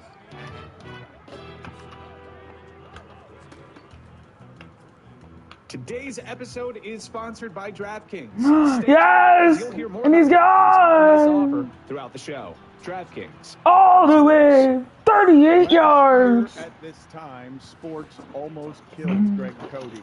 He was writing a newspaper. You call him Stevie. column It's Steven. every day off 2 8 seeds in hockey and basketball, going all the way to the championship round. And it was almost the end of him. He looks much fresher this year, much more radiant this year, and he does so even though last night he was shitting himself in the press box because he pretends to be objective, but he is not. And the Panthers, had a scary game that again goes into overtime. He gets home at 2 o'clock in the morning, so we've got the benefit of exhausted Greg Cody today. He has only slept 3 hours. The best kind of Greg Cody. Okay, well, we'll see about that. No, I root for my deadline. I root for what makes my job easy. You say that, but that would suggest you're rooting for the Panthers to lose, so you don't have to write about Stanley Cup games, and I don't believe that's true. I believe you want them to get to the final. No, I root for what's easier for me that night. I said to an unnamed colleague last night in the press box that can't we get a 4-1 game once in a while? Can't I get a game that's so easy that I go into the third period being able to finish my column and then just fill in the score? That's the ideal game from my standpoint. No matter who's winning or losing it, I want an easy game to write. Dan, I want to stick up for Greg here and say I feel exactly the same way. Last night, I wanted the Mavericks to win. Yes, so it could just be done. I mean, because it was some bullshit. I'm sorry. You have no deadline. I've never heard I have a deadline, but I have to watch ever this say stuff. I have to watch it, but they have to come in informed. I have to watch these press conferences. I have to know what I'm talking about. If the Mavericks had won, we just get to repeat, rinse and repeat talking points for the next week. Oh my God, it would have been a dream. Every right to do so. I mean, like the people like Greg, there are real heroes. They have to stay up and file by the end of a game. I mean, it's you got to send stuff to your editor. Sometimes something happens in the third period that you weren't expecting, and everything you wrote, you have to delete. I mean, Greg is a true hero. I'm sorry for having empathy for Greg and not having exactly the same life he has. Sorry about that. Maybe I should quit my job and go write and write on deadline. There you go. So I can be like. So then I can tell Greg I know what you're talking about and I feel the same way. Yeah. No, I can't do it until I actually live Greg's life. I got to do it for how many years, Greg? 40 years, 50 years, something like that. Something like that. Oh, my fault, guys. Empathy for someone who has to live that exact same life. Get out of here with that. Well, thank you for calling me a hero. There was an Obama in there somewhere. There was an Obama in there. I heard a little bit of Obama. There was actually some phlegm is what happened. I've got bitter Stugotz watching basketball late into the night, and he came in today and spit out through the side of his mouth and acidic what happened to rehabilitated Kyrie last night. They lost. He was terrible. I'm tired of hearing about Kyrie and what a great teammate he is and what a great leader he is and what a great player he is. He is none of the above. I don't want to hear about it. I am serious. He is 6 of 16 last night. 1 of 6. He gave you 18 points in a closeout game. He was dreadful. If we're going to talk about Kyrie after they win and talk about how rehabilitated he is, sorry about that, then we have to talk about how lousy he was after a loss. Yes, sorry. Those are the rules. You're not sorry. I need to stop you because you are taking the aggressive lane of just putting the bookmark in where it is you were on the Kyrie commentary before he started winning. I mean, Dan, all this talk about what a great player he has never won unless he's had a LeBron James or Luka. He's a great player, Come on. Stugotz. Great. Stugotz. Great player. He's a Hall of Famer. Hall of very good. I mean, he's a Hall of Famer. He literally lost his first closeout game last night in his career. And 14-1. Right, but he doesn't get the closeout games without LeBron James, without Luka, without Kevin Durant. He never gets the one on his own, ever. We will talk about that game in a second because Minnesota did all the dumb shit at the end that they needed to do to lose a season, but they won the game anyway. Karl Anthony Towns getting in dumb foul trouble. Gobert again having foul trouble, foul issues, and they keep attacking him. We'll get to that game in just a second. But because Greg Cody's here and he's tired, we need to ride this particular thoroughbred for the next 4 hours. What Thoroughhead. What state is the thoroughhead in right now? I'm exhilarated right now. I'm both exhausted and exhilarated. You know, I don't have an NBA game. I don't have a hockey game to cover tonight, so it feels like a night off.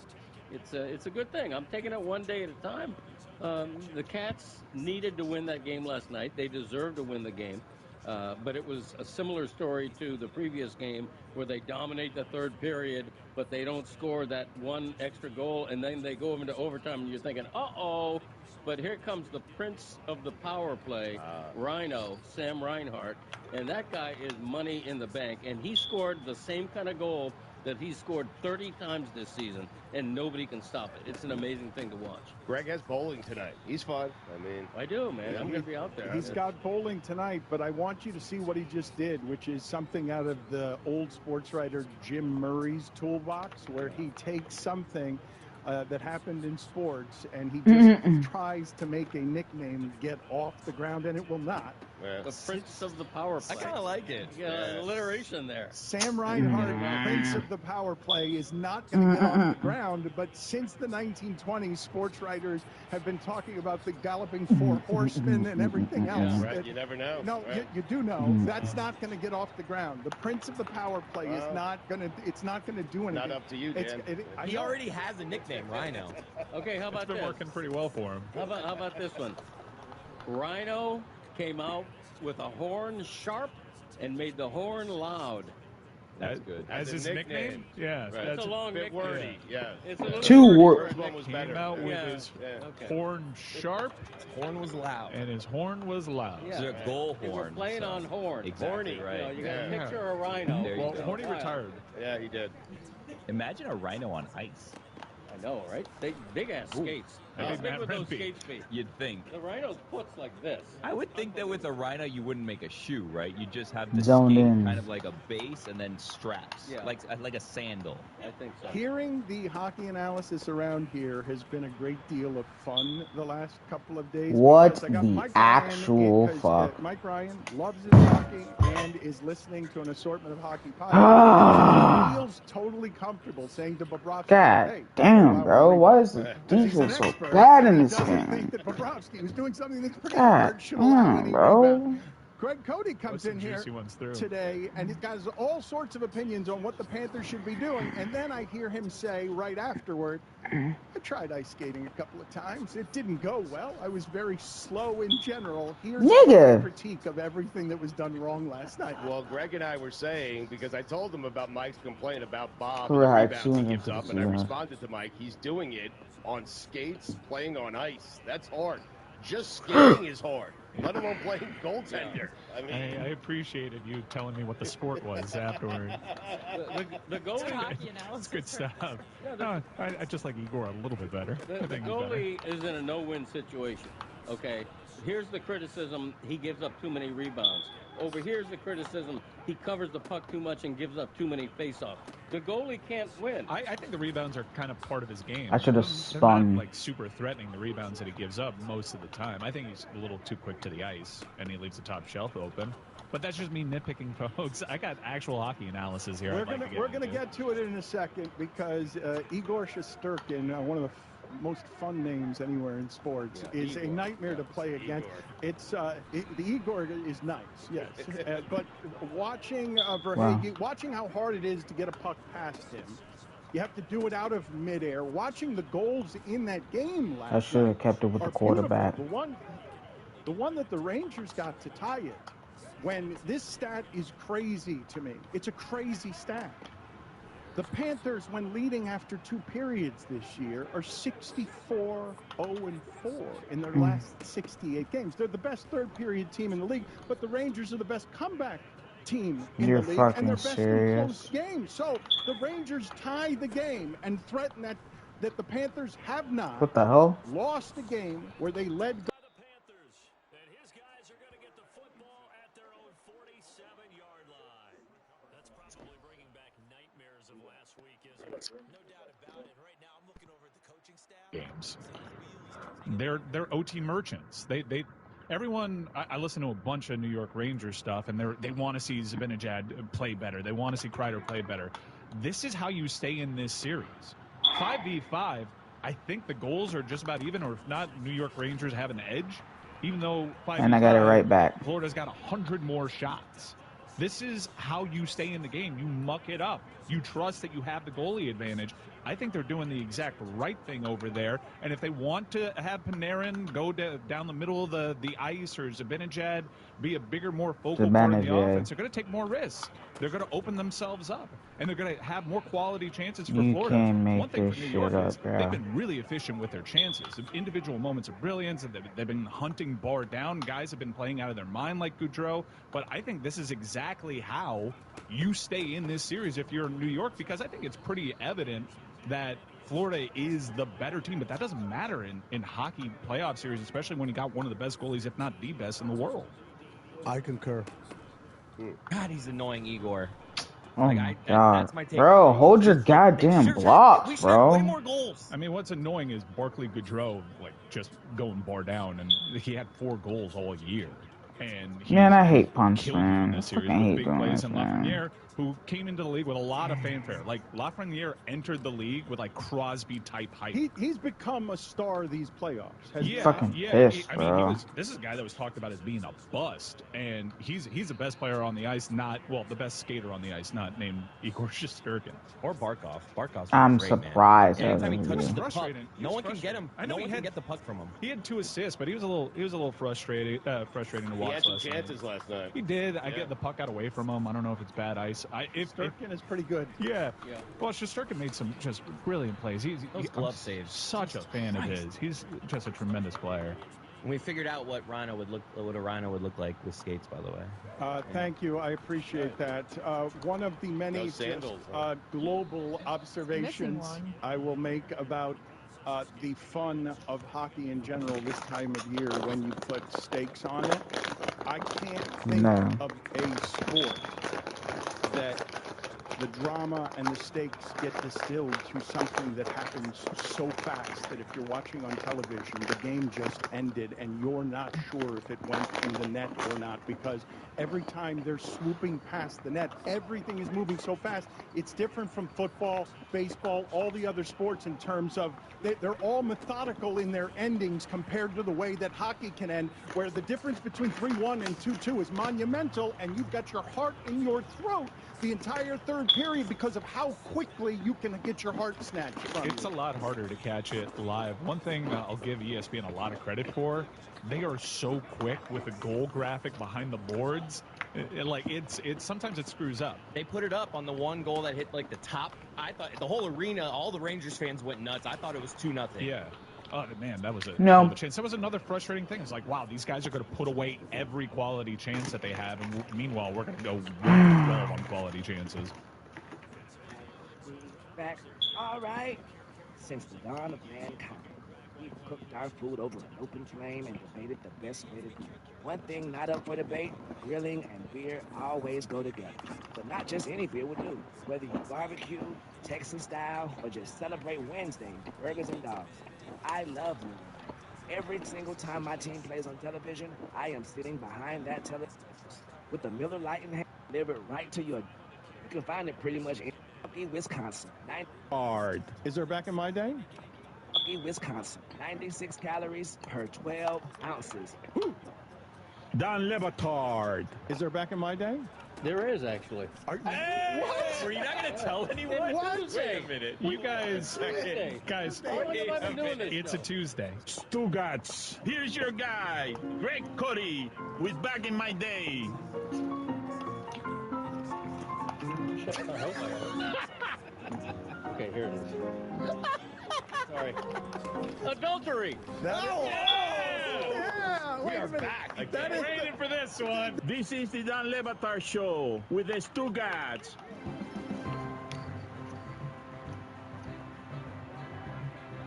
Amin has flown in because he's very upset at the show for misrepresenting him. Yesterday, he won Gas Bag of the Week. Chris, do you have the sound? Congratulations. That he gave us on the show immediately after Drew Holiday was traded to the Celtics. This is he says it doesn't have context, but I don't think this was creatively edited to mess with him. Let's hear what it is that Amin said that he is claiming he did not say. Going out and get Damian Lillard for Drew Holiday's corpse and some toenail clippings isn't what are you doing? Making this team significantly better. What do you mean, what am I doing? I mean, what are you saying? You're calling people crud and toenail clippings, and you just called someone a corpse. No. Hey, you think Drew Holiday is at his peak right now? No, there's a difference between being at your peak and being a corpse. There are a lot of stops between those two things. Man, it ain't that many more stops. I've contained my rage for as long as possible, but I shall now unleash like the 1,000 waves breaking upon thee. That usually doesn't start with Is that a saying?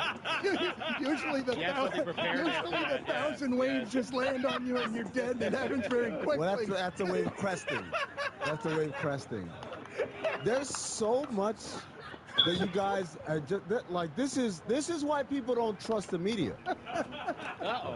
Hey, every single player who's been misquoted, I apologize. I apologize because what happened there. Staggering. Okay, so first of all, Dan sets it up as, this is what Amin said after Drew Holiday got traded to the Celtics. No, this is what Amin said after Damian Lillard got traded to the Bucks. The Holiday part to the Celtics had not happened yet. Had not happened yet. So this was me reacting to Portland getting Drew Holiday. Of course, you clipped out the part where I said, unless you're getting a sweetheart package for Holiday down the line, of course, you clipped out the part where I said, hey, he's still a good player. Well, the part I didn't miss was you left out the part where I said the guy was talking about retirement, right? You called him a dead man. Being a corpse. Pretty good for a corpse, though. The next thing I say after it, he's a good player. He's still a good player. I literally walked it back in the moment. Whoa. But it's amazing. Jeez. Like Wow. it's amazing. Like that the edit would just chop it off right just by accident, right? And that, by the way, does not also factor in some more context. That's just a factual context that you guys cannot escape. You guys edited it in a way that makes it seem like what it's not. You think Drew Holiday is at his peak right now? Is he at his peak right now? You looking at me like you look? Ooh, is he at his peak right now? Is he at his peak Seems right like he's cresting. Right, number one. Number two, my favorite part about the conversation yesterday is Dan says, he called him a corpse, and he averaged 18 points and 7 rebounds. Am I supposed to be, oh my God, what a monumental Wilt Chamberlain-esque line that was. 18 points and 7 rebounds in a sweep. That's pretty good for a corpse. Oh, my God. Being a corpse. It's also pretty good for a still pretty good player. Yeah, but you called him a dead person. I called him a still good player immediately after that. A still good player, dead person. Immediately after that. You had something called walking something back in the moment. And so you might say to me, why did you overreact? Why would you overreact? Why would you go so high, right? Why would I, right? Why would I? Yeah. How about the fact that, A, that trade happened while I was on a flight with no Wi-Fi, had no idea what happened. I land. Damian Lillard got traded. Oh shit. Okay, let me look up the details and I'll talk to you guys when I get home. No, you gotta come on air right now. You gotta come on air right now. I'm like, guys, I'll be home in 15 minutes. I'm literally walking. You were pissed. Hold on. Because you had ample opportunity to set up context, but you chose not to. Didn't so you take I your a game or something? I the will day set up before? context. Thank you for identifying the gender of my child. Never been said on air before. So I will provide the context. I will provide the context. That was unprovided yesterday. So I step off the plane. I find out about this. I get asked to be on the show. I said, well, I'll be home in like 15 minutes. Can you guys wait? No, it has to happen right now. I say, fine. I get on. I'm in the Uber heading home. I'm not going to ask my child to just sit and wait in the airport while I do whatever shenanigans you guys want. I'm immediately ambushed by one Guillermo Billy Gill. Me? Ambushed. I was ambushed? I remember that. You got mad at Billy. Why'd you get He is gone. He's driving while he's on air. 71 yards rushing in the first half. That wasn't safe, if we're going to be honest. So Dan's like, why are you so upset? I'm upset because I didn't want to do this at this time. I don't want to do this at this time. But because I'm a team player, because my time is your time, right? I could easily said, no, guys, I'm with my child. We're going to hang out. When I get home, I'll be available. But if you guys don't need me by then that's what. Guess what? You'll have to wait till tomorrow. No, I said, this is a big thing that happened. Let me give some reaction. So I give the reaction. I give the reaction under duress, right? Under duress. It feels like you're blaming us. Absolutely. I'm blaming you what you said yesterday. That you called him a corpse. You're blaming us. You're providing all the context. Well, he got off a flight, Dan. All the ways we pissed you off. Your commentary Especially with was the reticle soaked and you were system. angry at us. I remember it's the angriest you've ever been while giving analysis. No, second now. Second angriest. I like this character. There's a new champ. Angry analysis guy, where your analysis isn't about your analysis. It's about all the resentments you have toward us and the company. 1,000%. 1,000%. And my favorite part is, I was just seeing this yesterday, that Kendrick Perkins apologized for voting for Rudy Gobert for Defensive Player of the Year. But it's like, all that information that's happened in this series has been happening for 6 goddamn seasons at least. Maybe more. He did more. Kendrick Perkins did more than simply say he regretted his vote. He withdrew his voting and said that he and voters had disgraced the Defensive Player of the Year award by selecting a player that isn't respected by his peers. But this is it boggled my mind. I'm Right. like, Kirk, this isn't something new. We're like, oh, what happened to Rudy Gobert? We knew this about him. Every year this happens. We knew this about him. Meanwhile, my take on Drew Holiday was A, he's not as good as he used to be, and B, the guy was talking about your take was he's not as alive as he used to be. He was talking about retiring, Dan. He was talking about, I don't want to do this anymore. Jimmy Butler did that. And most importantly, everything I said was in the context of how he would fit with the Portland Trail Blazers. With a team that was headed different fit. We know where they're headed. That's the best point you've made so far. No, the best point I made is I called him a good player and you guys cut that out. Yeah. The second best point I made was the part where I said, hey, unless you have a sweetheart deal for Holiday coming, which they did. So I literally accounted for so you're taking a victory lap. Absolutely, I was right. Yeah, thank you. Yeah, you were right. I was right. Yes. I was right. He swayed me. Nailed it. He swayed me. He made a lot of good points, and his tone was good. I want to apologize on behalf of whoever unfairly edited you. And put you in this Seems position. like you got more than one thing to apologize for, Billy. Me? I think we were all right about that hitting one. me over, too, by the way. Yeah, we had fun. To me to a voice. Oh, me to the voice. How many times? Hey, wait. Oh, let me pause 1 second. Oh, he did it again. He did it again. Because I paused so that we can't. I don't know one. Oh. How many more? How many more? We've skyrocketed. 12. Yeah, I'm up to 12 now. All right, so we have 12 of those. One Obama, one Obama. One. We got an Obama? Yeah. This is what I'm talking about. I didn't hear Obama. Which I wasn't, and one very awkward gender reveal. Yeah, that's what I had. Yeah, that's what I had. They're just gonna. Look, I wrote it down. Shoehorn whatever they want in there. I'm sorry to do this to you. 2 minutes. Actually, hold on. Minor penalty, 2 minutes, asshole. Hold on. 2 minutes for asshole. Wow. 2 minutes. His argument statement was compelling. I'm not going to lie. He changed my mind. It's a light fine for being an asshole. But like, I love how you guys are just gonna like get out of here. No, I'm gonna get out 2 eventually. minutes. It's all right. Oh, give me the major. You know what? I'm gonna stay right here and give me the major. What's the biggest major you got? You're What's gonna the earn biggest this major you got? 10 minutes. You've got a penalty, 5 minutes. Major asshole. Okay. Wow, major Cool. 5 minutes. Cool. The trail is so good. Like, get out! No, I'm taking. Get security. Get Frankie up in here. Frankie's not in today. Well, guess what? You assholes are in trouble. Hit it again. It's not a delayed power. Well, he's challenging the penalty, so it's under go to review, commercial. I think. Yeah, Take the show away from the listener. Won't be able let to. him blame me. What do you mean I won't be able to? You won't be able to because we still have 30 seconds and we're contractually I'll cut it off right now. No, you won't. Right now. No, you can't. No, get out of here, assholes. We are this close to crowning an NBA champ, and with the action heating up on the court, it's even hotter at DraftKings Sportsbook, an official sports betting partner of the NBA. New to DraftKings? Listen up. New customers can get a no-sweat bet up to $1,500. Just deposit at least $5 and you'll get a bonus bet back equal to your first bet if it doesn't hit. Download the DraftKings Sportsbook app now and use code DAN. That's code DAN for new customers to get a no-sweat bet up to $1,500 if your first bet doesn't hit. Only on DraftKings. The crown is yours. Gambling problem? Call 1-800-GAMBLER or in West Virginia, visit www.1800gambler.net. In New York, call 877-8-HOPE-NY or text HOPE-NY to 467-369. In Connecticut, help is available for problem gambling. Call 888-789-7777 or visit ccpg.org. Please play responsibly. On behalf of Blue Hill Casino Resort in Kansas. 21 plus, age varies by jurisdiction. Void in Ontario. One no-sweat bet per new customer. Issued as one bonus bet based on amount of initial losing bet. Bonus bets expire 168 hours after issuance. See dkng.co/bball for eligibility, wagering, deposit restrictions, terms, and... In the end zone. Touchdown. And we've made it come. Man, yes. You know, I'm a married man. I don't cheat on my wife, despite that gratuitous line back in my day. Stugatz. I wish you were here, my wife. I really miss her.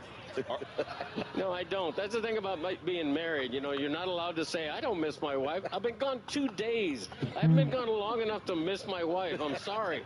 I call her. I'm on the phone with her for 30 seconds. You know, what am I? Hello. All right, we'll see ya. All right, and then, you know, I'm going to see her in 2 days. I was jumping Charlie. Good. This is the Dan Le Batard Show with the Stugatz.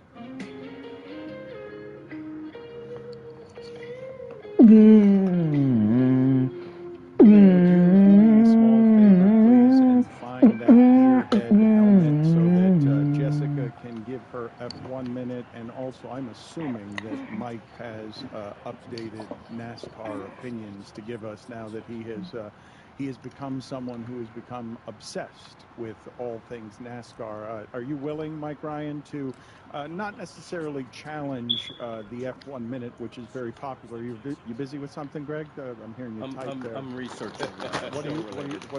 Okay, you're researching what happened in NASCAR this weekend? No, I knew that Kyle Larson had done both, the double, the Indy Coca-Cola. That's the thing. He didn't. He tried. In fact, Wait, I think Mike should be. I think Mike should. No. Actually, the motorsport. It's a very impressive helmet and costume situation. It broke in trans. So this is Richard Gere. It's not a Richard Gere. No, it's just a gearhead helmet. Yeah. You want Mike to go first with his NASCAR I minute? think Mike is the real gearhead of the crew, and I think that this would look great on him, actually. This is the front. Yeah. And then you put it on your head. Okay. And then these are goggles. All right. I don't know if you guys saw the new Mad Max movie, but this looks like a very Mad Max costume design situation. Okay, we will get to all Looked of... better when it was still... Yes, it's coming apart. Broke in transport. Yes, we don't make things terribly well here at Meadowlark. Amino Hassan has gone to the therapy couch. We've gotten him some counseling here for major asshole. He has been afflicted with major asshole, and so we've gotten him some professional treatment in the other... Out of context, and it robs you of the meaning. It's like they know what they're doing. They know they are purposely... We will be checking in with him periodically as he files all his complaints at the expense of Meadowlark Media. Go ahead, Gearhead. It does look like Furiosa. Yeah. The sightlines aren't great on this, so bear with me. I actually don't want to talk about NASCAR all that much. I think the best race of... Man, Sunday was such a bummer because the weather affected it, but Sunday was shaping up to be like the greatest day in motorsports history. You had Formula One having their signature Monaco race, which is a crap race. That's not. I know Jess has said that on the air several times. Don't spoil the minute. Yeah, I won't. But moving on. Yes, the Indy 30, 500. 35, I don't know 40. if you guys Ah! saw the ratings for what the Indy 500 did, and this was a race that was delayed several hours because of weather. It got 8 million viewers. What? Yeah, and I don't know how much of that. I saw some people saying online that this is the first time they lifted an Indianapolis blackout. It's blacked out historically in Indy, so because 300,000 people attend this race, it is quite literally the largest race in motorsports, and that race was really thrilling, including a pass in the final lap. It was just wonderful to see. Kyle Larson actually led a couple of laps late. That was he was kind of going for, let me just say I led at the Indy 500 because he took a bad pit penalty that essentially cost him the race. So a rookie mistake. Remember, he's not an IndyCar driver, he's a NASCAR driver. But all eyes were on him because even though Indy 500 was delayed, he tried his damnedest to make it for the second half of the Coca-Cola 600. He actually arrived on time, but he arrived during a weather delay, and after 200 laps, NASCAR decided to call the race. So Kyle Larson didn't actually complete the double, or 1.5. And it wasn't like the same thing, like the LeBron thing in 2016.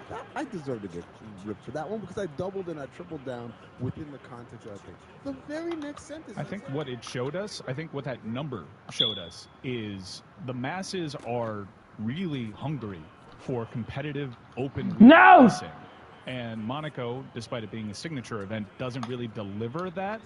And added to the heap. I hate the fact that right one now that incompletion knocks you out of the up, zone. because that is just a tremendous number. We've gotten a great many complaints in general about talking about ratings. People so don't want to me watching that show and knowing like, hey, the first obstacle is always this, and then the year that I do it, of course the obstacle changed. Does anybody care about that context? No. You mentioned 8 million viewers. It made us all surprised that the interest would be that high in televised racing, which it's a pretty noisy viewing experience and repetitive viewing and experience. boring. Yeah. But those numbers are not up for dispute, and so we give you that as context just to tell you that there are plenty of people who care about this, and only Mike does around here as it relates to NASCAR. Do you guys Google ratings the day after things that you watch? It's is it because we're in the media? Because I never once have wondered how many people watch this thing that I watch. I didn't wonder how many people watch the Indy 500. I just saw, I guess it got on my algo, that and the graph of the pole to position finish in Formula One Monaco, where basically 3 people had a change in their position in the Monaco race, as opposed to what happened in the Indy race, where it's just a lot of passing. I refuse if you're not any sort of criticism from a person who uses the word algo.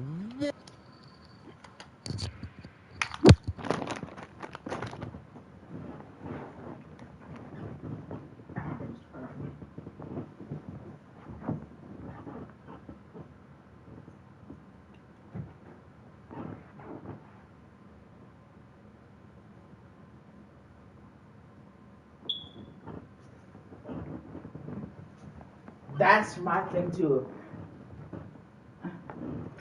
If you're going to call me out, make sure you at least understand.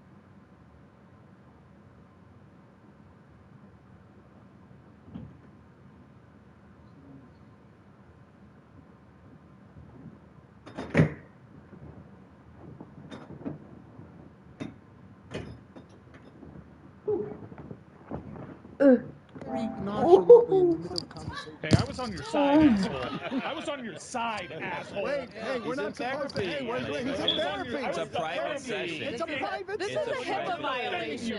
Confidentiality. It's a position finish. Wondered how many people are not up for dispute, and so we give you that. You're the I do it, of course. You want Mike to go first with his NASCAR I minute? think Mike is the real gearhead of the crew, and I think that this would look great on him, actually. One thing I hate about This is the pooping, front. it takes And then you put it so on your much head, out of you. And then these Oh are my goggles. gosh. I don't know if you guys It's like saw I the just new ran a Mad Max marathon. movie, I was just on but the this toilet looks for like a very 6.5 Mad Max minutes. costume design situation. Okay, we will get to all of. Better when it was still. Yes, it's coming apart. Broke in Yes, we don't make things terribly well here at Meadowlark. Amin El-Hassan has gone to the therapy couch. We've gotten him some counseling here for major asshole. He has been afflicted with major asshole, and so we've gotten him some professional treatment in the other. Out of context, and it robs you of the meaning. It's like they know what they're doing. They know they are purposely misrepresenting. We will be checking in with him periodically as he files all his complaints at the expense of Meadowlark Media. Go ahead, Gearhead. It does look like Furiosa. Yeah. The sightlines aren't great on this, so bear with me. I actually don't want to talk about NASCAR all that much. I think the best race of... Man, Sunday was such a bummer because the weather affected it, but Sunday was shaping up to be like the greatest day in motorsports history. You had Formula One having their signature Monaco race, which is a crap race. That's not... I know Jess has said that on the air several times. Don't spoil the minute. Yeah, I won't. But moving on, the Indy 500, I don't know if you guys have seen the ratings for what the Indy 500 did. And this was a race that was delayed several hours because of weather. It got 8 million viewers. What? Yeah, and I don't know how much of that. I saw some people saying online that this is the first time they lifted an Indianapolis blackout.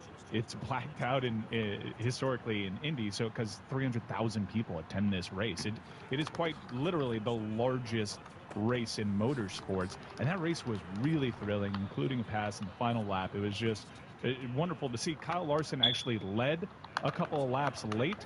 He was kind of going for, let me just say I led at the Indy 500 because he took a bad pit penalty that essentially cost him the race. So a rookie mistake. Remember, he's not an IndyCar driver, he's a NASCAR driver. But all eyes were on him because even though Indy 500 was delayed, he tried his damnedest to make it for the second half of the Coca-Cola 600. He actually arrived on time, but he arrived during a weather delay, and after 200 laps, NASCAR decided to call the race. So Kyle Larson didn't actually complete the double, or 1.5. And it wasn't like the same thing, like the LeBron thing in 2016.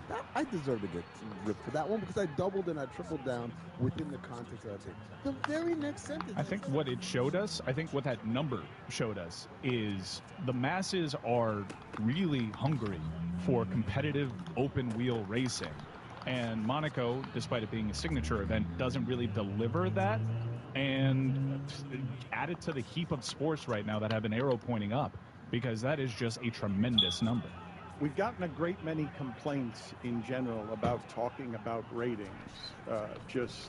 People don't want to be watching that show and knowing, like, hey, the first obstacle is always this. And then the year that I do it, of course, the obstacle changed. Does anybody care about that context? No. You mentioned 8 million viewers. It made us all surprised that the interest would be that high in televised racing, which is a bit of a hard sell because it's just, unless you really care about racing, it's a pretty noisy viewing experience and repetitive viewing and boring. Yeah.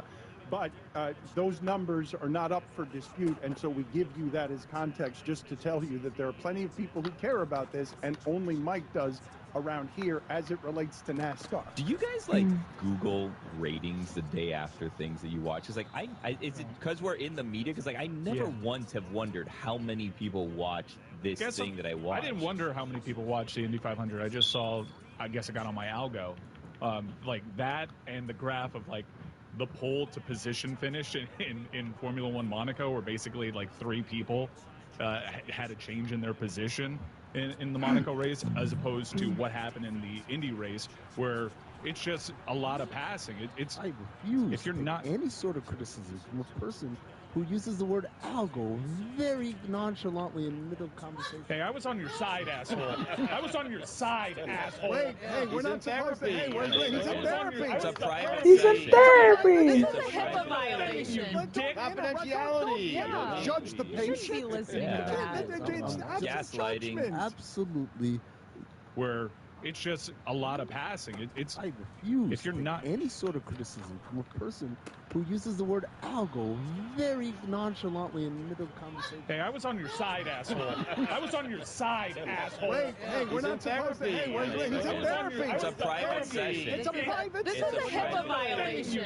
Confidentiality. Yeah. Judge the You patient. shouldn't be listening to that. Gaslighting. Absolutely should be irritated for their enjoyment. And that's what I just come down to. Like that whole Therapy is a judgment-free zone. Yeah. Are you ready, Jessica, to do your F1 minute? Did you get it all out, Mike? Because once we've arrived at ratings talk, Yeah, I could tell no one was interested in it. The Kyle Larson thing I thought was a fascinating thing, and he was really devastated by it. He posted something that was probably too long for people to read, in a sport that not anybody here cares about. Did he get there in the middle of the other race? Yeah. So they swapped out drivers? Yeah, you can. You can actually do that in a pit stop. NASCAR allows that. Yeah, but come on. Relief driver? But he would just hop in the five. The He five's pissed his. off some NASCAR fans, right? Yeah, by you're doing making a this? joke. Yeah, of it. well, I mean, he very clearly, and Hendrick Motorsports very clearly prioritized that. Several millions of dollars and resources went into Kyle Larson attempting this double, and for him to not actually do it is a huge bummer. Respect the Coca-Cola 600. It's a stunt that worked, by the way. It's stupid. Don't finish what you can't start. I mean, seriously. Get off me. Yeah. You're book saying coming that. out? Don't finish what you can't start. I'm getting to it. I'm getting a lot of screen caps of people getting refunds for your book. I'm concerned. Wait, what? Refund. Refunds are going to be given? What do you mean? I've seen a lot of that. I don't Really? know. Why? Don't know. Don't know. Did they request a refund or? No, that people are confused because they didn't get the book and did get a refund, and so they assumed. Was it supposed to be out already? Well, the book's not out yet. I know, but it's not. If you pre-order. Listen, there are no refunds. I'm telling you that right now. I'll take it up with Random House right after the show. In fact, I'll do it during a commercial break. There are absolutely no refunds. You bought the book. You bought the book. Enough. Right. I mean, But people have put up. whether I wrote it or not is not my problem. Whether you get it or not is not my problem. You purchased a book. Enjoy. I'm simply telling you that people have written us, showing us evidence of them getting refunds for a book they have not gotten. It's the only reason I have the information. I think there were like two different sets of pre-orders, and some people didn't get what other people got. Some people are upset they didn't get the insert, so they maybe didn't the get the publisher autographed decided copy. to Yeah, do the too right bad. thing. You're stuck with the book. Seriously. Dummy. Okay. Or not. Or not. If it's ever written, Pick it up who with knows? Stanzik. I mean, They're I'll getting tell you. refunds. Yeah. So you keep saying you can't have your money back when they've already got What their are money you back. And doing, the only reason I know huh? it is because they're providing proof that they got their money back. Listen, I got paid, so I mean, the refund comes from Random House, not from me. I promise. I You got it in assure you, I advance? am not wiring anyone any money. I mean, how about that? You got it in advance? Oh. Okay, because nobody believes this book is going to actually get Hey, made. yo. You get others to write for free. You don't write. Yeah. Daddy doesn't write. I speak. Daddy doesn't write anything. And not well. Jessica, Jessica, Money back. are you ready to give us your Ah! 1 minute? I Did didn't Mike time it right. Spoil some of it. No. I It wasn't really much to spoil, Dano. I enjoyed just the gargantuan amounts of wealth coming out of Monaco, which does gargantuan amount of wealth pretty well before F1 gets there. The amount of people showed up with giant yachts only to have them dwarfed by other giant yachts was it was a bit mesmerizing to behold. Sort of as the world burns with climate change, this sport spending this way around can we go faster toward our own death is fascinating to watch. It's completely absurd. As is this helmet, this gearhead helmet. I woke up early. I did a little Dyson air wrapping this morning, and I don't like this. I don't It looks good. It looked better on Mike. Okay, let's start the imaging so she could get through this minute as fast as possible. Young Richard Gere also looks a lot like Miles Kelsey. People don't talk about that enough. That's American Gigolo Richard Gere. And there's no Chicago Richard Gere on here, which I find very underwhelming. Looks like me at age 25. Where's the gerbil? It's lights out in Monaco, and Charles Leclerc has a great start. Both in Monaco curse, and today his teammate Carlos Sainz has a puncture, and he's pulled over. But wait, Kevin Magnussen makes contact with Sergio Perez, and the Red Bull is destroyed. It'll be a red flag, and the cars come into the pits. At the restart, Charles Leclerc has a fresh set of tires and 75 laps to go. The Monegasque driver leads the Monaco Grand Prix, and he's still in the lead. And he's still leading. And there's 60 laps to go, and he's still in the lead. Still going. Yeah, still leading. No one's passing him. Nope. And he's still going, just 40 laps left. And Charles is still in front at the Monaco Grand Prix, his home race. And he's still going, just 20 laps now. Yeah, still leading. Is this boring to any of you guys? Yeah, exactly. And Charles Leclerc crosses the finish line at the Monaco Grand Prix. The Monegasque driver for the first time wins his home race. The curse is lifted. Not a lot of drama, plenty of super yachts. I cannot dismiss Greg Cody saying that he looked at 25 like American Gigolo Richard Gere. Yeah, very similar. I've been told that over the years. Richard Gere was a national and international sex symbol in that movie. Yep, thank you. Paid to have sex with women No. because he was beautiful. And you're saying that you were that at 25. Yeah, well, you know, you didn't know me in the late 70s. That's all I'm saying. Monaco, the most pretentious city. I mean, I went in a city-state. I went in a casino there once, and you can't even. They ask you to take off your hat if you're wearing a hat. What am I going into church? You know, get over yourself. What happened there? That's not really pretentious to ask you to remove in a casino. I mean, I think in Vegas they'll like turn you away from clubs if you don't have pants on, right? I mean, And Vegas also had a Monte Carlo. The Jabberwockies were there. but not a casino though. There's pretentious places like that here. I agree though. Monaco, that is like the appeal of the race is that it's old. What? Monaco is pretentious. It is. But that's not the reason it's pretentious. Vegas asked me to remove the hood from my hoodie. It was cold out. I came It's inside. Vegas. Take it off. You're taking my money. Now you're going to take my hat. Silly. Come on. That means Toxie's in the zone. Camara's in the. I mean, well, not Camara. Dominus is in the zone. Olave is in the zone. Taylor's in the zone. Everyone's in the zone. Let's go. Not because they ask you. We already covered that. So, no. This is the Dan Le Batard show way.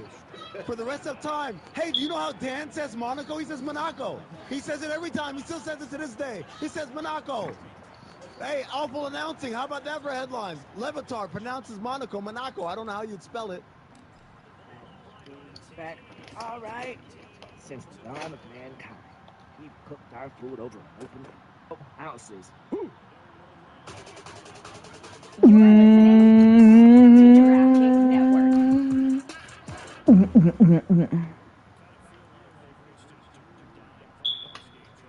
Now's a good time to remember where the story of tequila started. In 1795, the first tequila distillery was opened by the You're an Cuervo asshole. family. You're a 229 years later, sexist Cuervo pig. is still going strong. Family No owned one from wants the to start, fucking hear a thing same you say. family, same land. Now's a good time to enjoy Cuervo, the tequila that invented tequila. Go to Cuervo.com to shop tequila or visit a store near you. Cuervo. Now Yes, Evans! Oh, and he got the user Larry. Let's go. 3 consecutive games of the pick. 2 last week, another one this week. Presented by DraftKings. Why are you listening to this show? The podcast that seems very similar to the other Dan Le Batard podcast. I'm sorry. I'm not going to apologize. The only difference. I have been to give them somebody's prize that if they're just there. That hasn't happened to you guys? Fry! Nowhere, that face and the habitual liar. Unschützenbotzen.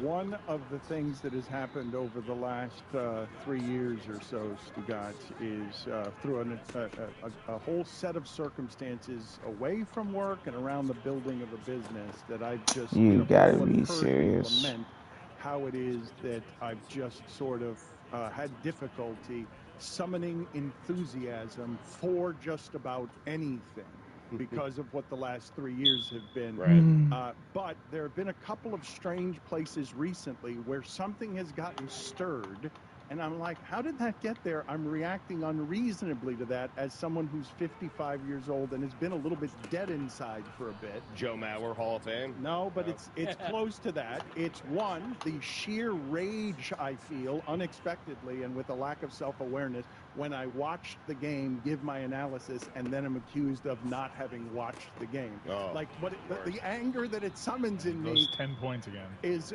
uncommon. But also, and this one really surprised me. I didn't see this coming from any angle. Chris Whittingham's face, just its arrival, used to make me smile. But he has taken such a horrible heel turn here where he is doubling down so stubbornly on his anti-Panther takes that he has now become a full-blown Rangers fan. Yep. He had betrayed everything we are. He has left the nest. We are all loving and proud of him. He's donning a blue sweater right now. And he's just decided to do the worst. Oh, Sealer almost has a second consecutive game with a pick. Actively rooting against the Panthers. He also has a perfect face. Very smooth skin. You need a blemish on your face somewhere. Overrated. Yeah. He has de-aged considerably. Right. No, Barnes is in the zone. That's Oh. like the opposite of what happens when the president takes office, right? You left office. Spring OTAs. Why? When he was here and had to work with Stugatz, his face was blemished just from the stress of having to deal with all of Stugatz's lies. You need a mirror? I mean. And Whittingham, I'm sorry, did you leave because of me or Stugatz? The whole thing, really. How is it that you have arrived at being a Ranger fan? Because it's infuriating. I would say considerable stubbornness. Let's start there. I'm a very stubborn guy. I get my heels dug in, and I got my heels dug in when the Panthers were 3-1 down in the first round of last year's playoffs. I realized at some point in last year's regular season that I just didn't want the Panthers to win anymore. And then once we got through the playoffs, as each time they kept advancing, it became worse for me. And my friends started hounding me more and more about this. Then I realized I'm just going to dig my heels in even more. And then I've moved to Connecticut in the last 6 months to work for CBS. I'm very close to Madison Square Garden. It's a quick little jaunto from the Amtrak to Penn Station. Oh, God. And so I can go see my local team. And I've decided that the New York Rangers are going to be my spite team. And now I've invested like $400 in spite. It's great. Woody, would you agree that the epitome of your stubbornness is your continuing wrong, loud, wrong take on the Kachuk-Huberdeau trade? Yeah, I would say that's the epitome of it. But also, I mean, what? He's got a goal in this round, 1 goal in this round. Before that, an empty netter, a goal and a defeat. I mean, what has he done in these playoffs? All Yes, sir! Is bully the opposition. It's the most tedious thing. And I got a user alert. Let's go. Every single time that there's a puck cover, there's an elbow, there's a punch in the face, there's some words. I love nothing more than Chris Kreider last night grabbing that guy's mouthpiece and chucking it in the stands. I wish he would do it every single time. I wish he would run out of mouthpieces. It actually bounced back. Ridiculous. If it went into the stands, it would have been a game misconduct. But chucking it into the stands. Yeah. I mean, you've already outlined it, so there's no gotcha. This is the most stubborn thing I've ever seen. And what's weird is, like, yeah, we hound you now, but we've been trying to get you back. And you know, the second you throw your hands up, say, I'm sorry, I was wrong about that. We welcome you back. We would. No, you wouldn't. We would take you we back. would. Yes. You were part of our circle. Because then you'd make me celebrate Kachuk things, and I don't want to. I don't like the guy. I will never like the guy. You cannot make me like the guy. If I said right now, okay, you know what, I'm back with the Panthers, I'm in, you're going to make me like the guy. I don't want to. Don't make me like him. And don't make me like the coach either, because I don't want to either. But Whitty's local team just won the Biden Cup, so he's right. doing better. And we just got to split away from home in this big Eastern Conference While getting outplayed the entire time. Getting outplayed, who cares? Let's talk about the results. We got the results. And also outplayed. There have been 3 overtimes overtime games in this series. Yeah. Who cares? Like what, how do you define outplayed? The only game in which there was a decisive margin was game 1, and the decisive margin came from an own goal and an empty netter. Like there has been no decisive margin in this series. It has been incredibly tight. Both goaltenders have been brilliant, and two of the overtime games went to the Panthers. 2 of the overtime games went to the Rangers, and 1 went to the Panthers. Just there are fans that stick with their team through thick and thin, and you were one of those fans. To have your hill to die on be Jonathan Huberdeau, just gross, who stinks, awful, who's regarded as the worst contract in the league right now. All this for Jonathan Huberdeau. Yeah, it's not like they built you a stadium and built you and sold off the team and had a fire sale. It's not any of that. Even Jonathan Huberdeau. Even Huberdeau said it was a good trade. I don't think it's just about Huberdeau. I'm going to be honest with you. Yeah. I mean, I feel like there's more an indictment on you guys. You drove this guy away from his own hometown team to root against them to lose, and it is an indictment on him. We didn't make him. Well, he's telling you guys have annoyed him to the point that he wants to watch his hometown team lose. I think he vocalized that this happened something. This you made was him something move to internal. Connecticut to get away from this. He was a Panther fan last regular season. This wasn't something that happened after the trade. Like, he still was rooting for the Panthers throughout an entire season. I have photographic evidence. One touchdown, one pick. It's okay. With my wife and my daughter. I didn't mean to gender reveal there. I'm sorry about that. My wife and my child. And I went with Chris Whittingham to a Ducks game, and we were rooting for the Panthers. And then something after that, it went off the rails where just Matthew Tkachuk drove this man crazy by proving, without a shadow of a doubt, that his hill to die on is a fallacy. It's Jonathan Huberdeau. They made a great trade. But it wasn't just the trade of Matthew Tkachuk for Jonathan Huberdeau.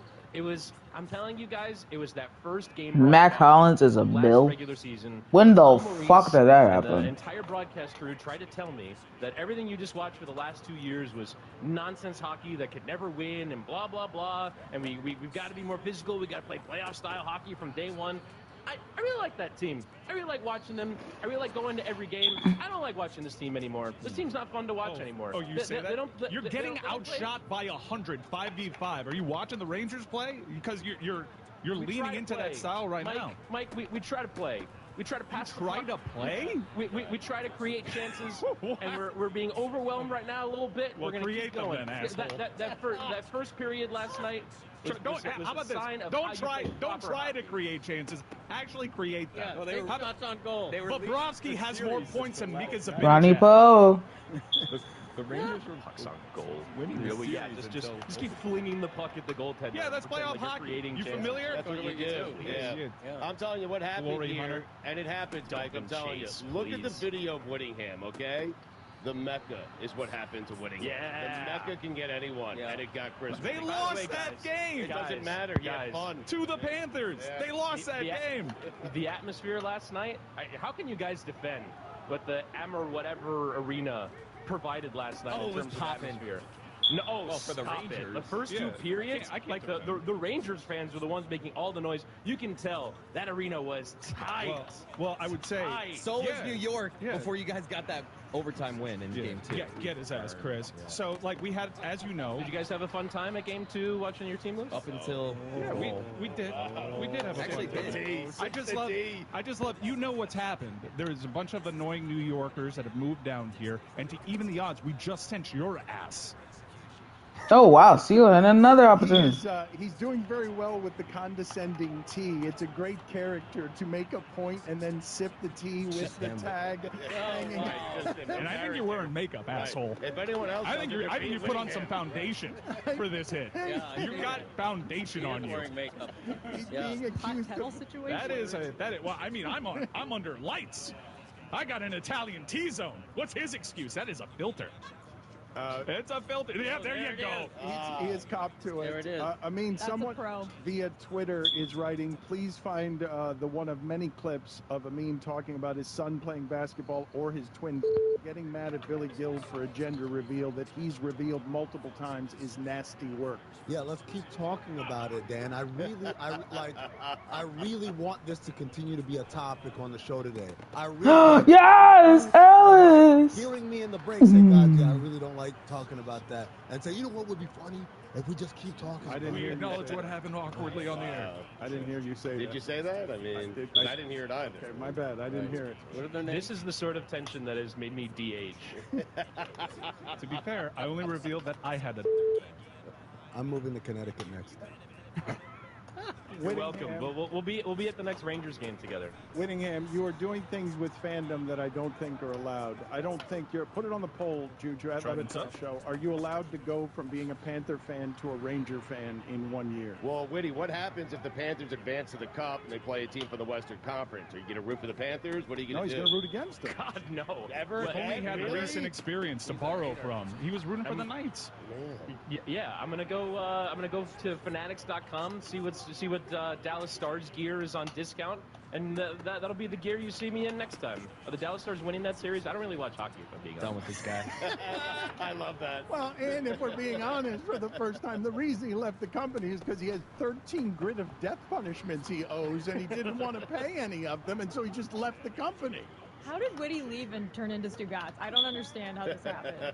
It's a great path upward. Yes. Next thing that Whitty will do is not write a book and No get a bunch refunds, of I'm money telling you right from now. our I mean, listeners. you might want a refund. You're not getting a refund. I don't care if you ask for There's one. I don't care if already- you got the there's- money. I'm coming to get it I back. contributed to a chapter. How is it not being published yet? November, December, holidays. That's how we do it in the book you, world. You keep saying no refunds while people are sending us proof that they've already gotten refunds they So didn't they want think, because yeah. they want the book. They Right. don't want the refund. They'll get it in November. I mean, that's when it's coming out. But they're getting their refunds now. They won't get it in November if they're getting their refund. All right. Well, I'll send them a book and charge them double. I mean, There what do you go. want from it? Yeah. No book for them. Yeah. If they're asking for a refund, write them off the list. No longer eligible for a book. And they got the dub, baby. Talking to you, not really. Yeah, not really. Get out of here. If you guys want to watch today, the UEFA Europa Conference League final, Fiorentina taking out Olympiacos, I'll be on the call on Paramount Plus. It's 3 p.m. if you want to check it out. Fact. All right. Since the dawn of mankind, we've cooked our food over an open flame and debated the best way to go. One thing not up for debate, grilling and beer always go together. But not just any beer will do. Whether you everything, grilling doesn't visit Miller Lite that sells beer. Celebrate responsibly. Miller Brewing Company, Milwaukee, Wisconsin. 96 calories per 12 ounces. Don Lebatard. Yeah, very Imagine if someone told you couldn't have a Corvette. Stugatz. I'm a grown-ass man who's not filthy rich. I can't afford a Lamborghini. Fridays in the zone, yeah. Hey, wow. Oh, wow. Okay, This is the Don Lebatard Show with the Stugatz.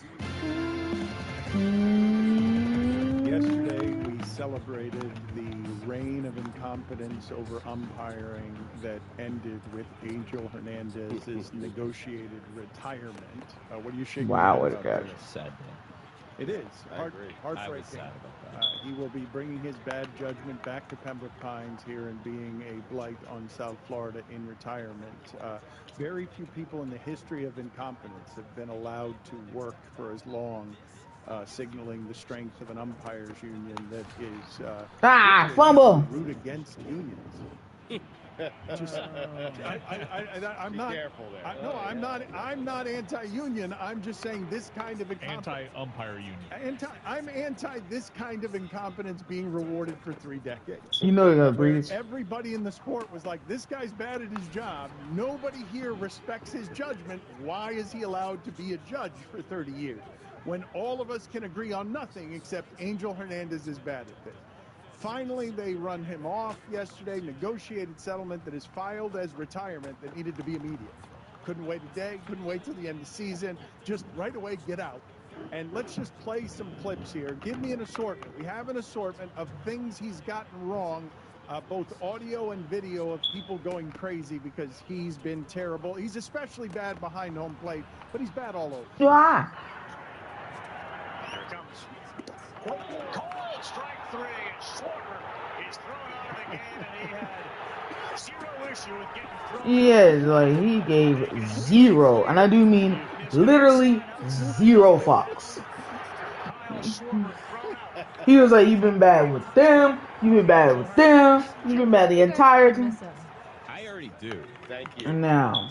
This was good for baseball. The clips on Twitter, like the clips on Twitter of just boom, terrible call after terrible call. I literally have nothing to talk to Mike Schur about anymore. Right. He was good for our show, yes. We're going to be worse off as a show when the robots get here, and we can no longer do the age-old thing in sports of just complaining about the refs and umpires. Give me another clip. There are thousands.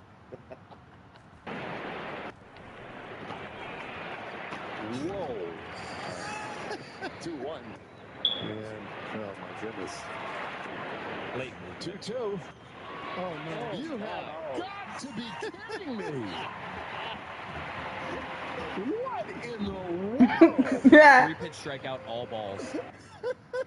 Looked like a strike to me. That's all. I mean, look, when I grew up, the strike zone was ankles to letters. You know what I mean? There you go. Angels That's stayed right. true to that. Yeah.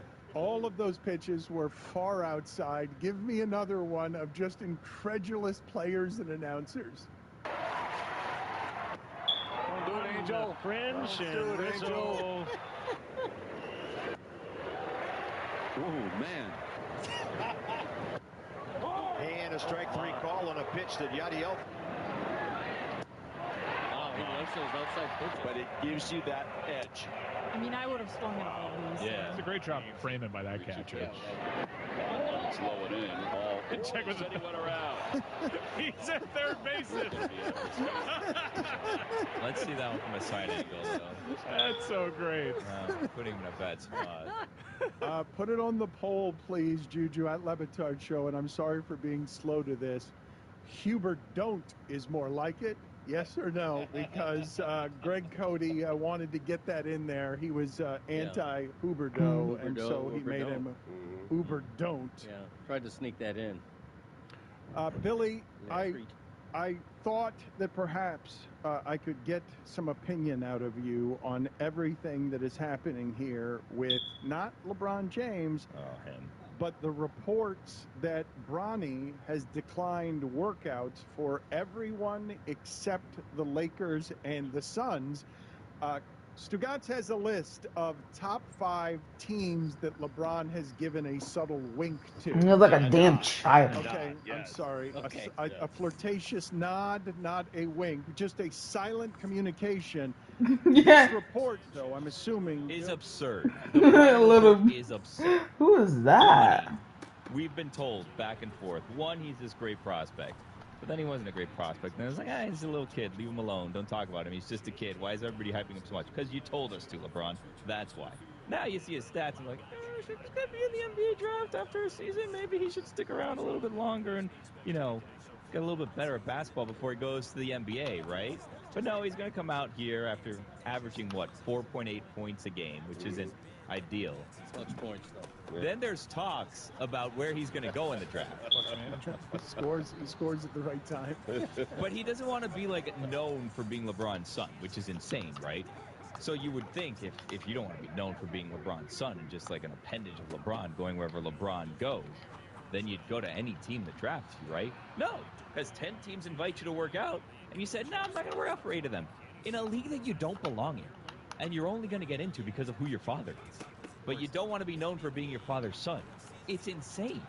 I feel like yesterday we went beyond the whole, because there was talk out there, Dan, in the office, about how they feel bad for Bronny.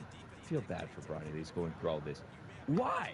Because his dad put him through this. His dad is getting him into the NBA, which he probably shouldn't be in. He's averaging 4.8 points in college. First-round pick. Why would he be a first-round pick in the NBA when you average 4.8 points? Why are you in a position to be turning down teams that want you to play for them when you average 4.8 points in college? And you've decided after 1 year, that's enough, I'm ready for the NBA. Don't forget, he's 3 inches shorter than they told us. That's another thing. Yep. That's another thing. I understand. I feel bad that he's 19 years old and he's going through this, but, you're not making this any easier. Why are you doing this? Why don't you work out for everyone that wants you to work out for them? If you don't want to be just known as LeBron's son, go play for another team. Get drafted wherever you get drafted. Don't just pick your dad's team and your dad's friends' teams in Phoenix. What are you doing? I wanted to ask you about that stuff because it seems as though LeBron and Rich Paul, the leverage is Phoenix, right? That's what they're angling for, to it doesn't seem like Udonis has said he's flatly not leaving Los Angeles. Ishbia is being used as a tool here as the radical owner who will do anything to get attention. And the friendship with Durant and playing with that transaction stuff. What do you mean LeBron could end up with Durant and Booker and everybody else? This was a purposeful leak. It's a strange story to come out that Bronny refuses to work for anybody in workout except for the Lakers and Suns. See, the weird thing is, I think what Rich is doing is he's being an agent. He is trying to get his client the best possible situation. So he talked about, I believe he went on Cam and Mason's show and said, we're not doing a two-way deal. And he's saying that as an agent who does not think that that is in the best interest of his client for several reasons of the restrictions of the two-way deals. He has no problem playing the G League, but it's not going to be on a two-way deal. It's going to have to be on a full NBA salary. Those are usually done with second-round picks, right? Yeah. Well, I mean, but there are. He doesn't want to do them. He wants them picked in the first round. Well, no, there are second-round picks that do get full salaries that aren't two-way players. Rich is doing all of this because, look, I'm trying to get the best options and scenarios for my client. The problem is his client is the son of his most famous and most powerful and best client. And so everything that happens to Bronny is seen through the lens of Uncle Rich and Daddy LeBron are trying to game the system. When the reality is, this is what Lattimore, how the hell you let McCaffrey moss your ass? Would a player of his skill set, should a player of his skill set be declining workouts? McCaffrey. But again, if my agent says to me, I can get you drafted in the first round, and we don't have to work out for all these But things. he's going to get drafted in the first round not because of him. But it doesn't matter. Why would he? But if he wants to make himself independent from his father. But he doesn't, Billy. He doesn't. Right. I hope Portland drafts him. I hope they draft him at 7. Your move, LeBron. You're going to go to Portland. I hope they draft him at 7. Actually, you know what's funny? I hope Pop drafts him at 8. Oh, LeBron, you always wanted to play for me? Now's your chance, buddy. Maybe. Come to San Antonio. That's a good spot. I'll tell you what the worst case scenario would be is that he gets drafted by Phoenix, because then LeBron's got a real tough decision. I hope he goes to Utah. I got to take minimum. We're winning this game anyway. This game is over. That's the only path for LeBron, right? A minimum contract. Well, either that or convince the Lakers, hey, so Bradley Beal. I mean, you're only taking How do you miss Bronny the if extra indeed point, you dude? want LeBron, right? Or if you think LeBron's going to go there. As a first Otherwise, round you're pick? not taking Bronny. As a first-round pick, Yes. sure. Yeah. But my point is, if Phoenix takes Bronny with a first-round pick, Nah. Phoenix is hopelessly capped out. So LeBron's got one or two decisions: either to I was trying to find a lateral way and it or didn't to work. hypnotize the Lakers into taking the poo-poo platter from Phoenix, or you could sign for minimum. You could sign, come over here and just play for tens of millions of dollars under what your market value is. And then LeBron's got to make the decision, wait a second, how much do I love my son? That's the thing. You need to test LeBron's love for his son right here. If you're one of these bad teams that's never going to get LeBron, you test his love for his son. And you test all this bullshit that he's been saying, oh, my dream is to play with my son. Really? Yeah. You want to play in Detroit with your son? So you test LeBron, and you don't try to make your team better. Exactly right, I love yeah. it. You test his love for his son. Don't you guys find it interesting that everyone's saying that this is one of the most, this is not a great NBA draft, right? There's not a lot of great prospects in this draft, and yet this is, the big enigma of the draft, and this is going to be driving the conversation. Are there any conspiracy theorists out there who think that this might be something that LeBron, as well as the NBA, have cooked up to bring attention to a draft that not many people really care about? I've heard worse theories. It's a perfect story, and I'm surprised that it's such a perfect story that it has resident anarchist Billy Gill. Orlando at 18 would be great. Oh, I hope you love Disney World, LeBron. It's a playoff team. What? I jumped, you asshole! Let's be very clear about this right now. Cavaliers. Yeah, because he was born there. Akron. I mean, if he were from Kissimmee, it'd be a different story. And we told Kissimmee. you, Coach Biggerstaff is coaching for his job, and you guys laughed and scoffed at us when we told you Monaco. Kissimmee is a good comedic choice there as a word. What's the difference between Kissimmee and St. Cloud? Because they're always paired together. It's like Minneapolis, St. Paul, Twin Cities. I've never heard. Wait, what is the other city? St. Cloud. I've never heard of St. Cloud in my life. Yeah. Anyway, sorry, Dan. You guys go to Disney a lot. I am surprised. That is South Florida Cuban right there going to Don't get me Disney started a on lot. Celebration. You are normally an anarchist, and you are sitting here rooting for the establishment. I'm rooting for a family to fall apart, apparently. That too. Ooh, we just have a Woj bomb that that plays into this conversation that we're having. David Fizdale is returning to the Phoenix Suns. Wow, Fizz. Smoke, smoke, smoke. Oh, wow. And you know what they say about when there's smoke? There's fire. Smoke bomb. You are normally an anarchist. I would think that you would enjoy somebody who otherwise doesn't have any value dictating to the system how it is it's going to go, just because he's the son of somebody who's trying desperately to change the way the power dynamics work in the system. If I'm going to be honest with you, it's really the Ethan of this all that drives me crazy. Because Ethan's out there telling me I should feel bad for Bronny. And like, no, buddy, I don't feel bad for Bronny. That's not what's going on here. Everybody's trying to make us feel bad for Bronny because he's in this impossible situation that he has put himself in. He's in this position because of him and his father. He shouldn't even be in this position. But we have to keep hearing about it because of a position he's put himself in. And then we're like, I don't know.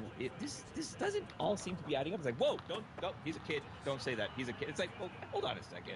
He should be interning somewhere. That's what 19-year-olds do. They intern somewhere. They get ready for their sophomore year of college, and they say, you know what? I don't know what I want to do with my life. That's what he should be doing at 19 years old. You can intern for the Suns next year. Mm-hmm. Minutes. In the media relations department. We are this close to crowning an NBA champ, and with the action heating up on the court, it's even hotter at DraftKings Sportsbook, an official sports betting partner of the NBA. New to DraftKings? Listen up. New customers can get a no-sweat bet up to $1,500. Just deposit at least $5, and you'll get a bonus bet back equal to your first bet if it doesn't hit. Download the DraftKings Sportsbook app now and use code DAN. That's code DAN for new customers to get a no-sweat bet up to $1,500 if your first bet doesn't hit. Only on DraftKings. The crown is yours. Gambling problem? Call 1-800-GAMBLER, or in West Virginia, visit www.1800gambler.net. In New York, call 877-8-HOPE-NY or text HOPE-NY to 467-369. In Connecticut, help is available for problem gambling. Call 888-789-7777 or visit ccpg.org. Please play responsibly. On behalf of Blue Hill Casino Resort in Kansas. 21 plus, age varies by jurisdiction. Void in Ontario. One no-sweat bet per new customer. Issued as one bonus bet based on amount of initial losing bet. Bonus bets expire 168 hours after issuance. See dkng.co/bball for eligibility, wagering, deposit restrictions, terms, and responsible gaming resources. Don Le Batard. He has been great. He's made great hires. I said all. We've said all. He said all that. Yeah, we've said all that. So this is three picks. Everything you're saying, Nah. it's all been said. Okay, you got to understand one thing. Stugats. Me maximum. That's Until right. I say it, it hasn't been said. Whoa. Okay, understand that. You're the mayor. Until I say it, it hasn't been said.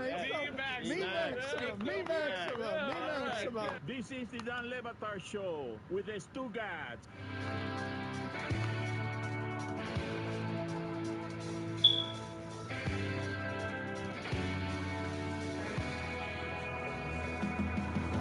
Isn't it true, though, that Bronny is in the situation he's in because of his heart ailment, largely? And 4.8 it's all is right. missing most of the season, coming It's an back. average. Okay. The average 4.8. Right. It's But not like they get all your points, they average it out amongst all the games, and it combined and went down to 4.8. Yeah, but the heart thing definitely affected his stats. okay, and he has since been medically cleared. Yes. Okay. Now, before the heart issue, before the 4.8, he was definitely considered a pro prospect. Only by But his four father. people watched him play. Amin would always talk about the actual pro prospects and the one bullish. Yeah, I mean, he was a well-recruited player, but he wasn't a blue chip. He wasn't like... He was a second or third round, right? He was a second round pick. It's only 2 rounds. Right. That's why I stopped. Well, yes. I mean, Save it a few. you didn't stop though at the right time. You stopped a couple of you stopped a couple of steps late. Which, by the way, like, it's not his fault that he's not as good as his father, obviously. But I think that's one of the reasons that people feel bad, because it would probably be very hard to be LeBron James's son, even though I agree, Billy, a lot of this, like, LeBron himself has projected before his son was old enough to make his own decisions. So there's a lot of stuff that he's now kind of grown into. Even though he is technically an adult, he's still very, very young, and the guidance he's getting is largely from his father and, like, you know, the other agents and stuff that his dad knows. And maybe it's hard to make decisions independent of what other people in your family think of your head. We should be grateful. I mean, he should. That his dad is willing to do this for him. He is going to make a kid who was averaging 4.5 points per game, no business being a lottery pick in the NBA. He's going to make him a first-round pick. Which, by the way, what a great championship dad of the year. LeBron's opt-out 3 days after the draft is simply incredible. Because then he gets, do I want to go there? No. I'm going back to L.A. He controls it. The announcement that he's going to be a free agent was more muted than it normally is, but that the guy who is both the youngest player to ever make an All-NBA team and the oldest player to ever make an All-NBA team, that he still has this power that can just over on the side create both economy and interest around his son, where I'm guessing the majority of the audience. Who is the name prospect by leaps and bounds that you know in this draft? 8-week draft. Whether you like it or not, it's the son of LeBron James with just collateral interest on the side. Another clutch management economy of how do we create value over here for something that might not have value on the fumes of what LeBron is. Yeah, it's a good conspiracy theory if you think some people are in cahoots. It's super interesting to think of the league needing to transition out of the LeBron years, and the way that it goes younger is by wondering, will he go to Phoenix and team up with Kevin Durant, and all of a sudden basically Bronny becomes Giannis Antetokounmpo. But hold on a second. The league has so many young stars. You don't need to rely on LeBron and Bronny to be getting the attention at this point. You should be focusing on the league. I mean, I agree, Billy. I don't want to have the ratings conversation, but they're struggling to create new marquee stars. That's why the John Moran thing kind of caught them in a moment where like, wow, 3 picks and a win. There is definitely like the big blue button meme in NBA media where you like slap the LeBron button and immediately like there's amplified attention to whatever you're doing because he's the greatest player of all time. You guys just weren't old enough to remember when Jordan retired. How thirsty the league was. Yeah. The second time. After 98, the league was desperate for like, just give you something, anything. The first time too, they made Penny like Penny was a great player. Grant Hill. Yeah. But it's like dying to make those guys. But like the second time, because we really thought like the first time was like, oh my God, he retired so early. The second time was like, oh yeah, this is it. He just ended it on the perfect, hit the shot. It's it. That's it. He's not coming back. And so this search for anything was so severe. And then what ends up happening is he comes back a couple years later, plays for the Wizards, and this is right after 9/11. It's like Michael Jordan is going to save us from 9/11 like economy dips, right? And by the way, he did. The team that led the league in road attendance that season was the Washington Wizards, even though they were terrible. This is where LeBron is headed. He's going to be like a traveling man. He's going to end up playing for like 17 different teams, just saving the league on attendance and ratings alone.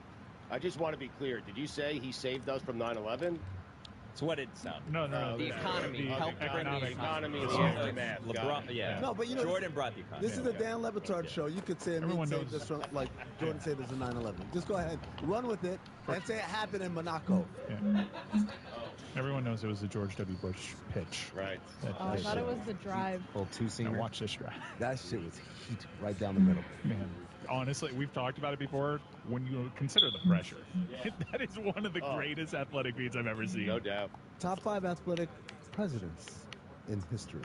Let's do the top 5 list of Stugatz's teams that LeBron has nodded at. How tall was Abraham Lincoln actually tall, or was he tall for the time? Into the zone faster like and trouble 6'4", catching. and he also had a big hat. Big hat. Bad spatial awareness by Lincoln. Good golfer. Gerald Ford was a Michigan football player. He was.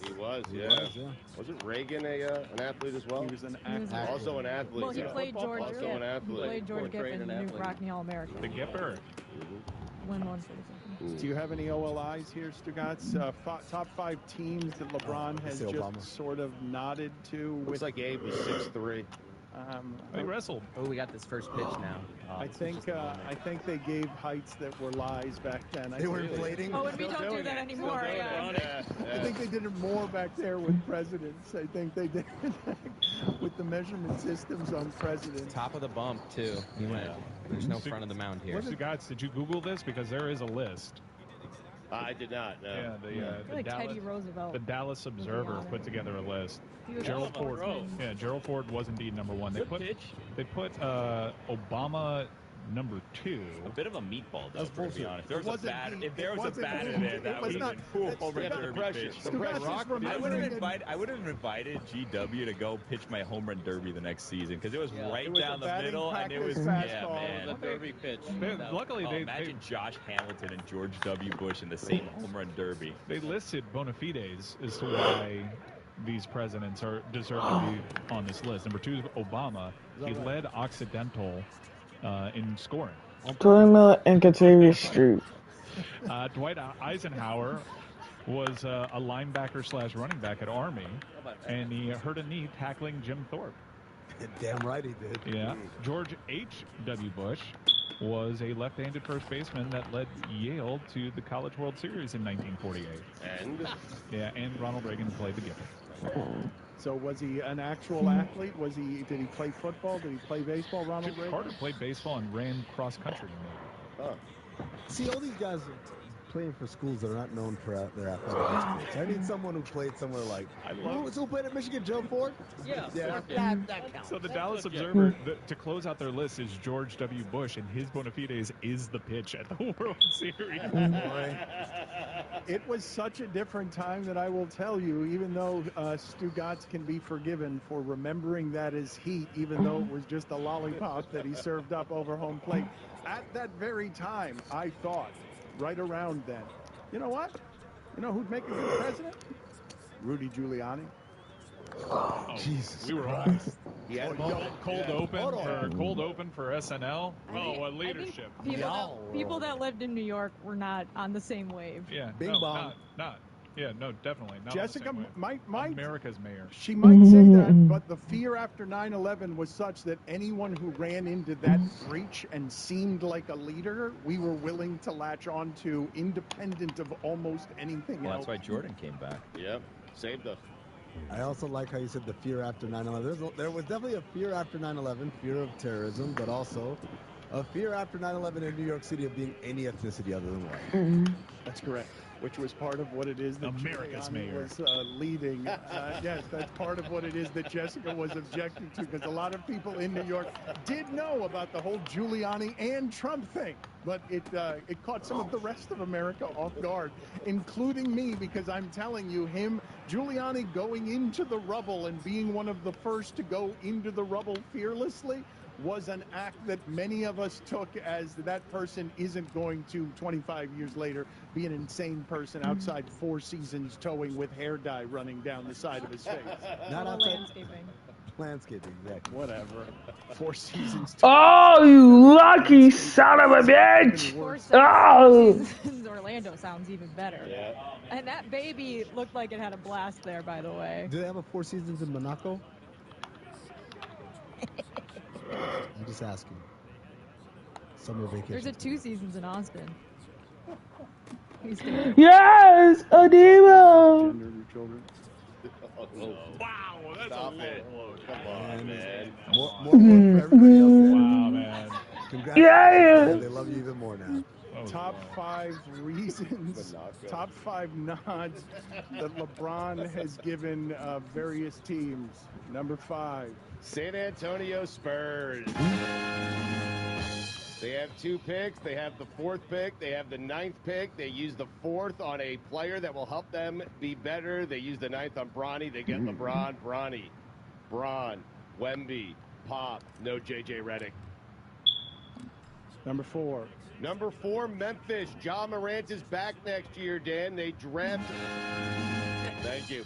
Bronny at number 9. Fire their coach and replace him with JJ Redick. Bro, you're stupid. Oklahoma City. Why? Loves the GM. 1 seed in the West. Put him with SGA. You get Bronny. You get JJ Redick. You win a title. Sounds like what a pro wants. Number 2. The Cavs. Bickerstaff is out. JJ is in. And what a story. Cleveland's favorite son comes Reese home Pigskin. with I his don't have that son. one. You got one better than that? The Knicks. That's the worst. The worst. The worst. All right. Since the dawn of mankind, we've cooked our food over an open flame and debated the best way to grill it. One thing not up for per 12 ounces. You're listening to DraftKings Network.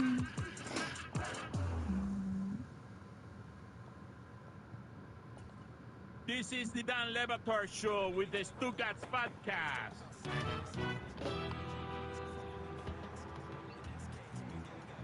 I wanted this segment to offer Stugatz a hearty mazel tov because Tariq Cohen has become a New York Jet for a year, but he has gone outside to smoke a celebratory heater, and he is not here to enjoy and share my congratulations. I do want to ask the room about the New York Jets. What's the best story for Aaron Rodgers this year? Him being great or him being terrible? I was going to say The Lord of the Rings, but then you started saying Aaron Rodgers. I reread The Fellowship of the Ring this weekend. Yeah. Started The Two Towers yesterday again. Doing a big reread. Ring of Power coming back in August. The best story about Aaron Rodgers, I mean, I think it just depends, Dan. I think Jets fans are like, this has got to be it, right? Like, something's got to happen this year. But all the people that don't like Aaron Rodgers thought last year was the best story because he got hurt after like 3 snaps. So I'm asking all of, not just Jets fans, I'm asking everybody, the best thing that can possibly happen from a content perspective. He tears his other Achilles running out to the field with an American flag. It would be funny just because that would be the lasting image. And it's not funny to the person so much as it is to the franchise. Me, personally, I want to see Aaron Rodgers play well. I think him being great is the best story. I want to see him play well outside of Green Bay. Look at what a big deal he was last year. A lot of it's because of some of the ridiculous things that he said, most of it anyways. But I would like to see that franchise have Aaron Rodgers be great in that uniform. Time's ticking down here. Like, this might be his last season, for real. And I haven't seen him be great in about a year and a half, and I want to see him be great again on the field. I heard Tom Bombadil was going to be in the new season of Rings of Power, which is really exciting because he wasn't in the Fellowship of the Ring. They cut that entire chapter, those 2 chapters, really out of the movies.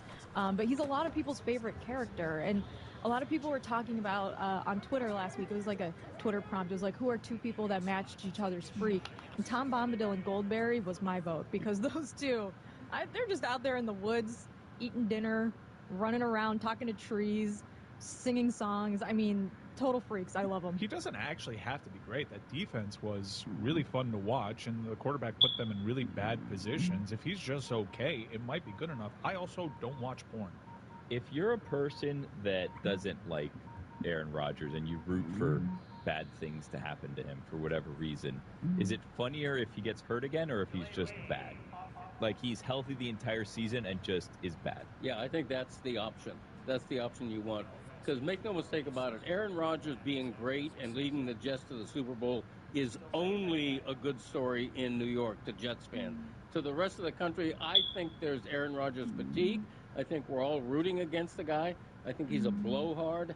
I think he's just... The reasons that you outlined are why he's also garnered a lot of support from people that don't necessarily follow football all that passionately. Like, he is held up by a lot of people because he espouses the virtues that they believe in. I think the perfect start is give them a good hot start, maybe first 5-6 weeks of the season. Jets fans get real excited, and then it all crumbles. I don't know what Pornhub is. Someone had to explain it to me.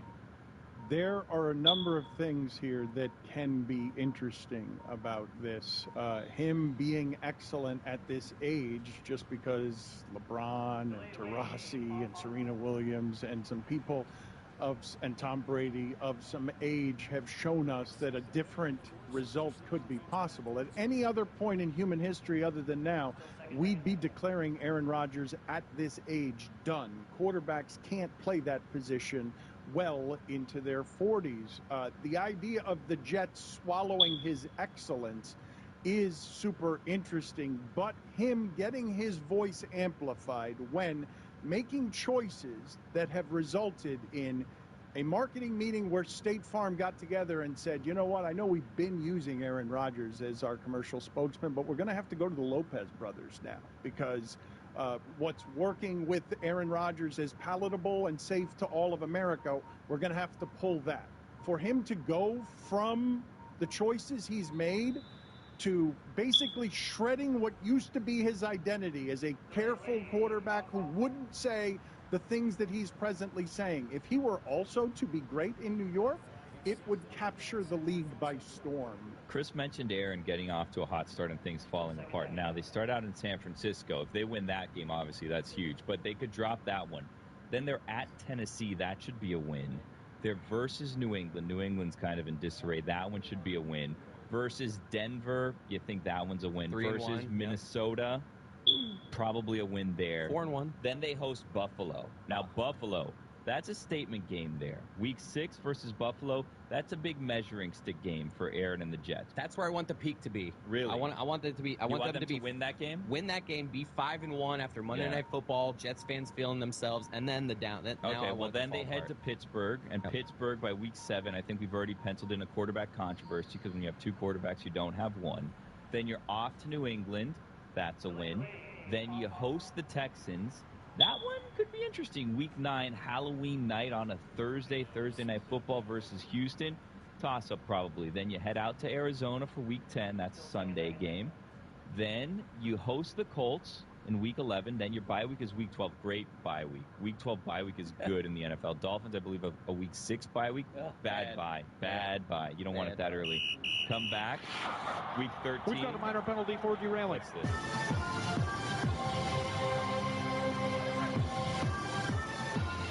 Chris got off around the sounder, it sounds like. No, so you've got 2 minutes for derailing, for insisting 13, on doing one. They won this wins one, and they lost this one. Yeah, get out. Versus the Seahawks. Good news, Brazzers has a free trial. I'll be back. Thank you. Don't threaten us. Genesis is in there. Go ahead and Wait. Can I go to the penalty box? fire off. No. Monaco. That was so stupid when you did that, Dan. That was so embarrassing. Nope. You can. I thought Ring of Power season 1 was really good. I'm trying to derail someone, please. Give me a penalty. My back. Start of the day music, please. Start of the day, start of the day. It is the start of the day. Start of the day, start of the day. It is the start of the day. Start of the day, start of the day. It is the start of the day. Start of the day, start of the day. It is the start of the day.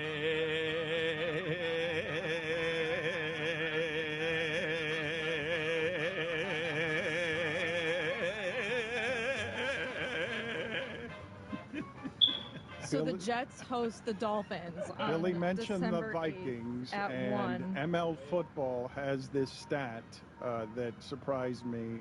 2-time champion Eli Manning, in his career, threw more touchdown passes to the Vikings in games played against the Vikings than he did against the Vikings.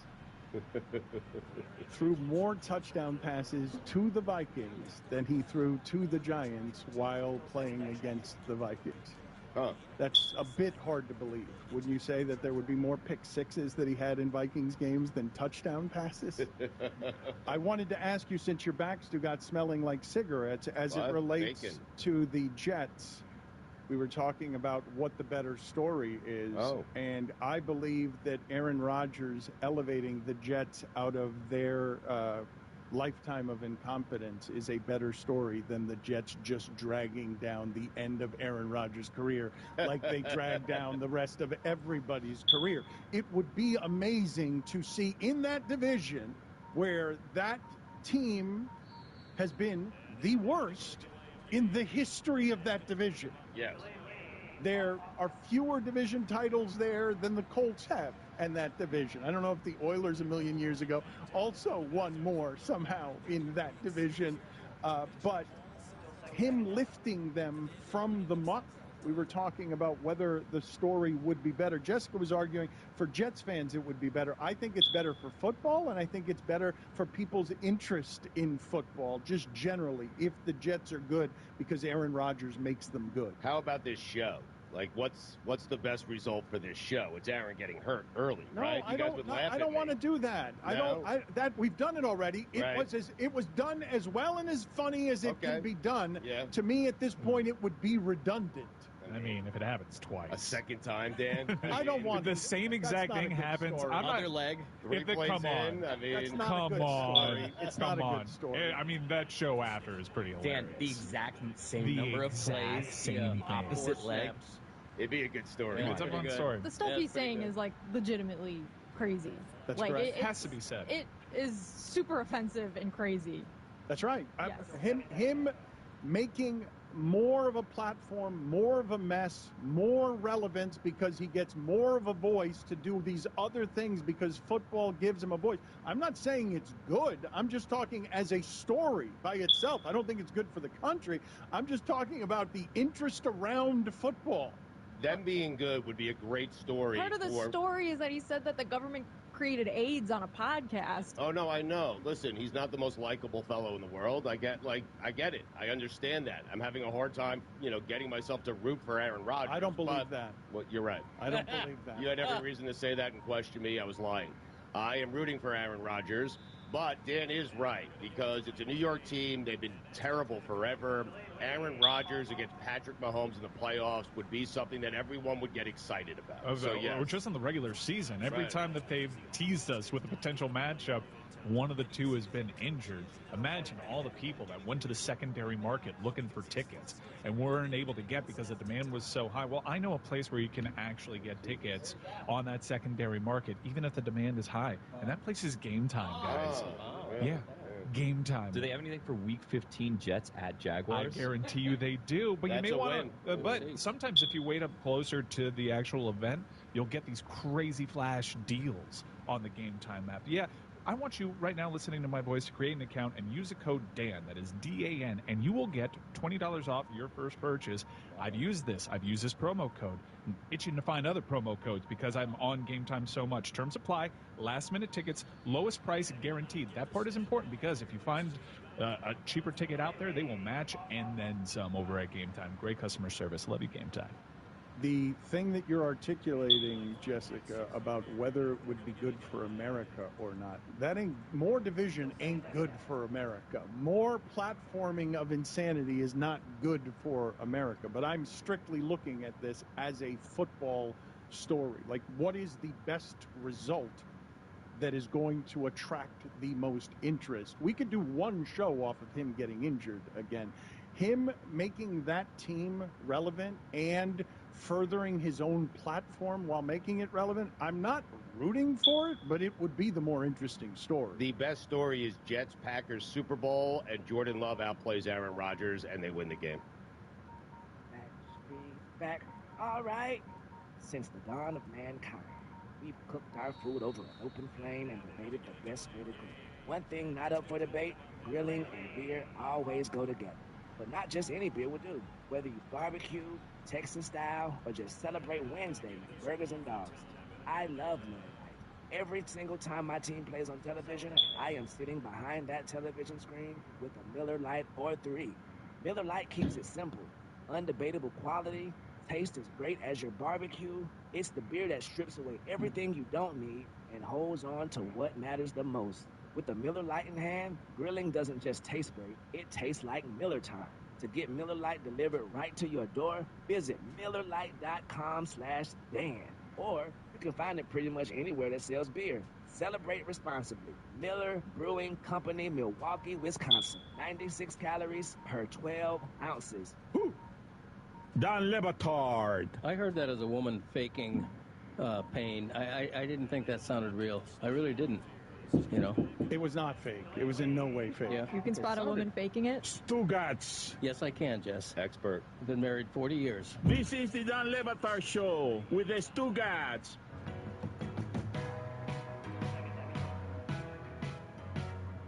The podcast that Greg Cody does, and we celebrate it here every week, and he thanks our listeners for their giant support of what it is that he's doing, the Greg Cody Show featuring Greg Cody. Fine. He often shows dangerously bad judgment. So when he comes in here and tells me, I want to talk about something that we talked about on our podcast, and he frames it as, I'd like to make fun of an illness that is funny because of what it's named, I get scared I don't want to do that without any proper vetting. Well, give it a shot. Well, I see all. Right. Yes, I'm not surprised that fear sweeps through the room, and then you immediately emerge and are like, "Yeah, sure, talk about whatever Greg Cody is talking about that makes fun of serious illness." And we're live. We've made fun of Ligma for years, Dan, on this show. He's just saying hear him out, that's all. Okay, but I think there's the danger in bad judgment is that once you hear it Right, out, you cause the problems that you can't then correct if this hasn't been properly vetted. And so I'm vetting, schmetting. Exactly right. Yeah, I mean, then the pepper vetting, happened, and that became the whole thing. Core vetting is more like it. Right. I wouldn't worry about vetting this. I would just trust my judgment. I mean, he did talk about it on the Greg Cody show, And he's here. he didn't get fired or anything. Right. So. Well, who would fire him? You like to say mumps. I would fire myself. Would you? I think I might if I said the wrong thing. You wouldn't. I'm very sensitive. I don't think And then what would you do? Would you pull yourself into the office, have a sit-down, Greg? We got to talk. Yes.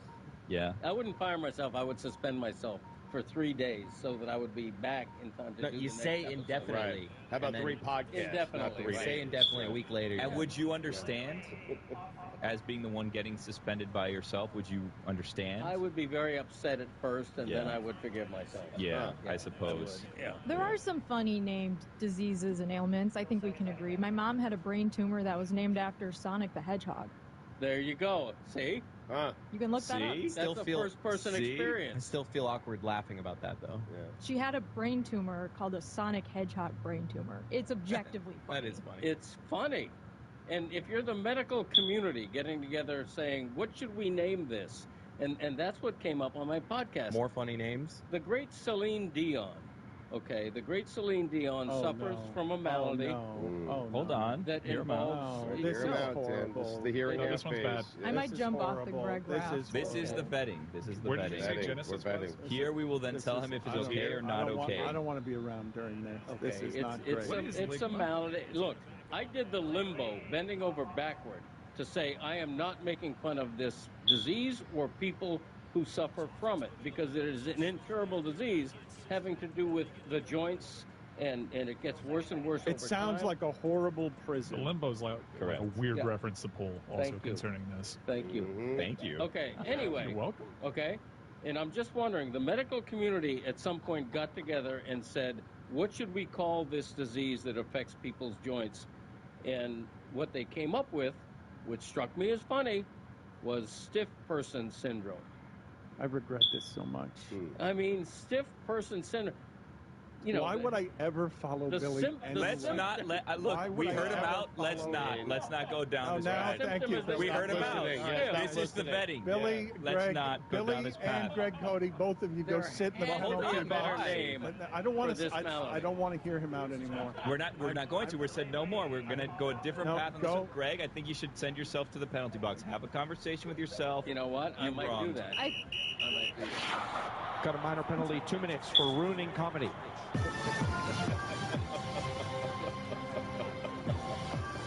I think the rule is yourself or an immediate family member has to have stiff person That helps. syndrome. When That you helps. did it, it worked because you had. I didn't know he was gonna go with Celine Dion, especially after that video just came out where she was. I think there's a documentary about her coming out, and it just seemed what she's going through seems horrible. horribly sad. And I just saw that trailer a few days ago, and now Greg comes in with this, and it doesn't feel the same as me laughing about Sonic the Hedgehog. I feel like if Celine had watched this, she'd smile. I and be love that like, Greg put you all in this spot. He's harmless.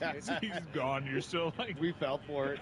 It's not falling for it. If somebody were to go back, I encourage people who are listening to the very start of this show on YouTube to listen to the first time Billy spoke on today's show, because about 4 or 5 minutes in, he decided to get in, and it was just to keep the balloon in the air on supporting Greg Cody on something that couldn't be supported. It is That should what- be an Olympic game, by the way. Keepy uppy, Chris. I feel like we could be on a team in the Olympics. Just keep the balloon up. It is what he does, Billy does with the entirety of his career. It's what he has dedicated himself to. Supporting things that shouldn't be supported. Can't be supported. Sometimes it floats away. You kick it with a big toe. And sometimes it explodes and the entire company descends into the sewage.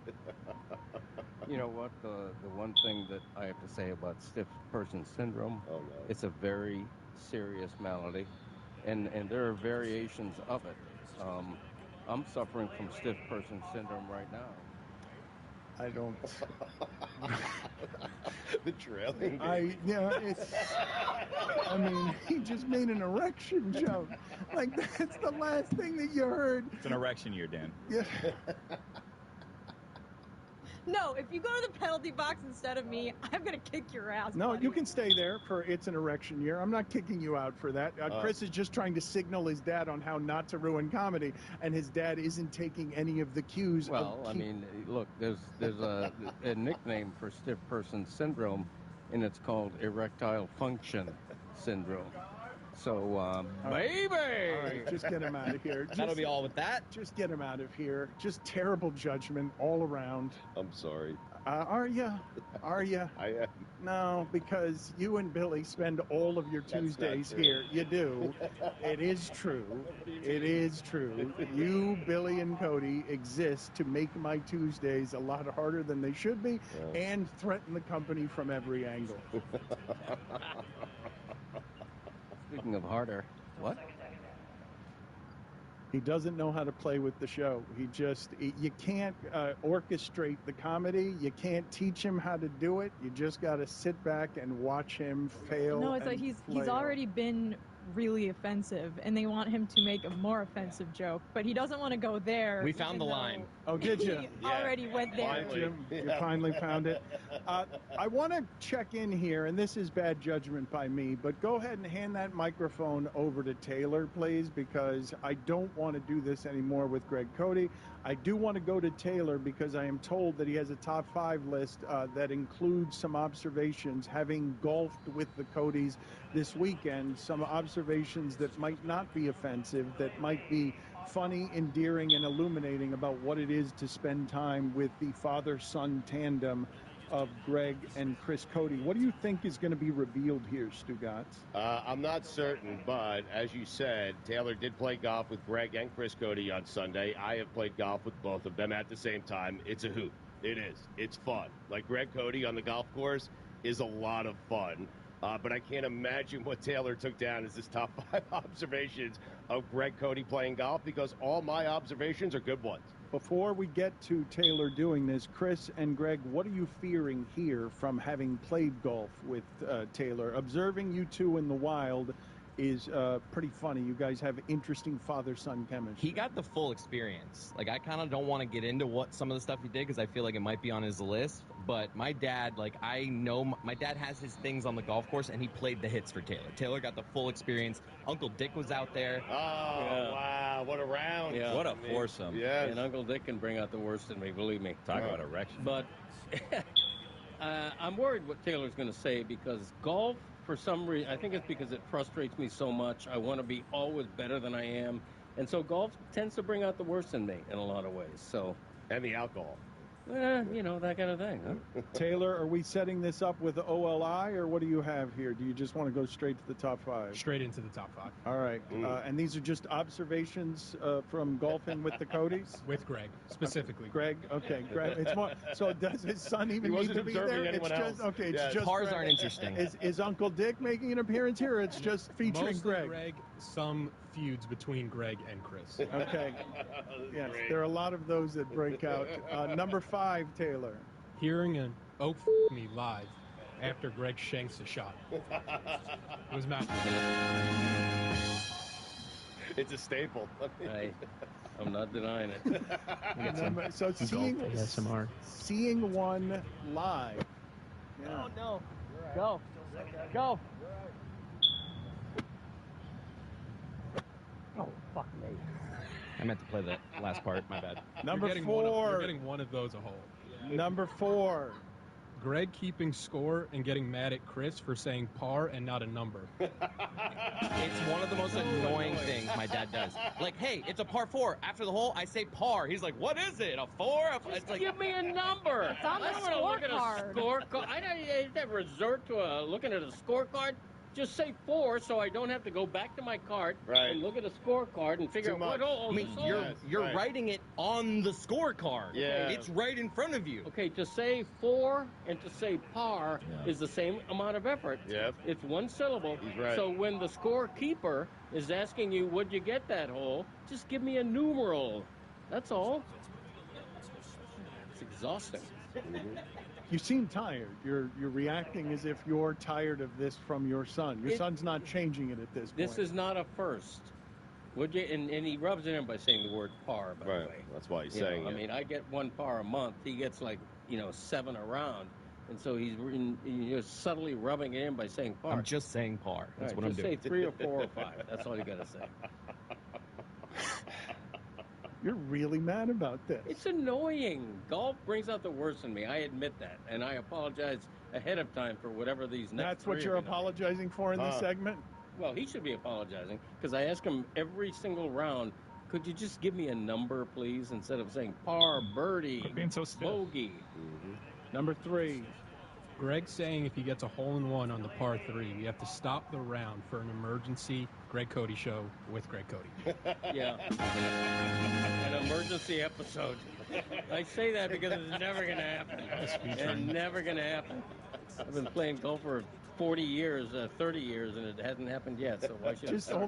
hold up. So what you're saying is if you make a hole-in-one, you're telling Chris he's got to go back to the house and bring back the equipment so that you guys can do at that hole the live hole-in-one coverage emergency podcast. Yeah, while 150 golfers are queued up waiting because we're on the green for an hour and a half. Number 2. If you don't give Greg a putt he thinks is a gimme, he'll hold it against you for the rest of the round. Oh, my God. I can't believe there's one better than that. That is the pet peeve. If I'm standing over a putt that's 1.5 foot, and nobody is giving me a gimme. You measured it with your putter. Okay, so I was 2 inches over. You can't do me a solid? I mean, and then if I have to putt, and I missed the putt, oh my God. But then it wasn't a gimme if you missed it. Should have been. Should have been a gimme. That's why they call it a gimme, because you're giving somebody something. Yes. It's death, taxes, and my dad walking off a green, huffing and puffing, saying, I'm not giving out any more gimmies. And I'm no not. more gimmies. I won't give out.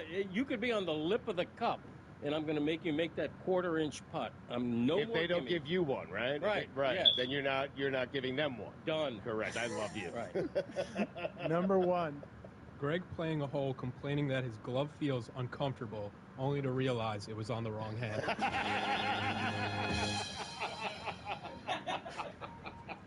There was one. Oh my God. That did happen. We are this close to crowning an NBA champ, and with the action heating up on the court, it's even hotter at DraftKings Sportsbook, an official sports betting partner of the NBA. New to DraftKings? Listen up. New customers can get a no-sweat bet up to $1,500. Just deposit at least $5 and you'll get a bonus bet back equal to your first bet if it doesn't hit. Download the DraftKings Sportsbook app now and use code DAN. That's code DAN for new customers to get a no-sweat bet up to $1,500 if your first bet doesn't hit. Only on DraftKings. The crown is yours. Gambling problem? Call 1-800-GAMBLER, or in West Virginia, visit www.1800gambler.net. In New York, call 877-8-HOPE-NY or text HOPE-NY to 467-369. In Connecticut, help is available for problem gambling. Call 888-789-7777 or visit ccpg.org. Please play responsibly. On behalf of Boot Hill Casino Resort in Kansas. 21 plus, age varies by jurisdiction. Void in Ontario. One no-sweat bet per new customer. Issued as one bonus bet based on amount of initial losing bet. Bonus bets expire 168 hours after issuance. See dkng.co/bball for eligibility, wagering, deposit restrictions, terms, and responsible gaming resources. Don Lebatard. You don't remember the idea for I a was home probably run like, call? that kind of thing. Something. Okay, no, the home run call was that kind of swing, that kind of thing. Stugatz. Oh, it's a good call. Thank you. And plus, it doesn't matter who's hitting it. Like, you're not tailoring it to a particular name. You know, all that jazz. You know, you don't got to do that. You just Oh, that would be a great call. That kind of swing, that kind of thing. This is the Dan Le Batard Show with the Stugatz. I want to stay with golf here, not because I want to talk about Lexi Thompson, though I do, and not because I want to talk about Scheffler getting off, which I also do. On the charges. Yes, thank you, Stugotz. Erection year. An important Did just have a child. correction year or erection year. He had stiff person syndrome. But before I do that, I don't want to leave just yet how it is that Greg Cody managed to wander around with a glove that he was wearing incorrectly without realizing that he was wearing it incorrectly. How long did it take you? You seem genuinely embarrassed by this. I am, because it made me worry about myself. I'm like, hey, did I just have a small stroke? Kind of like right there. Right. It was funny for me for 1 second, and then I was like, are you okay? You were concerned. I'm telling you, maybe if you don't golf a lot, this does like, you know what hand your golf glove goes on. And he came up to me on the 4th hole just with this innocent. 4 holes I'm telling you, on the 4th hole. It was the 3rd hole. It was a whatever. legitimate, man, he goes to me, I'm going gloveless today because this just feels weird on my hand. And I turn my body and I'm like, that's your right. I'm like, it's on the wrong hand. And then he pulls it off, and as he's putting it on, like he's like, oh man, this is much better. And I'm just like, beautifully. Where were you on Just that like a hole? glove. Maybe you were supposed to be, having a small stroke. If you were like near the green. No, we were at the tee box on the 3rd okay. or 4th hole. it was scary. Here's the thing, Greg. Put up your right hand. All right, now put up your left hand. And now turn your left hand this way. No, just your left hand. Just your left. And put your right hand back up how it was. See? The thumb's on the same side. So is the index finger, the middle finger, the ring, and the pink. It could happen to anyone. No. Hands Billy, are tricky. Billy, his thumb was in the pinky hole, and his pinky was in the thumb hole. Yeah. And I was trying to make it fit. And that being was the worst perplexed, thing. that's the scariest part. Is because you think he would have in his brain, oh shit, it's the wrong, but he comes up to me with just this innocence of like, what's happening? Why is this not feeling right? And I'm like, the glove don't fit, Am I being punked? Where's Ashton? Golf strokes. That was very clever.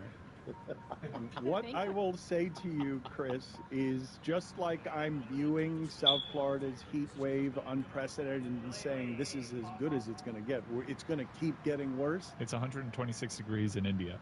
Your life right now with your father, this is the best it's going to be. It's going to keep getting worse. There are going to be more things like this glove incident where you're like, how does this age? This is how it ages. I mean, it is. It's like, and it's how you'll age. You are someone who doesn't care about learning. You've given up on the idea of I'm going to be formed and I'm good with who I am at this point. So if you're reluctant and stubborn about these things, you're not going to do the things necessary to make that all stop happening. It's just going to keep happening worse and more. It made me assess myself. I'm like, I'm going to turn into him. Like, I was literally in a car with Taylor. Like, I need to start reading more. I got to stop smoking weed.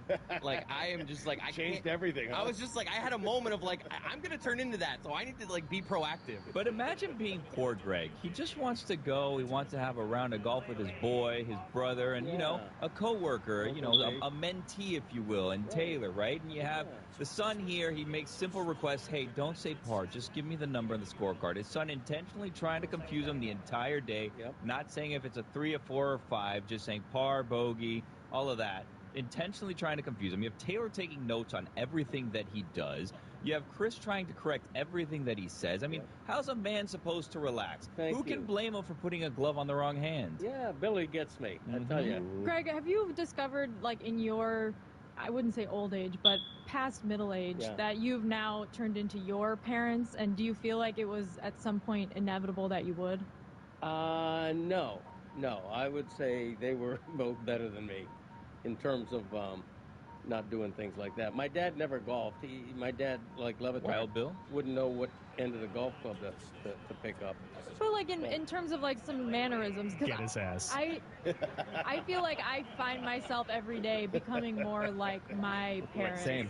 And I find my boyfriend starting to turn into his dad a little bit. Like he goes fishing and he wears these disgusting shoes. I'm like, that's something your dad would do. Jessica, not your 34-year-old man. My wife, you have to see these things for yourself to truly be mortified by them. Sometimes a loved one can point them out to you, but in order to change some things, you have to see them yourselves, or some of us will be so stubborn that we will not actually make the change.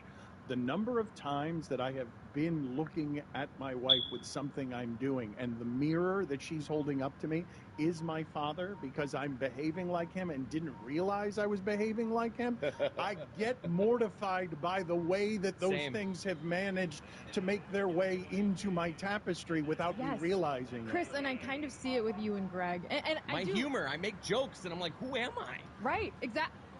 You're Greg. I started drinking the same coffee order as my mom every day growing up. She had a doppio espresso macchiato, Oh, and of if they course. put milk Love a instead of doppio. foam, she'd get upset. And she'd be like, there's too much milk in this cup. It's too heavy. I wanted foam. I didn't want milk. And now I'm drinking espresso macchiatos, and if they put too much milk in, I say, I just wanted the espresso shots and the foam. And I look at myself sometimes, and I ask myself, who have I become? Anytime I get a bill at a restaurant, I say, what, did we break a window? And then I punch myself in the face. You said that too? That's a classic. I will say this, Jess, I didn't Thank you for saying it. I didn't answer your question correctly because what came out on the golf course, which was entirely 100% accurate, Was on surly Wild Bill Cody? My dad was very irritable.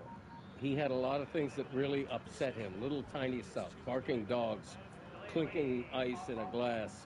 You hate that. Refrigerator You've doors hated me left eating ice open. my entire life. Okay, and that's, I inherited that from my father. I tend to be overly irritable at stuff that doesn't matter, that just little tiny minutia. And that's, yeah. Not to bring it back to a past topic, but imagine the person that named it irritable bowel syndrome. Yeah. As if though IBS. bowels have feelings. Right. That's Silly. That's a good point. Thank you, Greg. Irritable Greg Greg gets me. syndrome, it sounds like. Irritable Greg That's what syndrome. all the Codys get. IGS. I like that. I should have a syndrome named You after me, should. to What be would you honest. What would you choose? I don't know. I would have chosen stiff person syndrome, but it was already taken. Right. That wouldn't be named after you. Well, if he was stiff, it Yeah, would. you know, I gotta know. Erection year. Scheffler has gotten off on the charges. Yes, he has. What are the details that we need to know? Is the police officer in any trouble whatsoever? Well, the police officer was in trouble for originally not having the camera on, the body camera. Well, but he didn't get. He has a history of like doing donuts in the police car with a drunk passenger. There's He's some. the cop from Superbad. Not Scotty Scheffler, to No. be clear. I thought you were talking about Scheffler for a Yeah, second. no. It's one of the perks of being a cop, though. You can do those things. No, well, debatable. You This is can't. super bad. It's why he got into trouble for it, and why it is that it's Well, he being should've. reported that he has a past that suggests that he's not the most responsible As police officers. As part of the charges being dropped, both sides have agreed not to have legal action taken against the other. So it would appear, on the outside looking in, not a lawyer, I'm not a lawyer, that maybe there was some fault on the other side there, if you're agreeing that you can't be sued. Well, I think Scheffler just wants it to go away. I think Scheffler didn't like the attention of all that. But from what we did see from Darlington and other camera angles, it didn't seem like Scheffler, even though it's not allowed to drive into an active crime scene where you're investigating someone's death, it didn't seem like Scheffler, from any angle that we got, was disrespectful or kept the car moving much longer beyond the policeman's, admonishment. Most people, I think, I haven't heard another opinion on this, most people see that situation and say that Scheffler shouldn't have been treated that way. Not because he's the number one golfer in the world, just like because it seemed like an overreaction from the police officer who was indeed trying to protect what could have been an investigative scene. You're not allowed to drive through where they're investigating someone dying. That's not something anyone's allowed to do. Not the number one golfer in the world or not anyone else. But I think most reasonable people thought the police officer was overly unnecessarily aggressive there. It could be, but at the same time, they did. Now, they obviously didn't prosecute the case, but he originally was charged with a felony. You know, when you injure a police officer, it's a felony, and normally the cops take that pretty seriously. But the lack of a body cam, I think, really made this. Well, no one was injured, though. There was no injury. The cop was taken to the hospital. The cop was injured. But there was a differing account from Jeff Darlington and the other witnesses as to how he was injured. And that, I think, is why none of this really adds up to the police officer's account of what happened, because there were eyewitnesses. And Scotty Scheffler also said that he never did the things that were alleged to have happened. So, I mean, your opinion of the police weighs a lot into which side you're automatically giving credit and credence to. Correct me if I'm incorrect, though. I don't hear a whole lot of people defending the police officer in this instance. I don't see. We can argue about anything, especially when it comes to the politicization of police reform. We can argue about.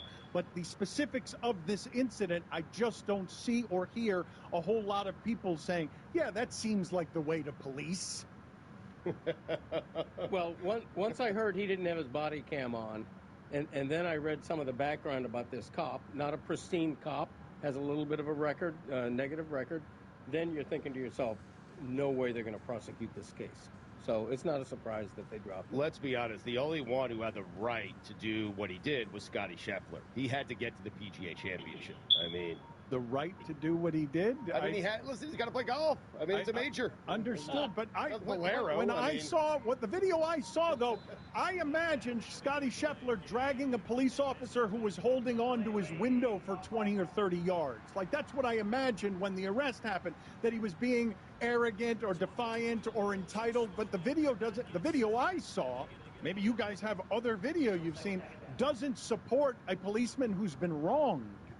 Well, he was taken to the hospital. Now, I'm not saying it was justified, and I'm not saying he didn't have a part in his own injury, but it was a cop taken to a hospital, and they were talking about a felony charge. So until the body cam, lack of a body cam happened, you're thinking, all right, what if they prosecute this case? Then what? I genuinely wonder if Scheffler were more vindictive. If this had happened to Greg Cody and he were the #1 golfer in the world, this wouldn't have been dropped.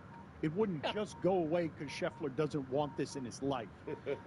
You would be vindictive about making sure you got public justice if you feel like you had been thrown in jail.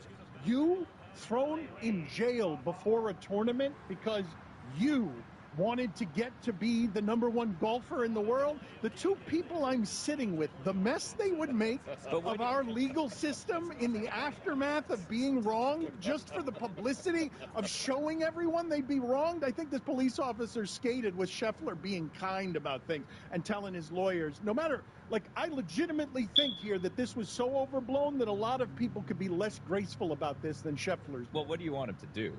The charges ended up being dropped. The videos come out siding with him. Audio has come out that seemingly also sides with him. What else is he going to do? I think people would expect a lawsuit, Billy. Put Stugotz and Greg in that position. You think there would be a lawsuit. You think they're just dropping it? Well, here's the thing. I'm the kind of guy who sweet talks a cop out of a traffic ticket. Okay, right. I've done it on multiple occasions. Mm-hmm. I know just what to say. How do you do it? Pretend I pulled you over. Let's do this. Let's pull you over, Greg. Role playing. Let's do this. Greg, I have to see your license and registration, please. Yes, you certainly may, officer. Here they are. And I have to tell you, I apologize in advance. I didn't realize it, but as soon as I saw the blue lights, I looked and saw that I was going 5, 7, 10, maybe 10 miles over. 43 miles over. I really apologize. And you were doing your job. I'm sorry. And that kind of thing actually has gotten me out of multiple tickets. That's it? Really? 2 Americas. That's a sweet talk. That's all you do? Yeah. I mean, wow. Yeah. Can I sue the cop? For doing that to Scheffler? For doing that to Scheffler? And ruining your bet? Because I had a 5% play on him to finish top 5. I had a 5% play. We should try to do it as a show. Sue him as a show. Yeah. He shot a 66 after he was released from prison. But then he fell apart. Once it third round, in the moment. He said that was why. He said it all hit him the next day. Jail, not prison. Sorry. Back. All right. Since the dawn of mankind, we cooked our food over an open flame and debated the best way to grill. One thing not up for debate, grilling and beer always go together. But not just any beer will do. Whether you barbecue, Texas style, or just celebrate Wednesday with burgers and dogs. I love Miller Lite. Every single time my team plays on television, I am sitting behind that television screen with a Miller Lite or 3. Miller Lite keeps it simple. Undebatable quality, taste as great as your barbecue. It's the beer that strips away everything you don't need and holds on to what matters the most. With the Miller Lite in hand, grilling doesn't just taste great, it tastes like Miller time. To get Miller Lite delivered right to your door, visit MillerLite.com/Dan. Or you can find it pretty much anywhere that sells beer. Celebrate responsibly. Miller Brewing Company, Milwaukee, Wisconsin. 96 calories per 12 ounces. Woo!